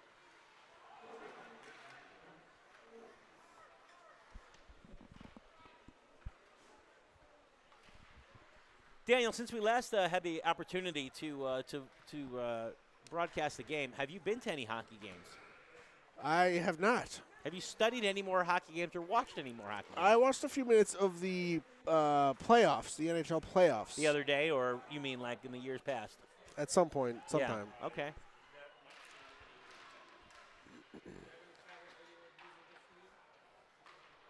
Air Force on the offensive attack again. Sussman slides out to try to block that. Far side of the rink from us as we're up here in the goalie pub at Iceline Arena. Nice move by Stern, but broken up by that Air Force defense. Daniel, let me ask you a question. Gatorade. Okay. Blue, red, white, yellow. What do you want? Always blue. Always blue? Yeah. Light blue preferred over dark blue. I'll take any of the blue. Any of the blue's good, but I'm a big fan of blue. Yeah, Followed cool, by red. Cool blue Mountain is, Blast is cool my blue, Gatorade of choice. To be honest, if you're talking about sweet, whether it's a sugar beverage or an ice cream, lollipop, anything, blue or red, always going to be good. Used to be yellow, but then yellow fell out of just style. fell out. Yeah. Blue and red Yeah. all the way. Especially when the yellow gets too warm. No good.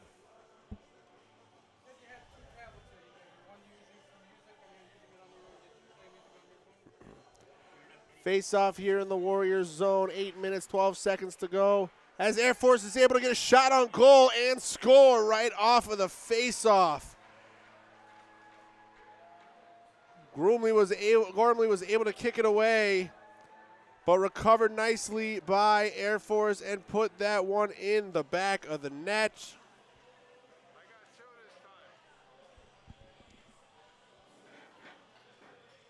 Beautiful goal there by Air Force. It's 5-4 right now. Warriors taking the lead still, holding on to that lead. But still, pretty intense game. Second period with 8 minutes remaining. 5-4. We said at the beginning of this game, they both teams came out to play, and they're really showing it. Not a single play has happened that looks like they're taking a little bit off the edge. They're letting it slide. They're trying to save some for the end of the game. They're putting in everything that they got with every single play. They're going to need a nap before dinner tonight. Yossi Goldstein, I believe, with the goal there for Air Force. Now's a good time to talk about some of the wonderful sponsorships that we have today for the RCCS tournament. I think I did an extra C in there. RCCS tournament. One of them, by the way, Newman Law. I want to thank Menachem Katz for helping bring that sponsorship in. Newman Law, protecting you and all the services that they provide. Go look them up, Newman Law. Jared Isaac called for slashing. 2 minutes in the box. Air Force now on a power play, 5-4 advantage, with the score being 5-4 in favor of the Warriors. Did we talk about some of the numbers that RCCS is generating? We talked about the 3,000 plus patients worldwide that they've helped, the $16.5 million that it costs to help said patients. Let's also talk about another number here, $700 million. $700 million of medical care has been facilitated by RCCS since its inception. $700 million. They're getting close to $1 billion of medical care that they have helped cover for cancer patients and their families. That's an incredible amount. Really, really amazing stuff. Nice move here on the Warriors, and that was Fries with the hat trick, dropping it down, triple dipping. Okay, first of all, I'm not sure I want to do that, but when you talk about Fries, that guy's putting the cheddar on there, he's putting the ketchup on there, he's putting chili on there, and what you're getting is some serious order of fries, and he's getting an extra large fries. You're getting Fries Deluxe. Alan Fries is on fire. Just cannot be denied. His fries, Daniel, are well done. They're I crispy. guarantee you. Crispy fries. Mm-hmm. 6-4 now. Warriors in the lead as Shulman wins the faceoff and wants to get this thing right back. You know, when you're talking about scores and you're talking about 6-4, you're still in it's no man's land. You're anyone's game here. What's your opinion? What's the margin here? 6-4. Well, how much are they down by? The way I'm looking at it is they're down by 2. Wow. Daniel? Yeah, it checks out. That was also a short-handed goal. They did that on the disadvantage. Wow. Yeah. I don't even know what that means, but it sounds impressive. It does sound impressive. Does that mean the stick is short? No, that means they were a man down. Or his hand is short? Fries was still able to dunk them in. And now another errant pass by Air Force. Another opportunity for the Warriors. Broken up, though.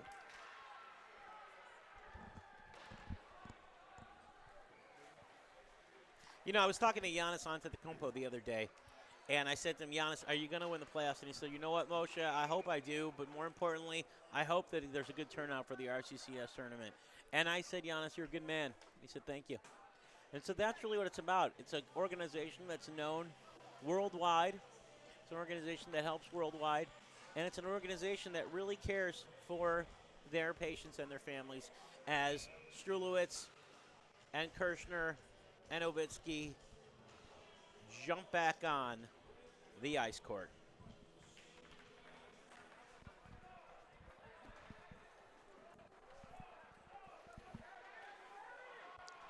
Air Force with an opportunity, but the Warriors were able to deny it.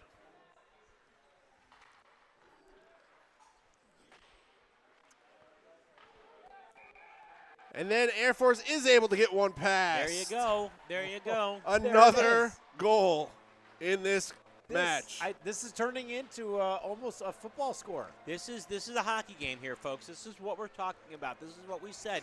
Each team is going to need to score goals if they want to win. But the other half of winning, of course, is keeping the opponent's goals out. And that's offense and defense. And both of those things, what's the common denominator? The fence. And you need to have a strong fence if you want to win a game. Air Force you are. Right back on the attack. Gormley able to wrap this one up.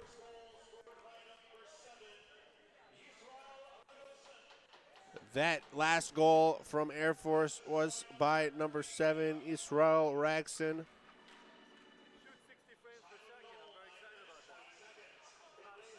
His first of the game. Assisted by Cone. Air Force back on the attack, dumps it off, puts a shot in net. Saved.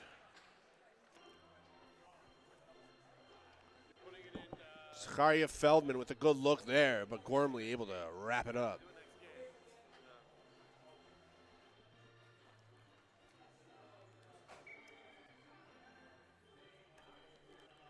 A lot of hockey being played here today. Been an entertaining day so far here at the RCCS Classic.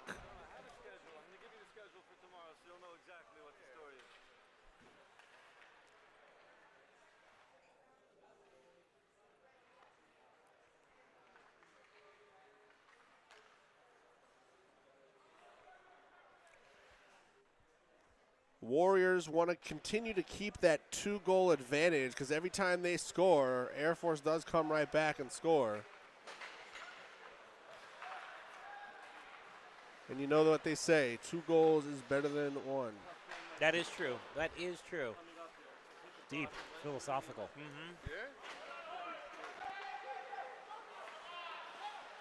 But Air Force here sends it to the middle. Sales left. Schulman trying to keep it in. Schulman's all over the place, man. That guy knows how to maneuver around the rink. Yeah. Yeah, he's a maneuverer. Typically, Schulmans are. All right. Oh, and we have another. I don't know what happened there. There's a Warrior down. Oh, what is going on here? I'm not sure. But they are down. And everybody surrounding, who is that? That's 21? Jonathan Weiss, captain Jonathan of Weiss. the Warriors. Got hit hard. Was able to turn over. Looks like he's going to be getting up. Going, tapping their sticks in appreciation of him getting up. Waving it off, saying, this is hockey. I'm all right.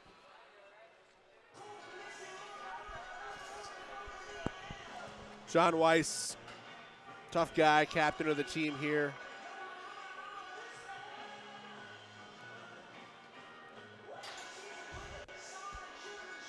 Just over 4 minutes to go in the second period. Warriors leading Air Force 6-5 in a highly contested matchup with a lot of goals being scored. Shout out to my sister Davita listening from Austin, Texas. Keep it weird, Austin. That's what they do. That is what they do. 3 minutes and 45 seconds left to play in the period.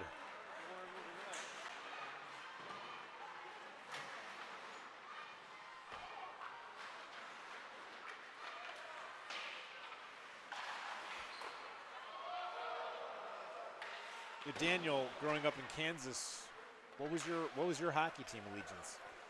I did not know of this sport until I moved up to the northern states. Mostly tractor pulls? It's tractor pulls and football. Yeah. Air Force with another shot on goal, and that's the equalizer. Oh, my goodness. Now we got ourselves into a pickle. 6-6.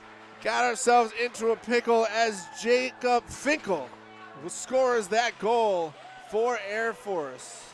If you took the over in this one, you have definitely hit. 6-6. Still 3 minutes and 13 seconds to go in the second period. This game is just absolutely crazy. Moshe, what is going to be the final score here? How many goals are these teams going to need to be able to win this one? You know, my crystal ball is broken, but this is going to be a tough one. I hope that whichever team wins, they win by more goals than the team they're playing. As a defensive specialist, what were you doing to not allow these goals? I was sitting on the bench. Right you are.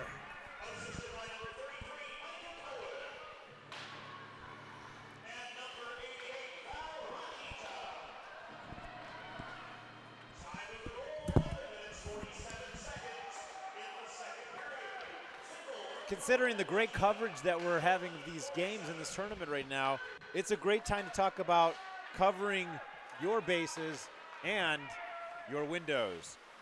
One of the sponsors for today's tournament is County Draperies Textile Mill. For all your textile needs, County Draperies.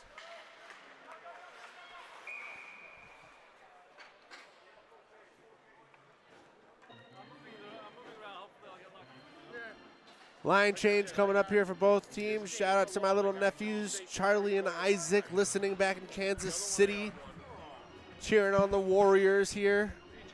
Are you sure they're cheering on the Warriors? They are. Okay. Yeah. All right. Did they just like randomly decide that? Do they like the colors of the jersey? That's what it is. Okay. Well, good for them. Yeah, good for them indeed. Their father's a Nets fan, and, you know, Kevin Durant played for the Warriors at one point. So. So we're using... That's basketball, right? Yeah. They play on the ice court. Weiss back on the rink. Good to see that. Feeds it in the middle. Over to Markovitz. Puts a shot on net. Schofield able to cover it up.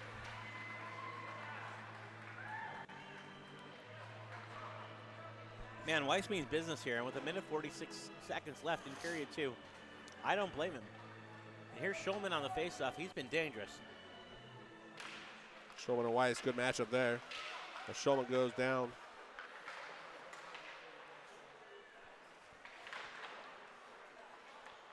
You know, you gotta figure a lot of these Chicago guys, and I'm not making excuses for them, but they did get up real early this morning. I wonder if that takes any toll on getting tired. Noah, you know, when you wake up for a marathon, I know you're a runner and you run early in the morning, but when you get up early, if you don't have a good night's sleep, et cetera, I'm sure that affects you, no matter what other carbs you're eating. Is that correct? It absolutely leads to a lot of GI issues.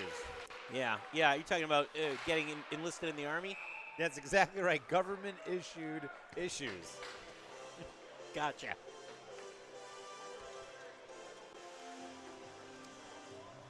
But you really want to get a head start on the day. You don't want to wait. You don't want to put off for later what you can accomplish today. I know, now. but at the same point, you getting on an airplane at 6 in the morning and you're checking in luggage. It's pretty brutal. And you play on the skates all day. I'd go ahead and put an airplane at the top of my list of places last places I'd want GI problems. Yeah, again, you going to the Army, it's none of my business. No. But, you know, we thank all the servicemen and women who have served for our country. Thank you for your service. Hockey being played out here on the rink.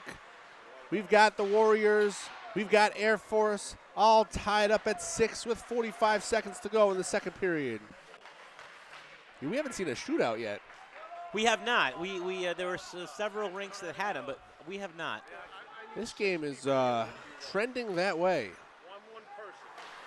It's going to be interesting to see how they close out the third period. 20 seconds remaining.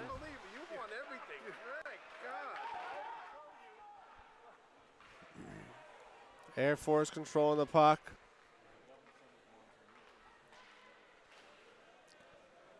Five seconds to go here. Daysman gets an opportunity. Not going to happen. End of second period, all tied up at 6, Warriors versus Air Force as we head to the third, just a few-minute intermission. So stick with us live here at the RCCS Classic. Noah, why don't you tell us a little bit about what's been going on here at the tournament? Why don't you tell us a little bit about, the RCCS Classic in general and what you've seen? Seen a lot of people playing hockey. Seen a lot of people eating knishes. Seen a lot of people hanging out. Yep. It's just a lot of people. That's the common denominator. A lot of people. A lot of good people at that, doing a lot of good for the world, for a lot of people who need it. Yeah, absolutely, Noah. I think that when you look at the crowds that have been coming out, both supporting the players and the families, and of course supporting RCCS, you really realize how important it is, close to your heart. And I think that everyone here is interested in that slogan, which we can see: "Play, Fight, Heal" at RCCS Hockey Tournament. A lot of sponsors that Noah you've been mentioning throughout the tournament, and a lot of players that have come from near and far to come and play that game. And they're playing hockey, and they mean it, and they're in it to win it. And this every single game that we've seen on Rink 1 has been a powerful game. I feel privileged to be here, and I feel happy that we're able to watch this game, but also be able to call this game for all the viewers across the country. And we welcome you into our booth up here in the Goal Line Pub overlooking Rink 1. Again, there are 5 different rinks taking place. 5 different games at a time taking place in this tournament. 22 different teams throughout the day. 5 different divisions. They're playing to get into their own division's playoffs. And then once they make the playoffs, they make their championships. We're going to be crowning 5 teams champions here at this tournament. Really exciting stuff going on. Yeah, it's interesting. And unlike the Chicago tournament where it was basically one day of full hockey, it started early and ended late, and there was a champion declared with the trophy. Here there are different champions, different divisions. There's actually, I saw it in one of the trophy rooms, actually 4 or 5 different trophies. Everyone gets a trophy. And it's almost like 4 or 5 Stanley Cups here, and it's real nice to see that everybody, that they recognizing the division and the skill level of the players and what they can do. It's not everywhere they can do that, but in New York, when you have this many players, this many teams, this many rinks going at the same time, it's just something that you have to do. And as you start the third period and the game's all tied up, I'm not going to lie, it'd be nice to see a shootout. But I just don't think it's going to happen. I think that one of these teams is going to dominate. I think they're going to dominate early. They're going to say, odd con. They're going to go in, and they're going to take a commanding lead, and they're going to keep it. I don't know who it's going to be, but whoever is going to get that first goal, I think is going to end up winning this game. And leading into the final period here, I want to announce Seven Stone Capital. Thank them for their wonderful sponsorship for today's tournament. Seven Stone Capital, commercial mortgage brokers. As we take you back onto the ice as we're underway here in the third period, Moshe, you are right. 6-6 is not going to get it done. There are going to be multiple goals scored here in this period as well. Yeah, I really think so, and I think that whoever's going to come out ahead first is going to take it. I just feel like there is a momentum building, and I feel like each team wants to just seal the deal, and I think with one goal, they'll just keep that ride going, and eventually, when the period runs out, they'll be the victors. I like that call. We'll take a note. We got Gormley in the goal for the Warriors. Warriors in black and yellow going left to right on your screens. We got Schofield in goal for Air Force as Isaac is able to get that first goal less than a minute into the third period. Yeah, and that's what I said. They're going to score quick and they're going to be motivated. When you played enough hockey like I have and you're a Hall of Famer like me and a past champion, you really understand what it takes to win. And I got to tell you, that's what I thought. I thought they'd be coming out early, scoring early, and I think now that the Warriors did it, I'm going to go on record here and say that I think the Warriors are going to take it. I know it's early in the third period, but they've got the momentum. If I'm wrong, I'm wrong, and that's what happens. But I'm going with the Warriors because I said the first team that scores is going to take it. I like it, and we do officially have a football score. It's a Bears football score, 7-6, as the extra point was missed. Oh, come on. That's a low blow from a Chiefs fan. Come on, give us a break. It's Air Force able to control the face-off. Were the Bears 7 or 6? Or does it not matter? You took it the way you took it. You guys knew right away. Schulman trying to control the puck. Warriors able to break it up. I do like when Kansas City teams are playing because I always text Daniel. No matter where we are in the world, if a Kansas City team is playing, I know Daniel's watching. I usually I text Hillary because Daniel's uncontrollable at the time and won't get his phone. Ask if there's anything she needs for support. Right, exactly. Has Daniel broken anything yet? Air Force, now they know what they need to do. They got to get that equalizer. We'll get an offsides here.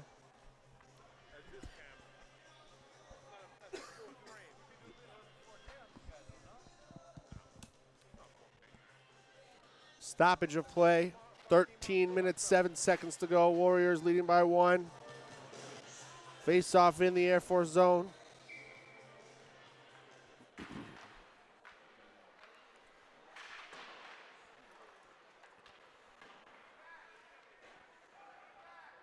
Teams fighting for the puck. Air Force player able to come away with it. They've got an opportunity here. Warriors back on defense. Shot on goal, knocked away.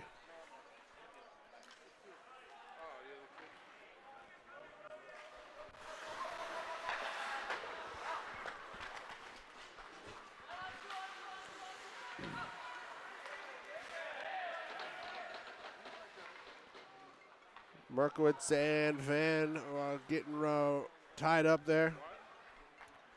Air Force coming away with it.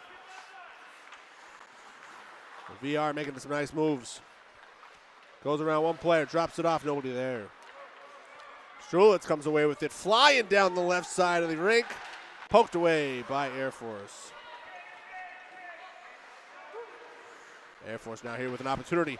Nice play, nice move, stopped by Gormley. Ragson trying to get his second of the day. Isaac now controls in the corner. Slapped down by Miller. Schofield decides to cover it up.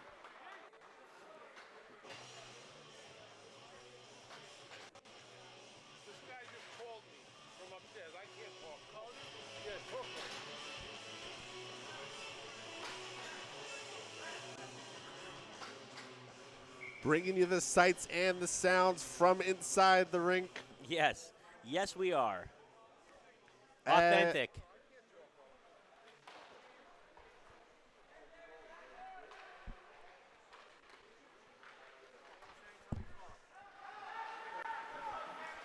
Air Force now with control. Put the shot on goal. Oh, almost trickled in off of Irwin there, but Gormley with the heads-up play, knocking that away. Yeah, we were watching Gormley all day, and, he's been really great at goal. He really is. They built up his confidence a lot, and he's doing a fantastic job. Irwin Ovitsky now controlling the puck, getting his players in order. Passes it up.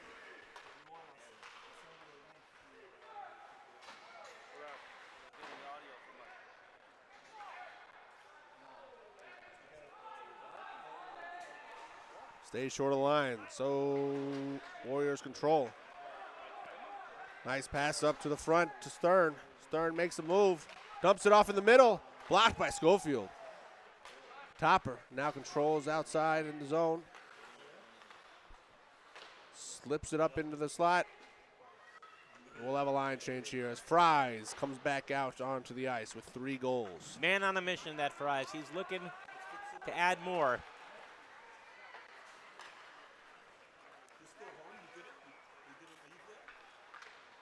Markovitz now. Sounds of the game. Daniel, I think we got one more game today at this rink. Is that right? We do. Okay.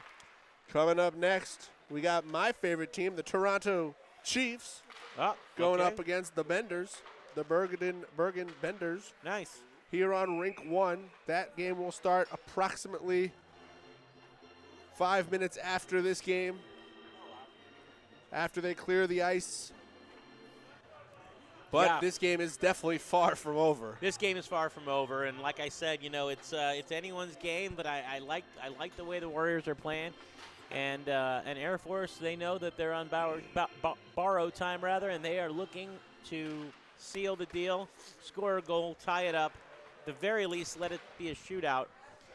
But I think the Warriors are not going to let that happen. With 9 minutes and 40 seconds now left in the period, we'll have to see how it goes. Both these teams need a win to better their seeding going into the playoff rounds. Daniel, can you, when you have a minute, can you explain to us how that works?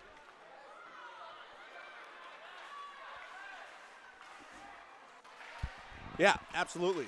The way it works is the teams are playing in 5 different divisions, and each division has its own playoff. Okay, so will every team be in the playoffs? So then? every team will get some games in the playoff, but Got it's based on seeding and who you get to play in the playoff.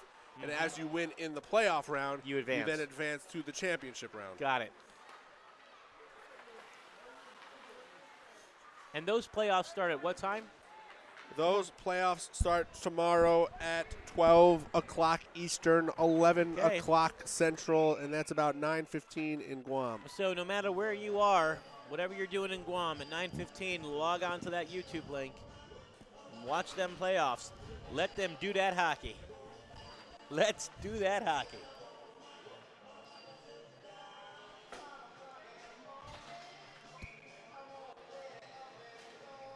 Eight minutes, 47 seconds to go in the final frame. Warriors holding on to that 7-6 lead. Looking for another one. Big shout out to the Daneman family who's listening out in Philly.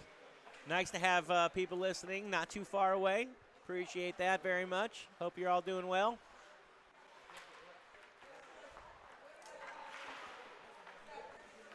At the end of the day, when we're talking about hockey, again, we've said it over and over again, Noah and Daniel, the point of the matter is getting the puck in the goal.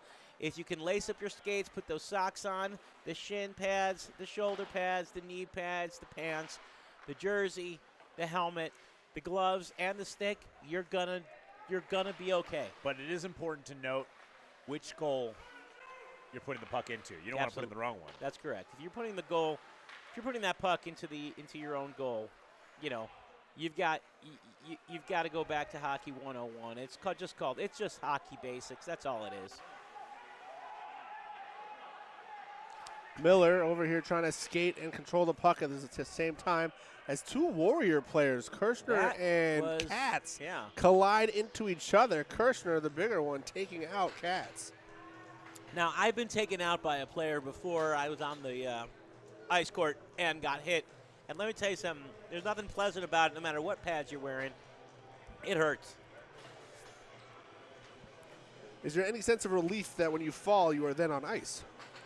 Yeah, I mean, it's almost like just leave me here. I'm good. Is that what they mean by you're on thin ice, sir? You know, that's an interesting point. No, that's not at all what they mean. Oh. But Shaquille O'Neal told me that when you're on ice, you know, it's nice first, it's icy first, and then all of a sudden it gets hot. And I was like, Shaq, that's amazing. He's like, yeah, Mo, I know. Icy hot. Schulman trying to break free, unable to. You know, if you're watching the Bucks-Celtics game, sorry, looks like don't, because there's 2 minutes left and the Celtics are about to take it. So, That's you know, unfortunate. I was really looking forward to going to the Eastern Conference Finals. that would have been fun. There's really no other Game 7 worth watching today. Oh, maybe Dallas Mavericks later. Gormley with a nice save, getting it stuck between his legs. Yep, that's a good save right there, and you know that's important because every part of the goalie's body needs to be used and utilized to block the net. And, you know, that's why we have the pads and the special sticks and the catcher's mitt, if you will, because the goalie's job, is it the most important job of the hockey team? Probably one of the most important jobs in all of sports. Topper able to clear it out. Schofield taking his time to go get that puck.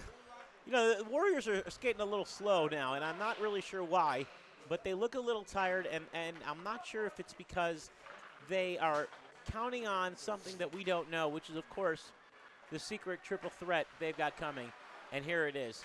And we have not seen Moshe Ovitsky out yet. Do we know about him? do believe I see him down there on the bench. He did Okay. get a little injured earlier in the game. Yes. Probably playing it safe, waiting for tomorrow's game. Smart guy, smart guy. This is their last game of the night then, I believe. And so how many games have they played so far? Do you Each know? team has played. This will be their second game today. Sure, sure. So, you know, you have this many teams, it just shows you what kind of time we're talking about. When you have this many teams playing at the same time, and, you know, it's interesting to see them go, and also interesting to see them skate at the level that they're skating, given the time that they've been spending on the ice.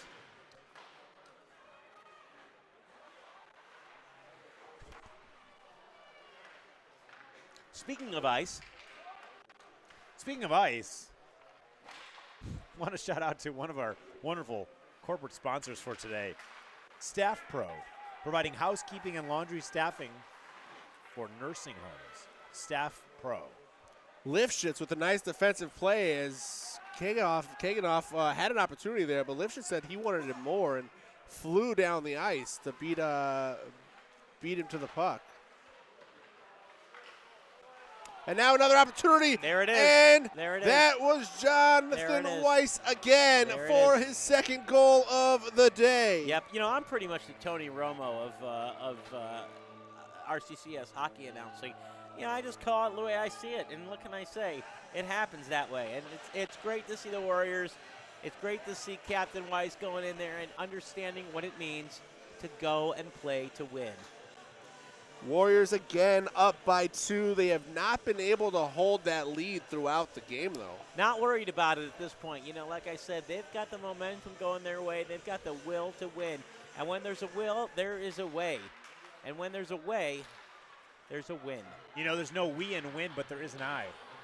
There is. That's correct. Ooh. Goose tripping up. Weiss. That was Weiss's third goal of the game, giving him and Fries hat-tricks. Don't like what I'm seeing here. There looks like a little bit hard now. They're playing. They're really. They don't want to give up too easily, and the Air Force thinks that they can really get in here. And you know what? I'd love to see a closer game. Let's see what the Air Force can put a puck in the net. Kirshner dropping bombs for Air Force.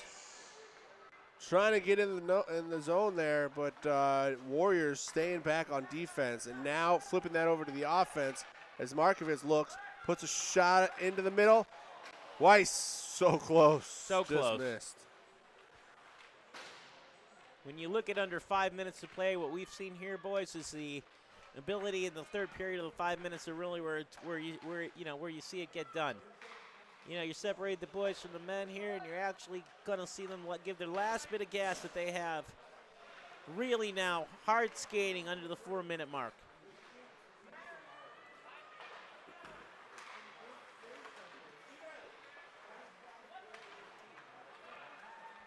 Air Force looking to attack the zone again, but once again, Warriors saying we will not allow it.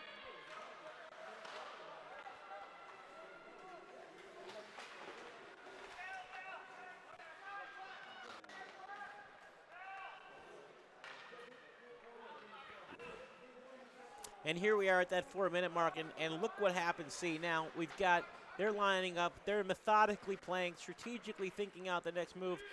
Topper hits it to his buddy Strulowitz, and let's see what happens here. Schofield covers it up. Schofield's been a good goalie. They've both been, you know, and I think throughout the game we've seen some powerful players who clearly skate as a passion. This is not a hobby for them, although they might not do it professionally. This is something that they do and they care about, and they're quite good at it. I think they do it because they need to. Yeah. It's their God-given talent. That's right. It is a talent. Well said, Noah. 8-6, complimenting the goaltenders here with under 4 minutes to go. As Air Force looks at another tag. Cohen with another goal gets it past Gormley. What did I tell you? Under 4 minutes is when they skate hard. They're not giving it up, and that's it. They want to win. They're not done yet. I maintain the Warriors now, they got to be on their A game because they're only a goal away from tying this thing up. Noah, as a professional strategist yourself, yes, do you see any advantage here just pulling the goalies out, trying to go 6-on-5 because it doesn't seem to matter. Let me put it this way. Goalies are one of the most important players on the ice. So my question is, why not pull maybe your center and put a second goalie down? Or that, something to stop the offense. As Schulman comes right back on the attack with Cohen next to him. Oh, he almost scored in his own goal. We just talked about that. If you're going to be scoring goals, that's the key to winning the game. But you got to make sure you're putting it in the other net, not your own. That's right. But having said that, it is interesting to note that a second goalie would be nice. I think it'd be interesting. What if there was like one universal goalie? They play like all-time goalie, both sides. Both sides, and their goals to just they go back and forth wherever they're needed. I think we had that in quarterback in school. Seems like a lot of skating. All-time quarterback, all-time goalie. Fights up in the front of the net. Air Force Schofield able to cover it up. Just over 3 minutes to go here. Air Force needs another for the equalizer in order to get us a shootout. A shootout would be nice to see, although to be honest with you, I don't know if I could deal with the pressure. It's a tough one.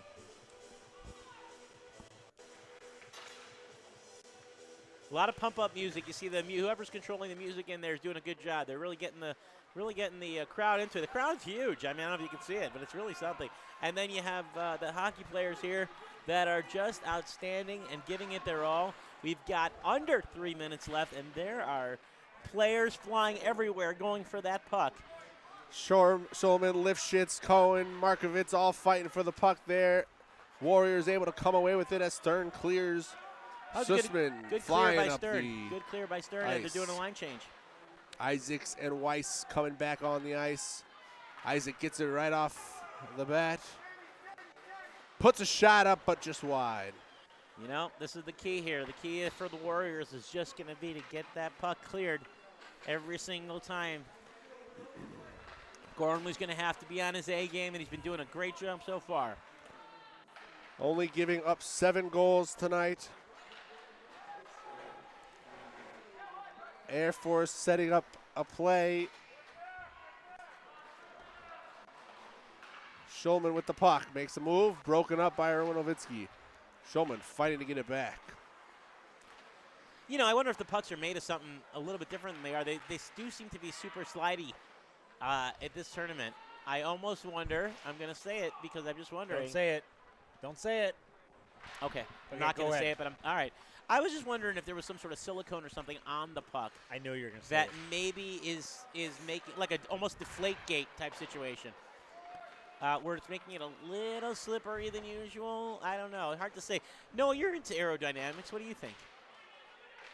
I think anything's a possibility. That's right. Excellent analysis from my 2 colleagues here at the Ice Line Arena. That's why they pay us the big bucks. Always nice when he calls us colleagues, isn't it?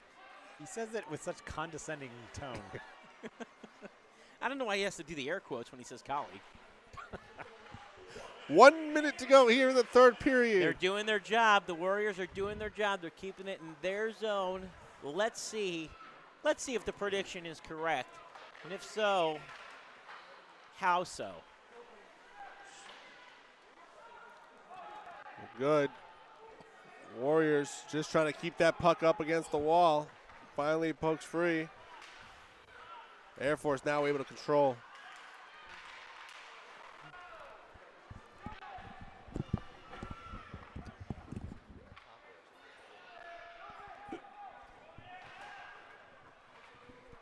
.20 seconds to go. Air Force here with another opportunity.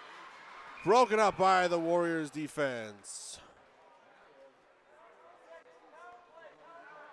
We have a penalty, though. Erwin Ovitsky getting called for high sticking. That will give the Air Force 16 seconds with at least a one-man advantage, possibly 2 if they decide to pull the goalie. This is a nail biter. 8-7. I got to stand up.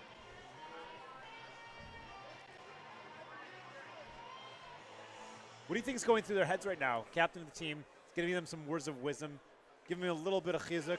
What could he possibly be saying? with 16 seconds left. Yeah, Captain Jonathan Kirshner of Air Force got his team together right now saying, come on, boys, we got to win this one. We got to pull this one out. We've got to stay competitive. We got 16 seconds. We've got a man advantage. Let's pass that puck around a couple times and get a nice, clean shot on goal. And if we could do that, we could tie it up. We could force a shootout. And they know that they've got some advantages on the shootout side. I know Moshe is down with the teams on the bench. He's going to try to grab somebody for an interview, find out what's going on in their heads right now. Stay tuned after the game for some post-game coverage and interview of some players. Both teams huddled up on their respective benches. Again, 16.1 seconds to go. Air Force is coming out with a 6-on-4 advantage. They have pulled the goaltender. They know this is their last shot. It's do or die. There's a great one-shot attempt. goal. Unsuccessful. Warriors with an opportunity, clears it out. That's going to go all the way. That's going to be it. Just out so wide. Close. 5 seconds but now left. Air That's Force gonna be it. only's got a few seconds left. They are not going to be able to do it. Warriors able to clear, able to beat them out on this nail-biter as the Warriors beat Air Force 8-7 in this high-scoring affair. Really, really a remarkable game all around. Very exciting. Great end. Great game from start to finish. I give them a lot of credit. They held on. Warriors over congratulating Gormley on a well-played match. A lot of goals scored, but they held out and they were able to pull it off. Truly remarkable what that game entailed. Just a ton of goals scored right there. Players are shaking hands. We've got another game coming to you live. Please do stick with us after this. We've got the Toronto Chiefs coming up against the Bergen Benders here on Rink 1. If you're looking for other teams, those are playing throughout. We're going to go down live for an interview here with Moshe Eisenberg as the teams wrap up. There was a penalty called, guys, with about 16 seconds left, and it was exciting. You know, we got here the captain, Weiss. How you doing, my man? It's good to see you. Congratulations, big win. How you feeling? Tired. I bet you are. You know, we were watching you up from the booth. What was the penalty in the last 16 seconds? What was that about? I think it was a high sticking. I'm not 100% sure. It was something for roughing, high sticking, one of those. Awesome. Let's look over here for a second. That's where the camera is. Let me ask you this question. When you're talking about what's the goal here? Are you looking to take it to the playoffs? This is your last game today. How do you feel coming out of that game? We feel good. We're a team that fights hard, which is fun. We lost the last game in a shootout. But most importantly, I think the biggest thing... Jasmine! I think the biggest thing is this team is the top fundraising team in the tournament, which is really what we're all here for. One guy in our team, Menachem Katz, right there, raised $350,000. But really, the most important thing that we're proudest of is the fact that we as a team raised $475,000. It is unbelievable. Thank you for saying that. Menachem, can we grab you for a second? Thank you. I want to talk to you about the fundraising. You know, fundraising is so important in RCCS. What's the key to it? Tell me the secret to your success in the fundraising department. Not feeling bad for 1 second when you're making amazing people give to an incredible organization. Love it. As easy as it gets in life. That's unbelievable. We wish you a lot of luck. Shkoyach for everything you do. Guys, I'll send it back to you. Thank you, Moshe Eisenberg. Great win there by the Warriors. Really a remarkable game all around. Lots of goals scored. Fries with a hat trick. Weiss with a hat trick. Cohen on the other side with a hat trick. Just a ton of goals scored throughout that game. That's going to give both of these teams momentum going into the playoff rounds, knowing that they can score these goals. And if they score 8 goals a game, 7 goals a game, you're going to win most of these games. Right, Noah? Solid analysis. It's a great game, great team. And I can't wait to see them come back out tomorrow and see what they're going to accomplish. They seem to have saved some of their best players and their energy for the second half of the game. I think they're just kind of seeing what they can hold off and reserve for playoffs. Play, fight, heal here at the RCCS Hockey Classic 2022, coming to you live from Westchester, Pennsylvania. We've got 22 teams, 5 different divisions, 50-plus games of hockey coming to you over the course of the next 2 days. Stick with us. We got another one coming to you in about 15 minutes or so. We'll see you soon.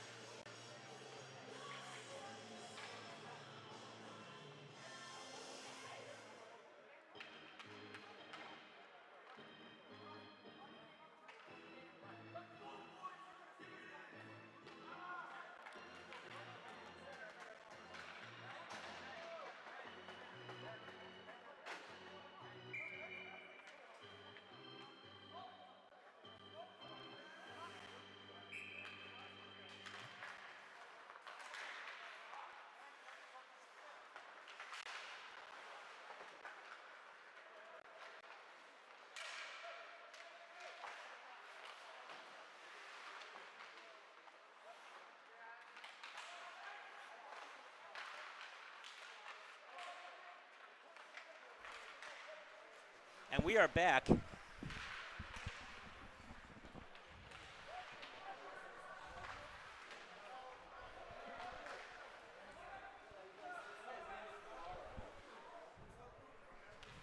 Welcome back to the game. The final game of today on Rink 1.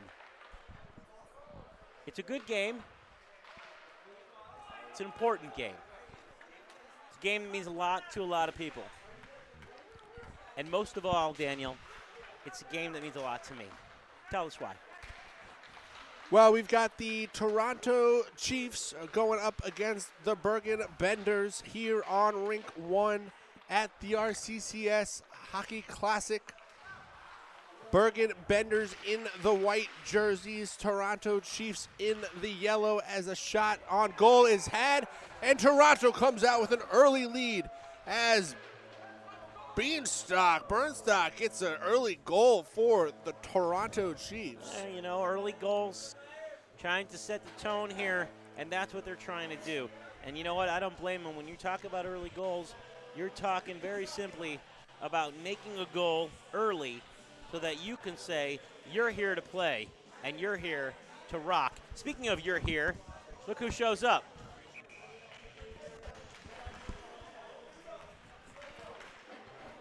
Toronto Noah, coming did we out do everything strong. right? Haha, I figured it out. Noah is now irrelevant. And we're back. Here, you can have this, this, and this. Great. We've got a puck and a water bottle. Oh, you've got 3 kids. Use those. My name is Daniel Rosenthal, Here. coming to you Don't need here that at the RCCS Hockey Classic. We've called 5 games already today. Moshe Eisenberg to my close right, That's Noah right. Mishkin to my far right. Bringing you hockey here live from Iceline Arena in Westchester, Pennsylvania. Yes, we Toronto are. Chiefs jump out to an early 1-0 lead. Yes, we are, and it's been a long game and, you know, long day rather, and we are very happy things are going. I got to tell you, the RCCS folks really put on quite a show. Everybody here smiles all the way around. Of course, we wish best wishes to Moshe Ovitsky, whose arm was met a hockey stick in not a nice way, and we hope he's doing okay. But everybody who is playing is enjoying themselves, and they are doing a fine job playing the game for a good cause. Do we have a prognosis on his hand, wrist, arm? No Uh, idea. We're not sure. We do not know. The Chiefs here, most of these players are first-time players led by Captain Udi or Jules Grunwald. Only member of this team that has played in this tournament before, Aaron Gerstel. Oh, that is an interesting fun fact. Thank you. You know, he's actually famously known as the Koala guy. Really? The video of the No, guy. that guy's here? That guy's playing right What now. number is he? Number 82 on the yellow team. He's the Kaela guy? He's the Kaela guy. I don't know that I know that. What is that? That is cool. You don't know what the Kaela guy is going around, you know, Kaela.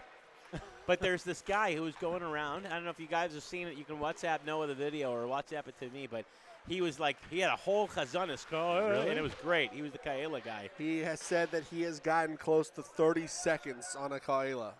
Wow. That's incredible. The Bergen Benders, led by Captain Uri Edel. He has played here since year 1, got some great members on his team, raising a lot of money for this tournament.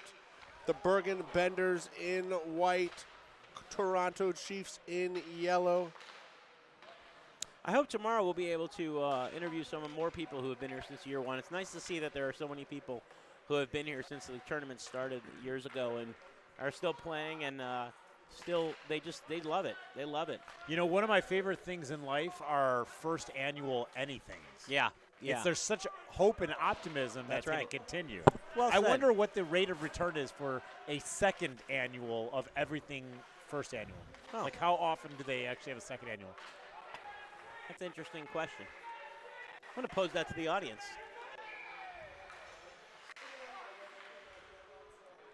There's a serious minion happening next to us. I mean, he is trucking There is through. nothing like Myrv in the sun. Trucking through Myra. You got to give credit where credit is due. Questionable Zmanim here at the RCCS tournament. Steven Berkowitz in the net for the Benders. Funny story. One of the teams was actually going to be called Questionables Monim. They actually changed their mind. But again, Questionables Monim is the name of a band. I never saw them play, but early penalties. We've got a few seconds of 4-on-4 action, and then Toronto will be on the power play. I'm sorry, the Bergen Benders will be on the power play. I feel like you can have like a Mincha Gedola, Mincha Katana kind of play. Totally. I am happy to report that it seems like the teams that are winning, and the teams that are losing are not winning as much. Not winning as much, exactly. I don't think any team's really losing, per se. I mean, there's so much to say for every team. We're all winners here. If you're still listening to us now, at the end of the day, kol hakavod. Or if you're just joining us for the first time, as your family members are now participating in the tournament and watching here live on Rink 1, we welcome you to the live broadcast.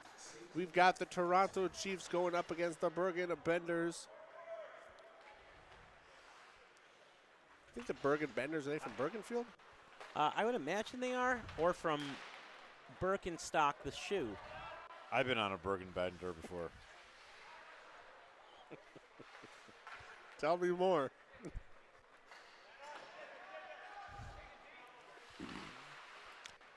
Here at the RCCS Classic, we have 5 different divisions playing in this tournament. Those divisions are broken up by skill level. Yeah. You know, when you find yourself on a Bergen Bender, one of the great remedies is pizza. And one of the sponsors for today's event is Jerusalem Pizza. Thank you very much for your wonderful sponsorship for a Division A hockey the pizza we had today puck. was outstanding.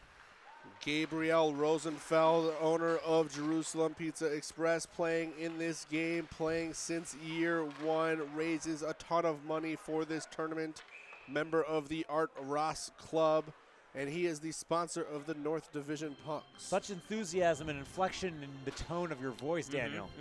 Yeah. You must be a huge Jerusalem Pizza fan. Inflection. It's a Blues Travelers shout out. I like if you're still with us at the last game, you got to just look at the crowd. I mean, there's literally, it's wall to wall, and it's impressive how impressive it is. Packed. That people are still here. You've got a whole group of people diving. Myra, here. No, they're not diving. This is standing room only. All the seats are sold out. After Myra, I'm told they're doing chakras, and it's fantastic. We just lost that's it. And we are done. What is going now? Deleting. What is going on? The game is over. What is? Someone didn't pay their Zoom bill. What is happening here? And we're back. And we're back. Well, that was exciting. I guess that's what happens when you knock the Myers thing in. Stay a bracha, get a goal. Knock the Myers thing in, lose the feed. Icing getting called here. Just under 9 minutes to go in the first period. I want to give a shout out to my friends and family, but also friends and family of RCCS who are listening out of the country. We've got some Canadians listening, and we've got some folks out in Mexico listening. Canadians or Canadians? I guess it depends who you ask.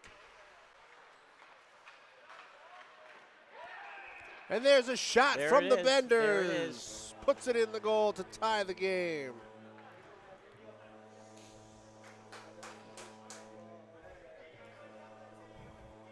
Beautiful shot on goal there by the member of the Benders team.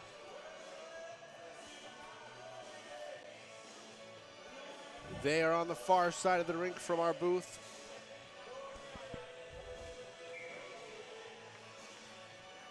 Yeah, you know, the interesting thing about it is, you know, when I dip, you dip, we dip. And that's pretty much where it goes down to it. If you go with that mantra and you're ready to finish strong, you'll be all right. Because we've got 2 periods to play and 2.5 periods to play, and the game is all tied up. What's on stake? What's at stake for this game? Do we know, Daniel, what's at stake for these 2 teams? Both these teams are looking for a win here to help their seeding in the playoff round. Have there been any undefeated teams to this moment, to your knowledge? Yes, because these think teams most. are playing the second game, so half of them half won are the first game and are still undefeated going into the second game. So that's a no. Gotcha. It was a simple question. I don't know. I don't think I deserve such a response. But all right, it's been a long day. Daniel got up too early, and that's okay. Not as early as some of us. Nope, not all of us could have yogurt parfait in the American Airlines lounge.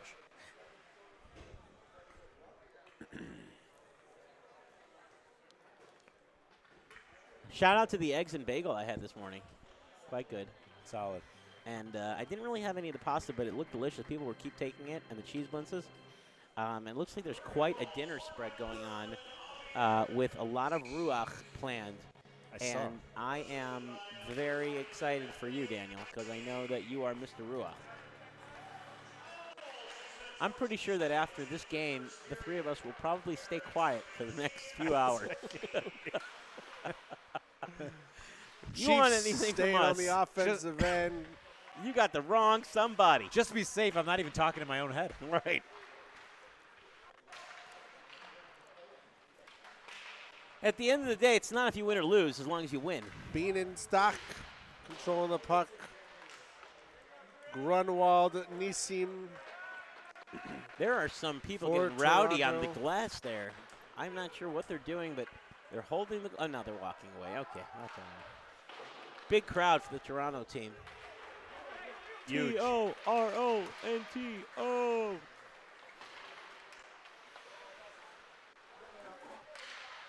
If you're just joining us now, I don't know where have you been all day.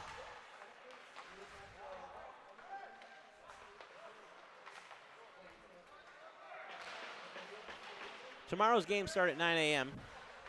That is Eastern time. 8 a.m. if you're on Chicago time. 6 a.m. if you're in Guam, apparently. I like that you don't even say like Central. It's just Chicago time. Yeah, well, what other time is there? That's right. Chicago time than everybody else. No time like Chicago time. No, sir.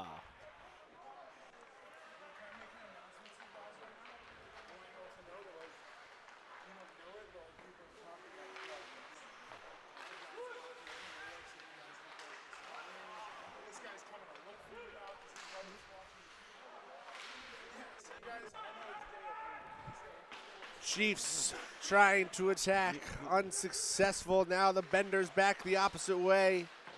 Stopped by Samuel Weiner.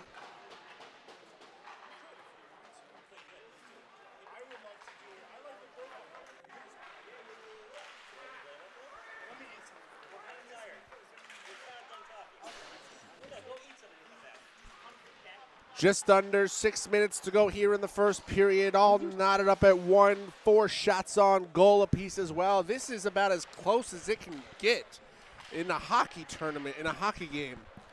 You know, it doesn't get much closer than that. I did remember seeing once a 0-0 game, which went to sudden death and ended in 0-0. When it ends in a tie, it just gets tied up and it gets counted as a tie, which I find so interesting when you talk about hockey. But here at the RCCS hockey tournament, we haven't had a tie game end in a tie because of the shootout. Benders with a missed opportunity as the Chiefs come back, and number 82 of the Chiefs' last name is something I am not even going to try to pronounce. 82 is quite a player, and it's a tough one. When you only have when you only have syllables and no vowels, it's always difficult. What? It's usually the Soviets. Yeah. Speaking of Soviets, nope. Nope. Tried that in February, and Daniel shut me down then.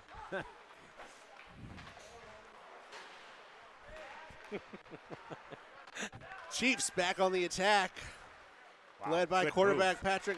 Wow, that was a try. Whoa, everybody's Goalie's down. way out. I don't know Burkle what's way happening out. here. There's an empty goal. No one seems to know what's going on, but I do, and everything's fine. Burko coming way out of the net there to try to stop that one.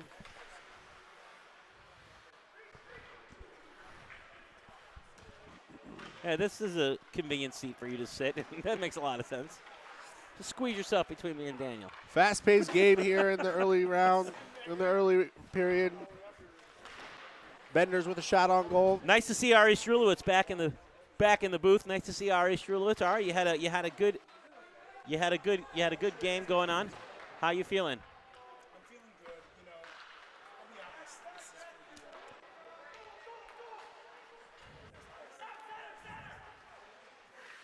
the. Good to hear from you, Ari. Appreciate all that insight. Really, really fascinating stuff. Don't repeat that, actually, Ari. That'd be great if you didn't say anything. As we've got a hockey game going on here on the ice. Chiefs with another shot on goal. Pack, man. Oh, these Chiefs players. Yay. Only 9 hours into it. I mean, there's a lot to say for the hockey that happens here, but there's also, I mean, it's a 5-star treatment. You know Oh, what my I mean? goodness. It's so, unbelievable. Like, I'll be honest. As the game was ending, I was excited to get on the ice and celebrate with the goalie. Yeah. But I was also thinking about the food I'm going to be stuffing in my face. So and, we've never experienced that. Can you tell us what there is to look forward to for these players here tonight? I mean, I saw the opulence, if that's the right word. I don't know what that means. But it's incredible. Yeah. I mean, obviously this breakfast lunch buffet runs all day long up here in the players' lounge. Right. With an incredible view of Rink 1. Yes, the sushi has been out all day. Yeah. Oh, that's a funny way of putting it, actually. Well, that's the way we've been when putting you it. say it that way. No, so that's good, but that's nothing compared to what we're going to eat tonight. Yeah. Out in the tent for the after party. Right. The Is that award the after ceremony. party? Because I there's mean, something called the incredible. after party that's on the schedule after that. Trying to figure out the schedule here. It's a little confusing. There's the award ceremony. Oh, I see. Okay. And then there's the after party. Is that a new thing? Because it says here new. A lot of Shirley Temples will be drunken. Got it. And a lot of meat. And it's just gonna be a jolly time all around. Well, it's a good. Here's my question, though. I wonder if it helps the fact that the players need to play tomorrow. So how does eating like this tonight help the players tomorrow, where the real playoffs and championships happen? That's a great question. I know. You can kind of tell who are the tier 1, tier 2, tier 3 guys based on Yes, what we they eat can tonight. tell who are the tier 1, tier 2, and tier 3 players. Just We've been kinda watching walk them ar- all day. That's just kinda right. walk around and be like, oh, that plate right there, that's the guy that's taking his hockey seriously. Come to my plate, and you're like, well, that's the guy that likes his meat. You know what I mean? So Benders with an opportunity here. Shot on goal, knocked away by that Chiefs defense. Under 2 minutes to go here in the first period. you know, they're looking good. Honestly, they're looking a little sluggish, I'll be honest. It's a long day. Everyone, Probably this is feeling it everyone's right second game. Everyone's playing 2 games today. Is that correct? Correct. And tomorrow is a guaranteed 3 with a 4th if you make it to the championship. 3 games tomorrow. Wow, what do you do? I mean, that's a lot of hockey. Honestly, you just kind of, you know. Feel free to finish chewing before you start talking. You just get dressed, you get out there, and you give it your best. Yeah, you know? but still, what, you guys are going to come in and eat breakfast, right? I mean, the hockey starts tomorrow at 9 a.m. Everybody, I understand, is staying at the same hotel or one of 2 hotels. I will be skipping breakfast, if that means anything. Okay, all right. Well, that makes sense, I guess. I'll have a coffee. Yeah. And that's it. And Okay. I'll probably eat something after game 1. Have you been impressed by the gameplay you've seen from, not only as a spectator watching, but also as a player? Or have you been like, is this what you expect at this point? I'm pretty used to it now. This is my 5th year involved in RCCS hockey. As you know, this is my 2nd year as commissioner. So I'm pretty intimately familiar with the skill level. Another shot on goal there from the Chiefs. Nisimi put it hard into Burko's chest, and Burko was able to cover it up. Again, there's some huge names out here. I don't even know if you guys know this. Yes, they're very, very large names. Gamara. I mean, this is some of the folklore of RCCS hockey on the ice right now. These are the guys, huh? Yeah. This is a lot of the reason that this was the impetus, so to speak, of having the tournament. These guys were playing. And it's nice to hear from you. Ari Strulowitz is here joining Daniel and Noah and myself, and had a great run. And what was your record so today in the end? Or was it split? We're 1-1. 1-1. Okay, great.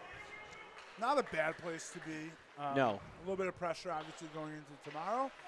But I think we have a solid team. It took us a little bit longer to get our mojo going. You know what I mean? Get that synergy that you need to win hockey. But we got it. We played better the second game than the first. How's Moshi doing? Haven't heard yet. Okay. They're expecting actually a fractured forearm. Okay. Is what they believe it is, but we're waiting to see final results on an X-ray. Gotcha. I'm sorry. In hockey, we call it that's an upper body injury. We don't really disclose the details. Okay. Well, 20 seconds to go here in the first period. all knotted up as one as Nisi with the shot on goal. Drills it in the back of the net. Gets it by Burko. You know, that's what we're talking about here. When right there. when Nassim gets in there, man, I mean, you could just forget about it. He's super quick, he's super athletic, and he's super accurate at those shots, and that's what we like to see. We said it all day, Ari, I'm sure you'll agree. It's about getting the puck into the net, and that's pretty much it. If you want a W, you need to score goals. You put your skates on one at a time, your pads on, your hockey pants, your shoulder pads, chest protector, elbow pads, shirt, So helmet. this has been a discussion. Can you confirm, do you put your skates on one at a time? You definitely don't put them on two at a time. I Okay. mean, That's right. Right. And wait. And also, there was a little, they were giving me a hard time about this. Do you not put your pants on first before the skates? I'll be honest. Yeah. There's a few different ways guys do it. Okay. And hockey players tend to be very superstitious. Okay. So I will speak personally. Yeah. I put on my jock strap. Oh, okay. There you go. Then I pull up my hockey socks over that, Velcro that sucker on there. Okay. End of the first period, we'll bring you live into the booth as Ari Strulowitz gives you a play-by-play on how he prepares himself to get ready for a hockey game. Hey, everybody back home. Good to see you. Okay, Ari, so you were telling us about your wardrobe. Yeah, and then after that, then I do put my hockey pants on, and then you gotta bend over to Right, lace and them then up. I'm you just getting get to the point here. Then I put on my shin pads, pull my socks down over the shin pads because they were up at my knees. Then I tape that with the clear tape. Then I go chest protector, elbows, jersey, helmet, glove, stick, and I get out there and we win hockey games. Moshe, I would be exhausted at this I'm point. very confused. I would be When exhausted. did the skates go on? I would be exhausted. I'm pretty sure he at never this said point. skates. I'd have to go home and take a nap after all that. This is what Noah wears to run. It's the same exact stuff. Oh, there's a ruckus going on. It seems to be a Game 7 happening. I don't know what. Well, this is we're watching here, Toronto Chiefs versus the Bergen Benders, and this is the most important hockey game taking place on the East Coast here today. I don't know what else right could here be. at the RCCS tournament. We're about to start period 2. Toronto Chiefs in the yellow jerseys going left to right on your screens. The Bergen Benders in the whites going right to left. Burko in the goal for the Benders and Weiner in the goal for the Chiefs. Chiefs actually named after the greatest football team ever, the Kansas City Chiefs. No, it's not, actually. They are named the Chiefs after the movie Slapshot. Agree to disagree. We will agree that I'm right, if that's what you meant to say. If that's what you meant to say, we can agree on that. Benders get the steal, fire up into the zone, put a shot on goal, saved by Weiner.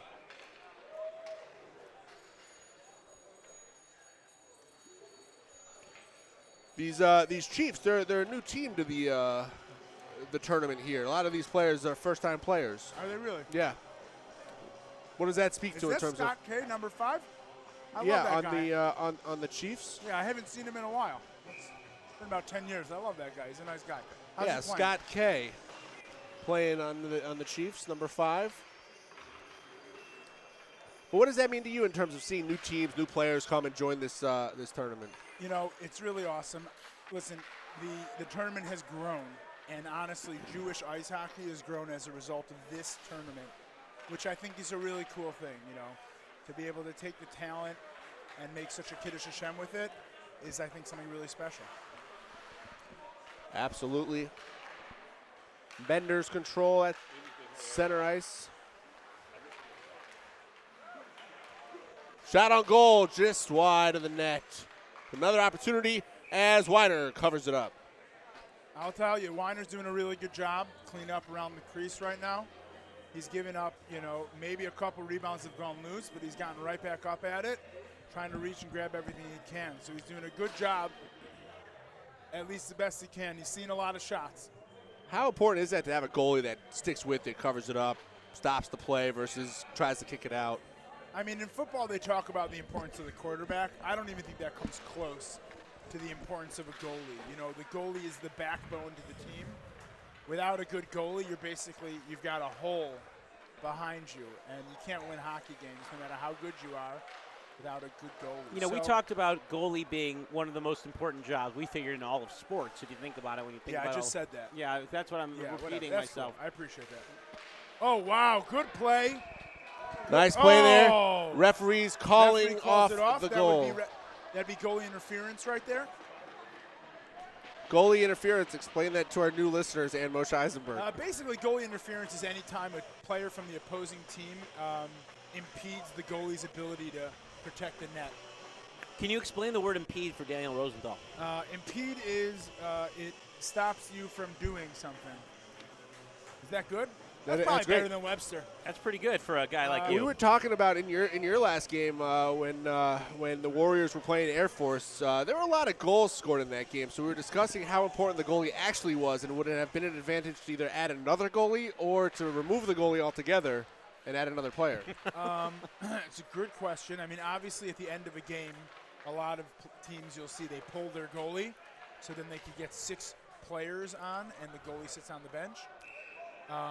But obviously, you know, The puck is in the back of the net, but that's not a goal. If it sits there too long, it's on the back of the net, not in the back of the net. That one was in. No, that one was in. No, it wasn't. It was pretty much in. It wasn't. It looked like it was to your You know, this amateur- is what happens when you to have your amateur players eye. who, Guys, who I was fine. get We on didn't have here. to go this You know, way. we were having a good conversation, and all of a sudden you had to make it real. I'm sorry. Let's talk about baseball. I can talk about golf right now. You want to talk about golf? A lot happened on the PGA Tour for those of you following back home. Far man. more people watching this broadcast than watching the Rangers Penguins that's game. I'll for tell you sure. that much. I flew 2,000 miles just for this game. I'll be honest.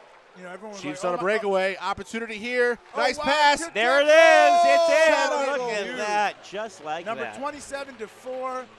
27 taking up the right side. Beanstalk passes it up to Nisimi for the goal. Incredible.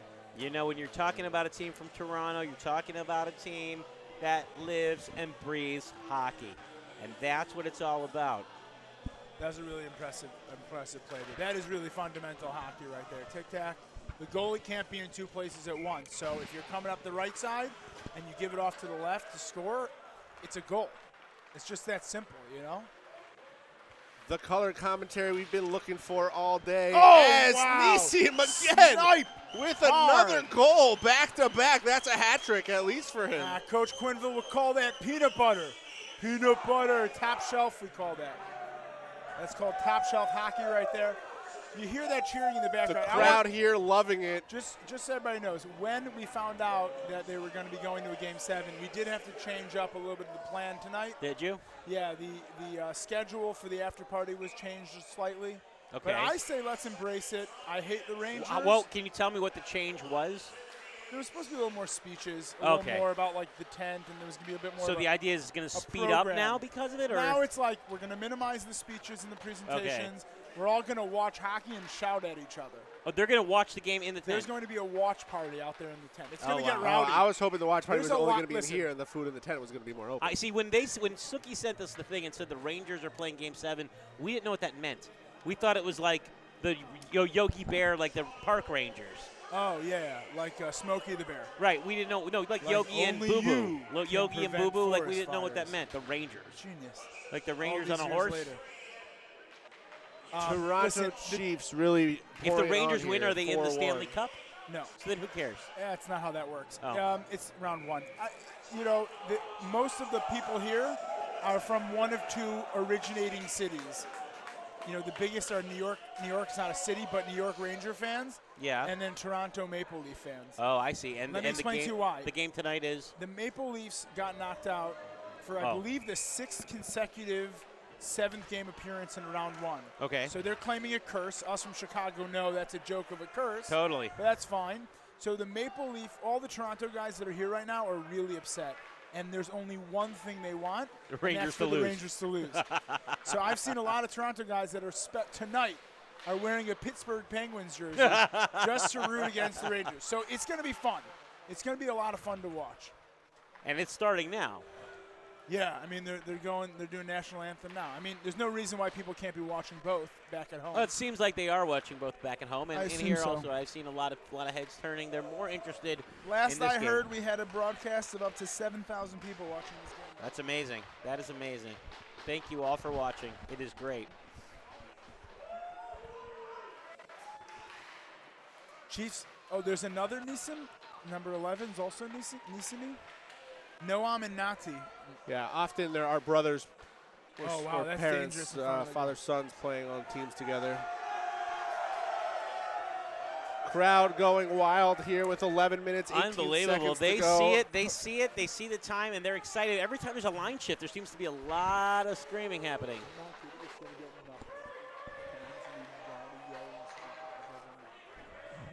It's going to be fun. All right, here we go. And in the Chiefs zone. Wow. Oh, my gosh. What a play. Ari, when the net gets moved like that, does the gameplay stop? Yes, it does. And is that called like a officials timeout or something? Something like that. Yeah. I mean, net off. But Stop Nikki knocking that. So you're saying when the post out. net gets moved, it's called a net off?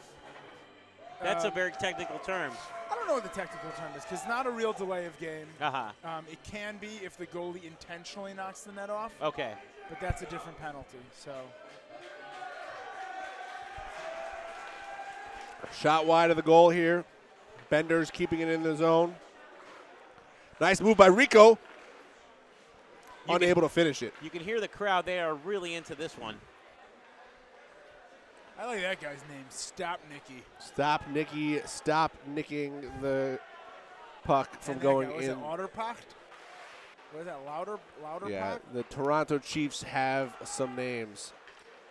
When you're up 4-1 and you're on the side of the losing side, what are you thinking, Ari? You just think give it your all, just give it your all, give it your all? I mean, listen, I can't tell you what each guy is thinking. It's a difficult place to be.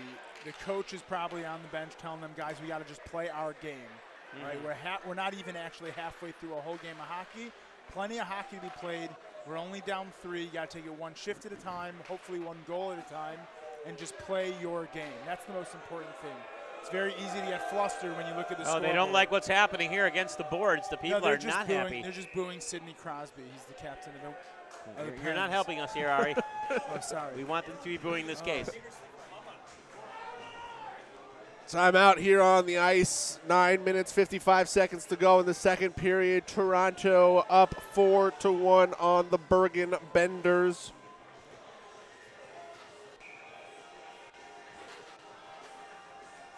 As we get set for a face-off.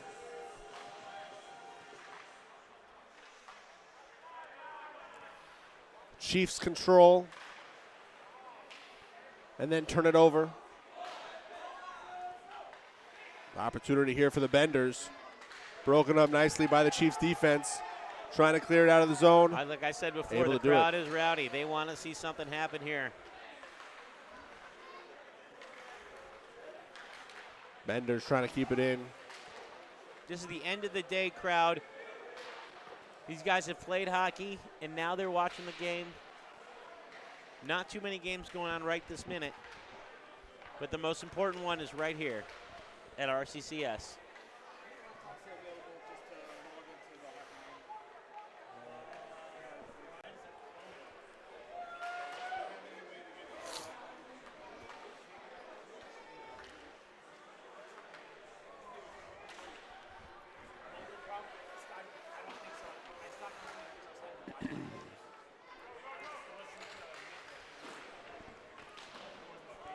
Shiner and Drazen getting tied up against the boards. Ari, you know, you flew in from Chicago this morning, and it's fantastic. We saw Jenks on another team. How many other Chicago guys are on different teams? Jenks is not from Chicago. Oh, he's not? Well, I think he lives in Florida, actually. Okay. But he's related to the great Moshe Ovitsky. I got it. Okay, I thought he was from Chicago. He's in the hospital right now. Oh, yeah. Thoughts and prayers out to Moshe. Hopefully he's doing okay.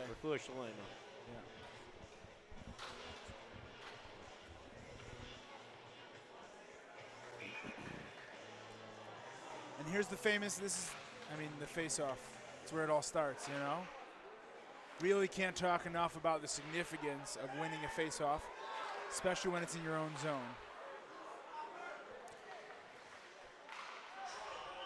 Benders have a power play opportunity here with a 5-on-4 advantage.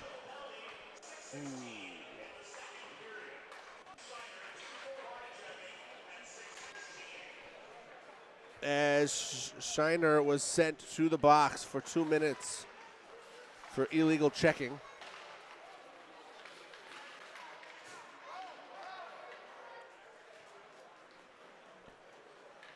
Turgaloo into the center. They are hacking at it.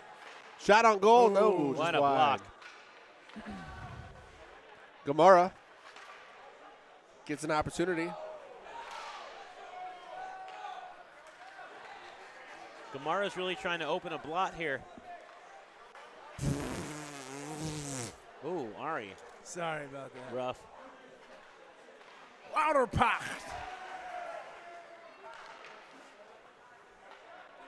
The Chiefs are really playing smart hockey right now. I don't know if you guys noticed this, but they're not really rushing into the other zone. They're just trying to make good passes, keep control of the game, and just sort of run out the clock.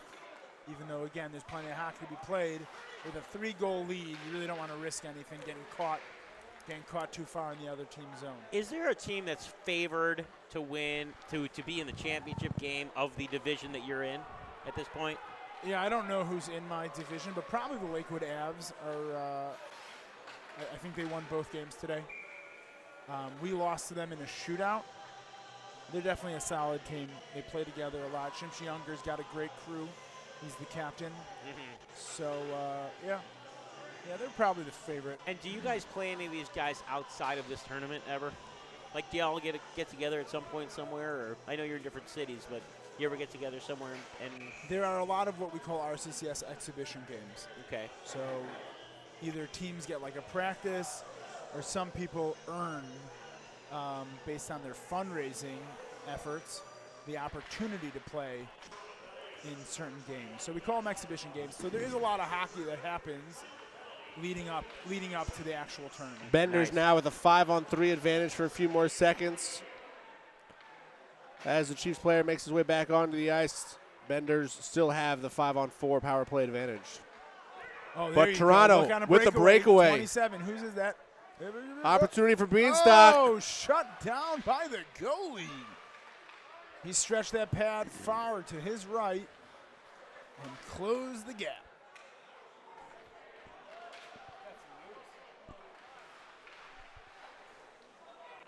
you know, puck handling is a lot like stick handling except with a puck. Bender's looking to set it up. Have you said that one already today? Nope. It's a good one. Thanks. You should say it again later. I will tomorrow. Scott K with the puck. Love that guy.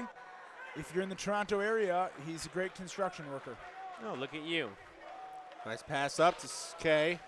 Trying to find an opportunity. Ooh. Knocked down. Looks like he got tied up by the defense. They'll call it tripping. Ari, in Chicago, the clock on kept the running. Bergen Benders. Here it does not.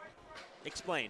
Different ways of playing. Because in Chicago we do it all one day. Right, one day. It's a lot of hockey, so we decide to do a running clock. Why do we do it in one day in Chicago? I don't know.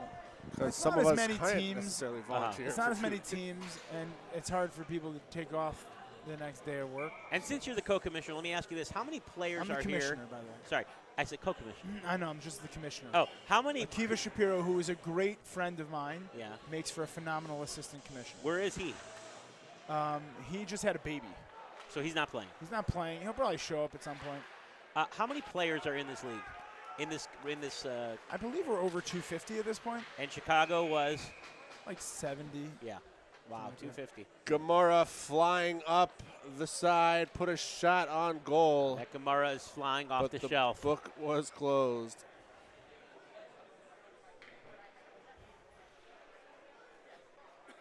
You guys are great. It's been a long day. I love you guys. You're doing a fantastic job up here. Lauterpacht. And down goes the ref.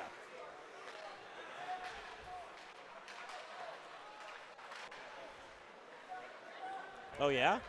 Get at the microphone.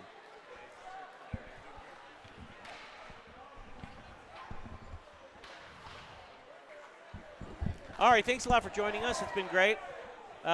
Keep the crowd going and save us some seats in there. We'd love to see you later. Ari Schluros, ladies and gentlemen, co-commissioner of That guy the is league. great. Love having him. We need more of that in our lives. Commissioner. Assistant to the commissioner. Commissioner Akiva Shapiro, who's a great friend of mine, is the assistant. And Mazel Tov, Akiva Shapiro. Yes, Mazel Tov indeed. Chiefs staying aggressive. Trying to bend their way over. Nice, look Bergen. at that. That's a good one. Bend their way indeed. A lot of people in the bar area watching the game. They seem to be rooting for, I'm not sure which team, but they are rooting for a team.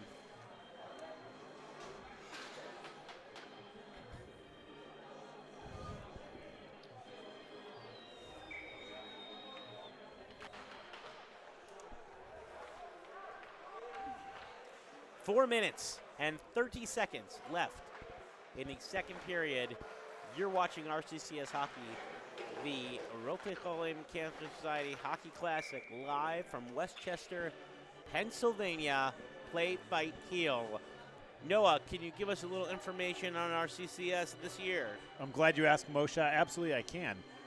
Let's go over a few of the numbers. If you haven't been tuning into the previous games, it's important enough to go over them because I'm surprised when I see these numbers. In the past 12 months alone, RCCS has helped 3,683 worldwide patients.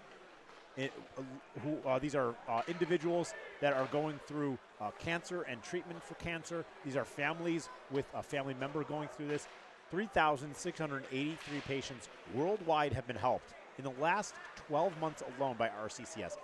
What does that cost? Well, there's an annual budget of $16.5 million to support the wonderful service that RCCS is providing to these cancer patients, to the families who are going through this and trying to just manage.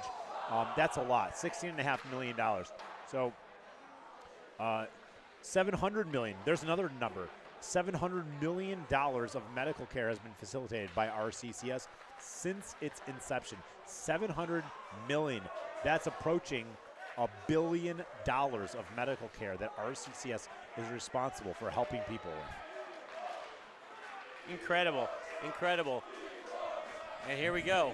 Here we Crowd go. is getting rowdy. Getting rowdy now. You know, since its inception, RCCS has also helped people from 25 different countries. That includes 50 states in the United States and 604 cities. Everyone's cheering at these stats. They're all excited about RCCS and the incredible service that they're providing. This is some good stats, and everybody's excited They're about excited to hear it. listening to RCCS and how their positive work that That's they right. are doing, and it is incredible. Chiefs staying on the attack here, up 4-1 with 2.5 minutes to go in the second period.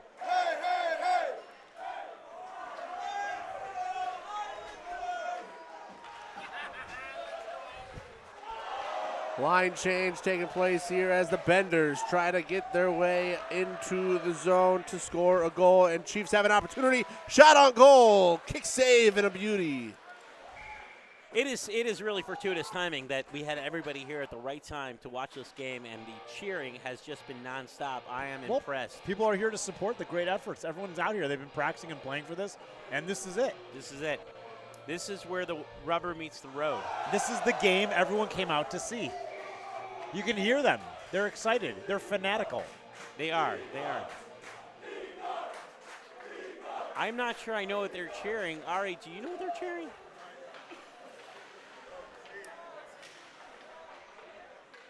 Well, it seems to be a little stop in the action, so there seems to be some calmness afloat.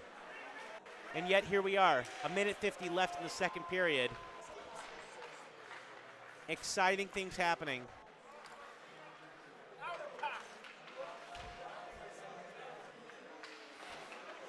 There's a lot of, oh, I did not like that. That was not nice. That was not nice.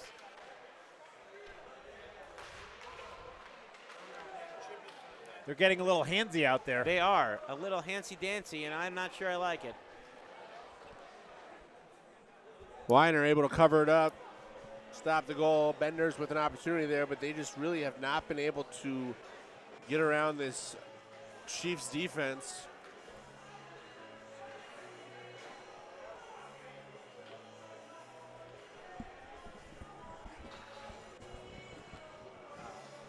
Zlotnick on the Chiefs on the ice.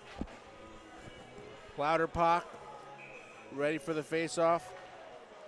Then goes out to Zlotnick over to Shiner.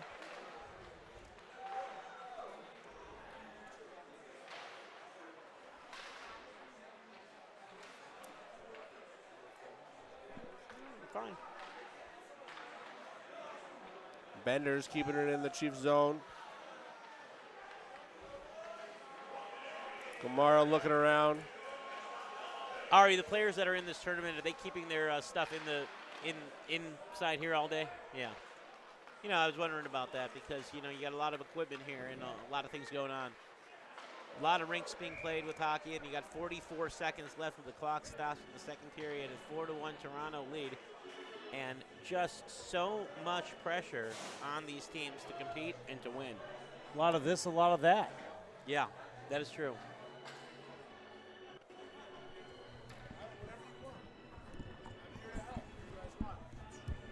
Okay, Ari Strulowitz back here for the play-by-play. Welcome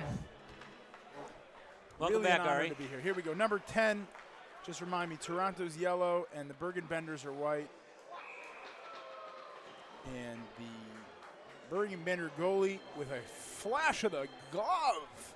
He puts that puck away, and we'll be looking at a draw inside the Bergen Bender zone. Puck drops. Looks like it's won by Toronto in the corner. Up, trying to save it at the point, and they do not. Bergen Bender's taking up 3-on-1 rush. Shiner the only D-man, and he knocks it out of the zone. Lauterpacht taking it up across the neutral zone, up in the center in the middle.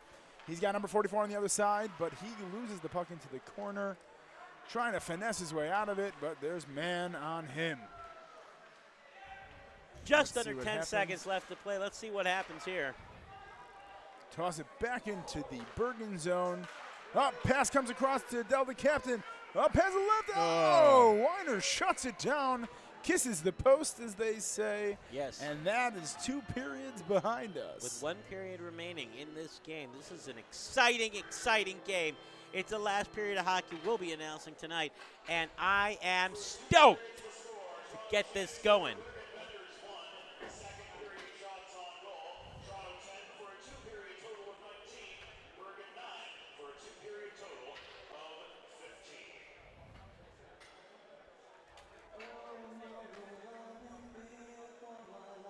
You know, I think the strategy here has got to be, at the end of the day, pucks in the net. And not on the net, as Ari pointed out, but in the net. You don't want it on the upper net either. No. Well, there is an interesting thing, is that there's probably not another sport that has a statistic like hockey does. You'll notice on the scoreboard we track shots on goal. Yes. So here you are talking about how important it is to get the puck in the net, yet we're busy tracking shots on goal. It's a very important statistic as the game goes on. Explain why. Well, basically because sometimes it feels like an actual goal can be lucky. And lucky bounce, a lucky drop, easy position, that kind of thing. So shots on goal is typically a good measurement of how strong the offense is performing. Mm-hmm. It also tells us how good the goalie is performing. So, for example, in this case, you're 1 for 15. Bergen's 1 for 15 on these shots on goal. Right. So their goalie for Toronto is doing a fine job, which Yeah, you well, could also tell by the score. Right, but Noah would do the math quicker than us. There's a save percentage there, and that's important. Aha. So we do measure shots on goal because sometimes it feels like that's the only thing you can do. You can't just say, hey, guys, get out there and score. It's, hey, guys, let's get some more shots on goal. This feels like a stat that I would need like a slide rule for. An abacus, maybe? Yeah, an abacus or a slide rule. Yeah. Well, we could work on that for tomorrow, I think. And here we are in the third period. Toronto taking it across into the Bergen Bender zone. Puck out of bounds. And we'll see a faceoff right outside the Bergen zone.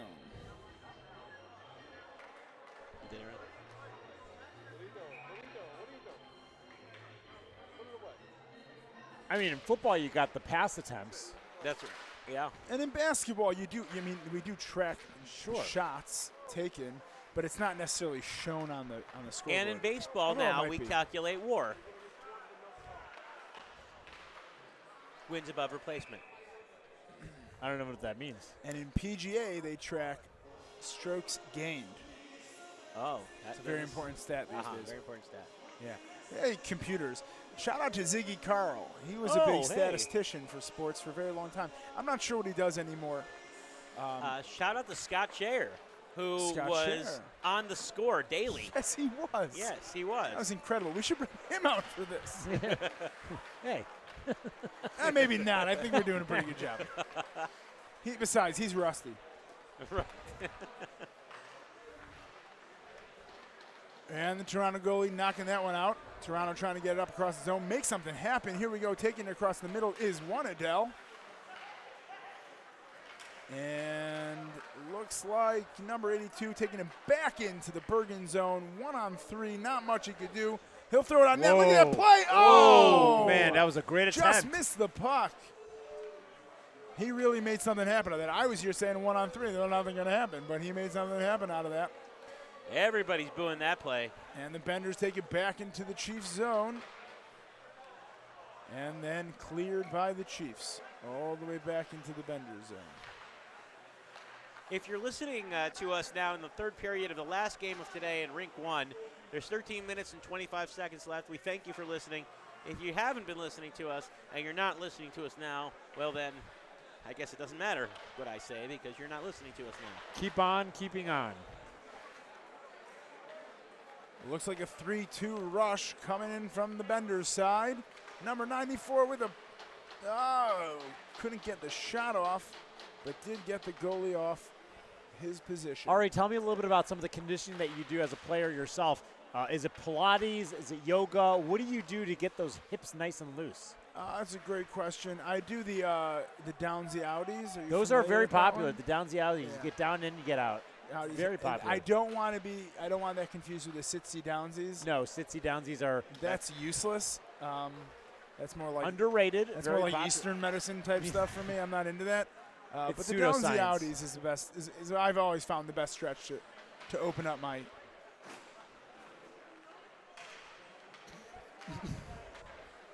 Just open me up. And number 22, Bergen Benders taking it into the zone. Good defense by the Chiefs. Throw that one back out of the zone. Here we are playing around the neutral zone. And he's taking it in with a shot. Oh. Good kick save by Burko. Up at the point. Toronto Chiefs put it into the corner, trying to set up a five-man defense. Oh, fakes it out. Shoots it off Burko. And now we're watching the Benders take it out across the ice. Puck come back up with Ibinenstock. Is that guy's name? It is now. Oh, and off the back of the net. That doesn't do anything. Aaron's looking to launch that one out. A little quarterback off, number 25 up the left side. He passes it across, and the pass is intercepted. Still, the Benders get a shot off on goal, but it goes wide. Now they're fighting for it behind the net. And it looks like we'll have a good rush here, a chance for the Toronto Chiefs. 3-on-1 with a shot. Oh, wow. Aarons threw himself across the ice to stop that one. Burko shuts down the left side of the post, and Gamaro will clear the puck, hopefully, to give the Benders another shot. Soliman. Gamaro drop pass to Adele as they go into the other zone, and here we have it. Chiefs taking the puck back. Daniel forgot about the rest of us up here. And thank you, Daniel. Just sitting there munching on some meat. Daniel had a rough day. He had to wake up at 10 to get here. Nassimi on the ice. And Kellerman trying to clear it. Nassimi's got the puck again. Let's see, he'll take a shot or rip. Good stop by Burko. Nassimi has had a few goals today, and he is just fun to watch. You know, the young guys in this tournament, let me tell you, they really got a lot of energy. Yeah. You know, they're hard to keep up with, and it's a lot of hockey, and they seem to do just fine with all that. Some of the younger guys on my team are like, hey, wait, you need us to do another shift. We need some oxygen. I said, no, you don't. You get out there, son. You young bloods, you're going to do just fine. Good job keeping in the zone. Oh, looks like the ref disagrees.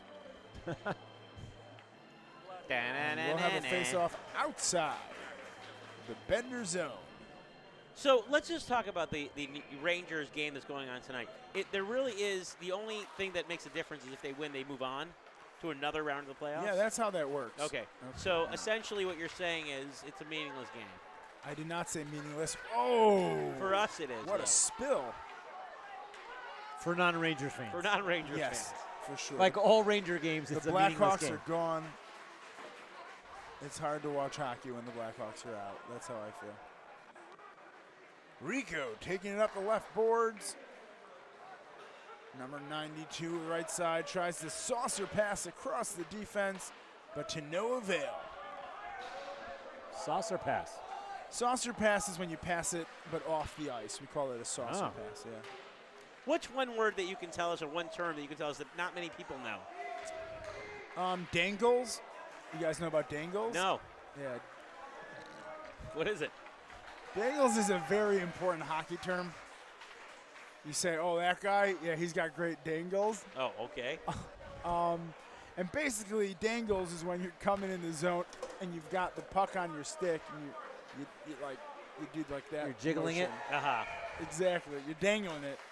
Got Did it. you see the We call hockey? that dangles. Did you see the game? Good hands? That's like what they used to say. Now we say good, he's got dangles. Did you He see the dangled it. NHL game the other day where the guy put the puck on the stick from behind the net, flipped it up, Michigan. and yeah. the guy hit it in? Yeah. Like an alley-oop almost. Yeah, some people call it lacrosse shot.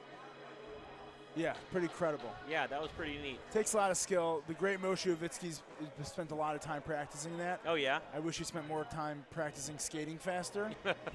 But he's pretty good at it. I don't know that he could do it in the game from behind the net, but he's pretty good at it. All right, Daniel, see you later. Enjoy the hamburgers without us. Yeah, Seriously. we'll take 3 fully loaded. What's going on here? They kicked you out. Your staff. Yeah, your staff. No, they took a look at him. They're like, this guy can eat a lot. We're not even open yet. Get him out of here. Oh, that was a low blow, Noah, because no one liked that one. They didn't like that. Crowd did not like that. They're going to turn against me here.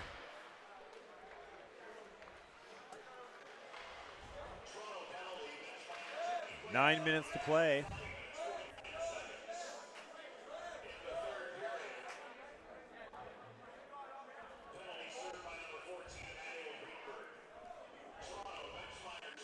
Is that where you are? Question for you. Yes. Do you refrigerate your ketchup or no? Absolutely. I like my ketchup cold. I don't think you have to refrigerate I don't it. think you have do to. not. I know, but we Do you know also what else keep you it do- in the fridge. Do you know what else you don't have to refrigerate? This is Mayo. Mayonnaise. eggs. For the same reason you don't really have to. Eggs, you But have to, they can't be washed. They have to What's still that? have the original film If on they it. were refrigerated, I think they need to be refrigerated. But if they're not refrigerated, they do not need to be refrigerated. I Uh-huh. believe. In Israel, for example, the great Jewish state, they don't keep their eggs in the refrigerator when you go shopping. No. Why? Because they don't need to be refrigerated. And Israel knows a lot more than we do. Feels that way sometimes. Oh, most yeah, times. sure does. I'm not sure about hockey, though. Yeah. Well, they do have Gary Podishman. He's a good friend of mine. lives in Podishman. Skokie. That's probably how it's pronounced, right? You I know don't him? know. Don't know the guy, but I'm making assumptions. Yeah, him and Mashitz. Gary lives in Skokie. He's been reffing for He's the commissioner, about 20 years. And he goes out every year to the Israel hockey tournament. And he usually It's sends very me, short, half an hour long. he usually sends me pictures. Nice. It's not even 2 games. It's not even 2 teams. It's one team. They split in half and they play each other. Yeah, I wish I could say that like hockey in Israel was growing, but it's not. Well, you know, ice is You at need a ice. premium. Yeah. Right. All right, well, let's see if the Bergen Benders can make something happen here. I'll be honest, they kind of look sluggish, and it's really hard in a game like this, 7.5 minutes left with a 3-goal deficit to get something going. Oh, yeah, you're demoralized. I mean, These but they're guys leaving are some in the tank for tired. tomorrow. Yeah, that's the other thing. You know, there's Right. a lot of hockey tomorrow, and honestly, everyone makes it to the playoffs. So I don't want to say, Right. but dare I say. We were just saying We're that. saying everyone we were gets just a saying trophy. that you I can say. take the games Yeah. and do You your can still best win on the a- You know what? championship, but the seeding matters. I'm going Right, to but say, if you rest it up, I'm going to say, take the hour for a nap, right.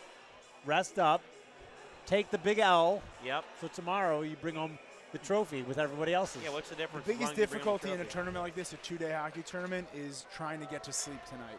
Why do you say that? You're just jacked up. You Uh-huh. know, hockey's exciting.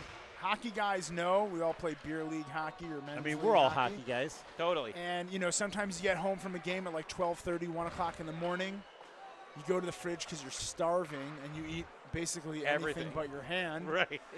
And then you go to bed and you're just wired. You just can't fall asleep. So it's not easy. It's exciting. There's a lot of Nothing like a energy lot of around kish here. get in your stomach when you go to bed. Yeah, some people medicate. To sleep, you mean? Yes. Yeah. I take a couple of those melatonin pills myself. Oh, that's a fun fact. I'll be honest, I don't really have trouble sleeping. If I have a pillow in a bed, I'm done. Okay. I'm All done. right. We're getting too much into the sleep talk, I think. It sounds like we're borderline HIPAA violations. Is here. there anybody sponsoring that's related to sleep? So many sponsors. Speaking of Med Elite, one of the wonderful sponsors, we have Med Service Group, Med Elite, Next Level, Omnicare. So many people thinking about your health and mine and everybody out there. And right now we're all thinking about Moshe Ovitsky's health. That's yes. right. Thoughts and prayers No, out to with Great 6 Mo. minutes left, are there any sponsors we haven't mentioned at this point? Oh, tons, but we're saving some for we tomorrow. we got some airtime tomorrow. We want to Okay. make sure that we're also Lot of acknowledging the sponsors in the games that are being played by the players that drafted those sponsors. Very good, very good. Well done. Okay, Bergen Benders got it in their zone. They're really having trouble setting anything up here. Putting it back in the corner just to see if they get a better vantage point. Getting a change off the bench. Ref keeps getting in the way. That's interesting. Kellerman in the corner takes the puck out and sends it across. Looks like the Chiefs will have control.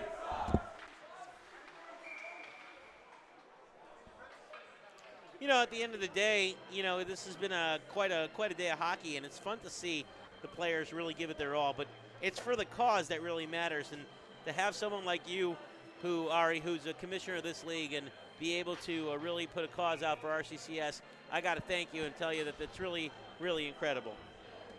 I got Moshe Ovitsky here on the phone. We're going to see if he's okay. All right, go ahead.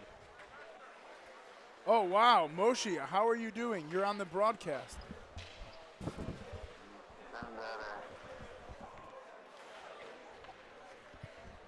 Maybe we should let him go, Ari.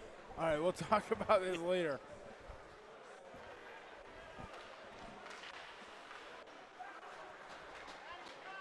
Okay, well, that's true. He's in the hospital. That's been confirmed now. And the Chiefs once again on a rush. Decent chance there in front of Burko, the netminder. With 5 minutes left in the third, I think these guys all got one thing on their mind. And that is dinner. And that is dinner Steak and possibly and the chicken, Rangers game. Steak and chicken. Possibly the Rangers Daniel, game. you already scouted out dinner. How does it look? It's pretty impressive what they do here at RCCS. I'm not going to lie about it.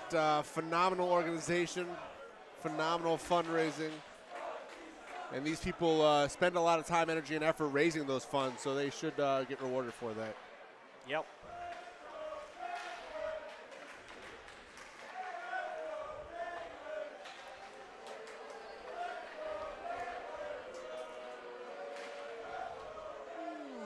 Well, the Chiefs doing what they can to clear the puck. Having trouble, though. Bergen Bender's shot from the point. Oh, and somebody goes down, blocking the shot. Goalie freezes the puck.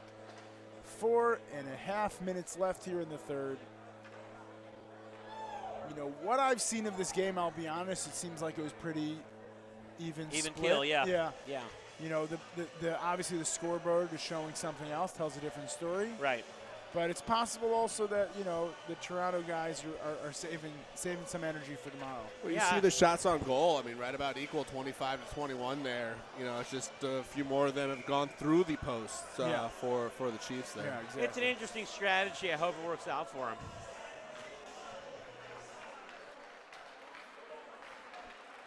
Oh, there we go. That's some dangles right there. I do like to see the Benders staying aggressive, though. You like to see that going in, especially to tomorrow's action. You know, 4 minutes and change over here. All it takes is one goal. They're one goal out, and this whole game will look very different. So let's see right now. Here are the Bergen Benders in the Chiefs zone, and it looks like the Chiefs will be taking it out. Carrying the puck across the ice, up the left side. Just kind of a dump and chase situation. Bienenstock in front of the net. Doesn't get the chance. Solomon goes to clear it. Ooh. Hard hit there by Edo. Ooh, he's down. Yeah, I don't know what, something caught him in the stomach, it looked like. It might have been the butt of the stick.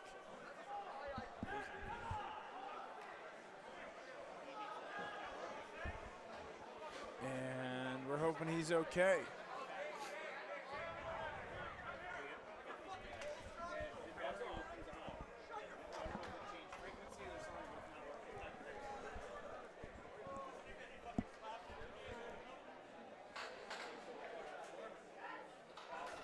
All right, we're going to take a break here in the broadcast booth. And no, Ari, there are no breaks in the broadcast booth. Let me ask you some questions, Moshe Eisenberg. Go ahead, please. What does RCCS mean to you? Oh, well, RCCS is an unbelievable organization, one of the top organizations in the world as far as I'm concerned. RCCS is an organization that's out there helping families and cancer patients in all myriads of ways, including insurance premiums, help, assistance, financial assistance, medical advisory, medical referrals. I know firsthand on very, very important role that they've played in patients that we know that because of them and because of their assistance, people will be able to get the care that they need and they require. And it is incredible. It's an incredible organization. And for those who support RCCS, it is important that they realize that the RCCS is giving things that really make a big difference, and it's something that they know.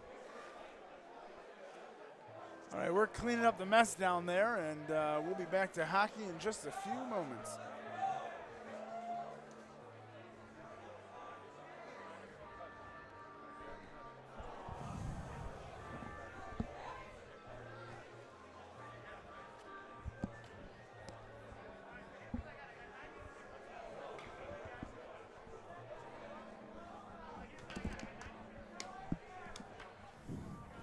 Shout out to Menachem Siegel. That's a name. It is a name. Chicago guy. Yeah. Just texted me, hey, give me a shout out. Hey. Menachem Siegel is a great guy. That's amazing. If you don't know him, you should get to know him. I'm not really sure why he's watching now, but I'm looking forward to that. Yeah. Good. He's a good friend and does a lot of good work for the Jewish community. Well, we love people that do a lot of good work for the Jewish community, and everyone doing work for the Jewish communities in this hockey rink as well. They are each doing their part, whether it is playing hockey, raising money for hockey, watching hockey, even if you're watching at home, supporting this RCCS live stream by watching it. You are helping Kalal Yisrael, and we thank you for that. Okay, here we go. Bergen Bender's getting passes back and forth in the defensive zone, trying to set something up to get it out. And they're going to try again, pulling it back. Oh, here we go. Toronto with a rush. Breakaway pass. Oh! I'll be honest, the ref should have called that. That could have been tripping on the goalie. I think that's a missed call, but I'm not going to make us think about it because Toronto is up 4-2. Also because you have Bergen been saying Bender's with a chance. Oh, my gosh. Pops the water bottle. There we go, ladies and gentlemen. This is a 3-4 game. Bergen Bender's just scored a phenomenal goal up the right side. That's what Coach Quenville would call peanut butter top shelf. We've got a hockey game on our hands. So now with 3 minutes left, and you're down by 1 goal, what are you thinking? You're the captain of this team. What are you thinking? Again, same thing I told you before. The captain out there is right now saying, boys, we got to play our game of hockey. Yeah. We can't get flustered. Forget about the scoreboard. We take it one shift at a time, one goal at a time. Yeah, it looks like their comfortable lead is slowly sliding away. Here we go. Bergen Bender's into the zone of Toronto with a pass. Oh, across the front of the net. Goalie knocks it off out of the way. And the Toronto Chiefs are taking it back into the Bender zone. And we're going to watch puck go back and forth. Here we go. Looks like Toronto Chiefs will have a chance. Oh! Well played by Burko to knock Grunwald off the puck. And they're going to fight for it in the corner. Bienenstock in front of the net. Passes, shoots. Oh! And he scores a goal! No, they called it off. The net was off. Wow. That's a good eye by the ref. The net went off. So the Toronto Chiefs goal will not count. This is an exciting 2.5 minutes of hockey. Those guys over there don't know what they're missing. They right now. really do not. There's 2.5 minutes of this game, people. You must turn your heads now. Avert your eyes. Chiefs had a clear opportunity there to put the puck in the net, just weren't able to get a stick on it, and then that goalpost popped out at the last second right before it crossed the line. I mean, this is the type of thing this is when the faceoffs really matter. Down the stretch, 2.5 minutes left. Plenty of time. Plenty of hockey, and you're in your zone. So Adele's going to do whatever he can to win this faceoff. Ref wants to make sure everyone's got proper distance. They're not backing off. There they go, back off. Oh, he's upset. Is that a rule that you have to be? You have to be behind the hash marks. Got it. Oh, wow, what a chance by Bienenstock, and he scores a goal. Oh, wow. That was incredible for those of you watching back home. Number 27, Bienenstock, takes it from the faceoff win right across the front of the net. Wow. One fake Wow. peek and around the goalie, and the loudest, quietest sound is the puck hitting the back of the net. Jack climbs up the beanstalk and puts it in the back of the net in order to score the insurance Yes, goal. that's right. There We you call go. that insurance, and that's a good insurance goal. Still 2.5 left. Anything's possible, but they might have just taken the last wind out of the sails of the Bergen Benders. Bergen Benders trying to get it out of the zone. Here we go. Birnbaum, a little dump and chase. I should have taught you what a dump and chase is. That's an important phrase Maybe to know. tomorrow.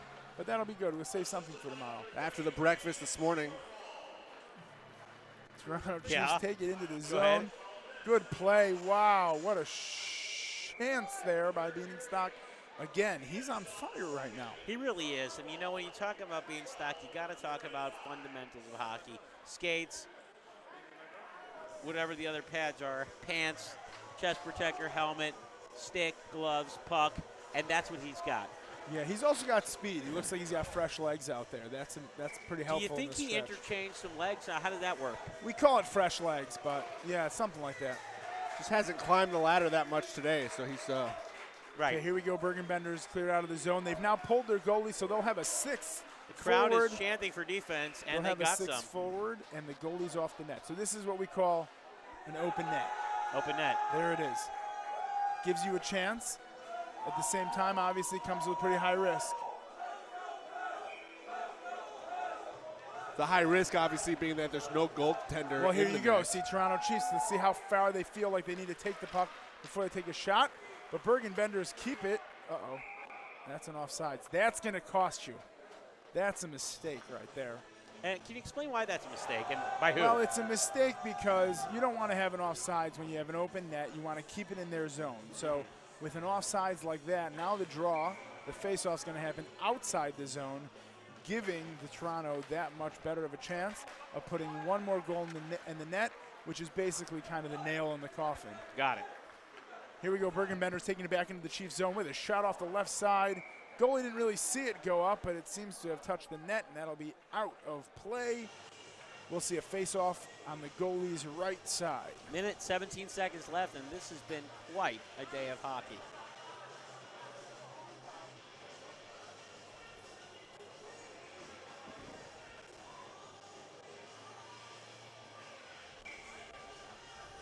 Much more hockey could have come tomorrow if you're tuning in. We'll be here at 9 a.m. Bergen Eastern Benders time. did win the face-off, got a shot off the point. That also went out of play, and we'll see a face-off in the same spot. And now they're singing. I think the crowd has gone insane.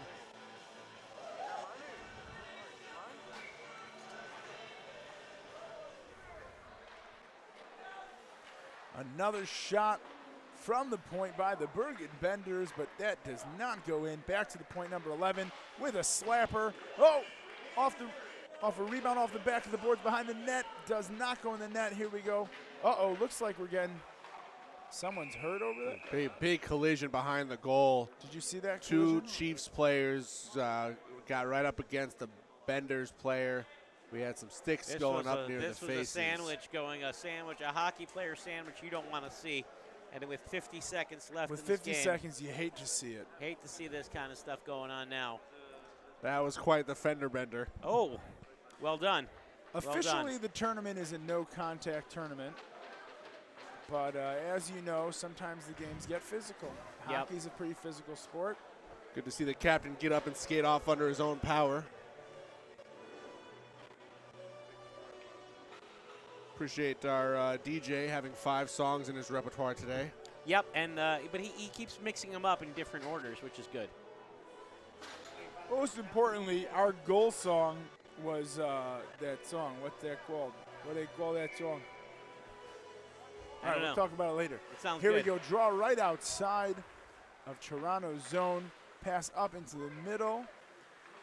Will the Benders get another goal? We've 40 got seconds left. 40 Here we go. Up seconds to, to point go. number 11. This is Good where the shot. dreams are Bounces made. off the back of the boards.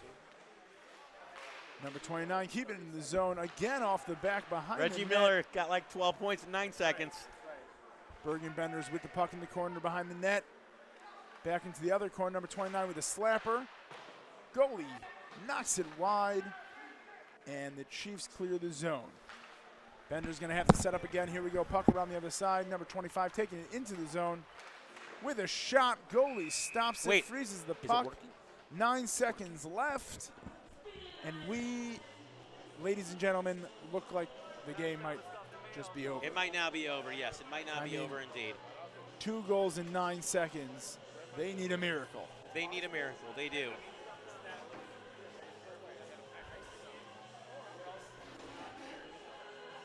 Oh, and here is an update.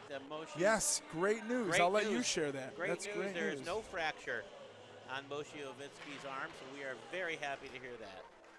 No fracture is a good sign. And that does it, ladies and gentlemen. The Toronto Chiefs have defeated the Bergen Benders 5-3 in the second game for each today on this lovely, lovely Sunday here in May at the RCCS hockey tournament in Philadelphia, Pennsylvania. Yep, Daniel Rosenthal is going to go on the ice right now, try to get one last interview before Ari Sherlewis. Thank you for joining us. Save us some seats. And all I can say is this has been an exciting time. Exciting thing to watch. Exciting games all around. Everything's been exciting. It's been fun. We thank you all for watching. We thank you all for being part of what we call a great day of hockey. We hope that you'll join us tomorrow. Just got one more interview to say here to the people who are on the ice there. Ari's just going to talk to them real quick. Daniel, I'm sorry, he's going to talk to them real quick, try to get a quick interview. Noah, how do you feel after today? I feel strong. Strong to semi-strong. Okay. I think they put a good effort out there, every single one of those teams, and I'm looking forward to tomorrow to see what kind of retaliation the teams that didn't do so well today, what they come back with. It's definitely going to be fun to watch, that's for sure.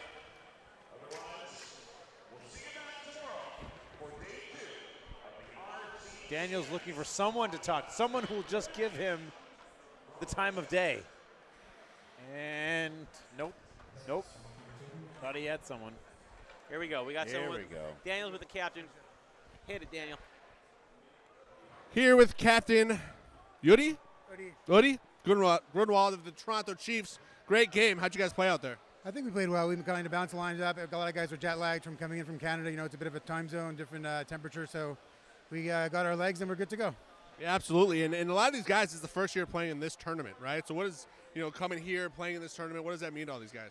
So I think guys are very excited. It's the first time we wanted to bring some Canadian content to you guys. And we had some practices over in Toronto to get everybody warmed up and possible to get them together because of all their games. But, I think guys are having a good time and looking forward for winning this tournament and maybe next year also. Now, being north of the border, obviously you guys come in with a little bit more maybe of that confidence, saying we grew up with hockey and all of that. Does that show out here? Does that play out here on the ice for your guys?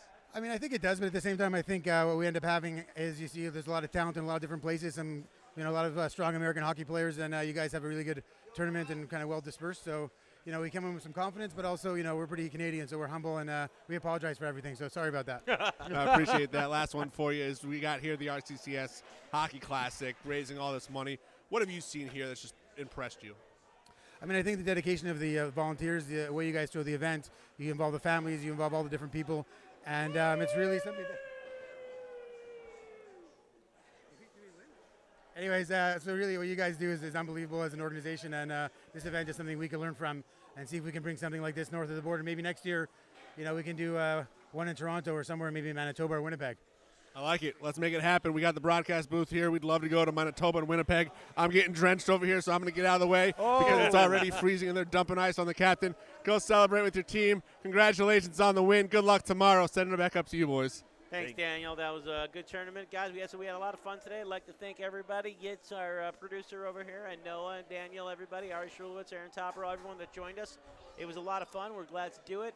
Happy to everyone that's listening and waving to us from all over the world. Thank you very much. We will see you tomorrow. Stay tuned. And remember, you can always support RCCS and the important work they do at rccsclassic.org. RCCS Hockey Classic. Play, fight, heal.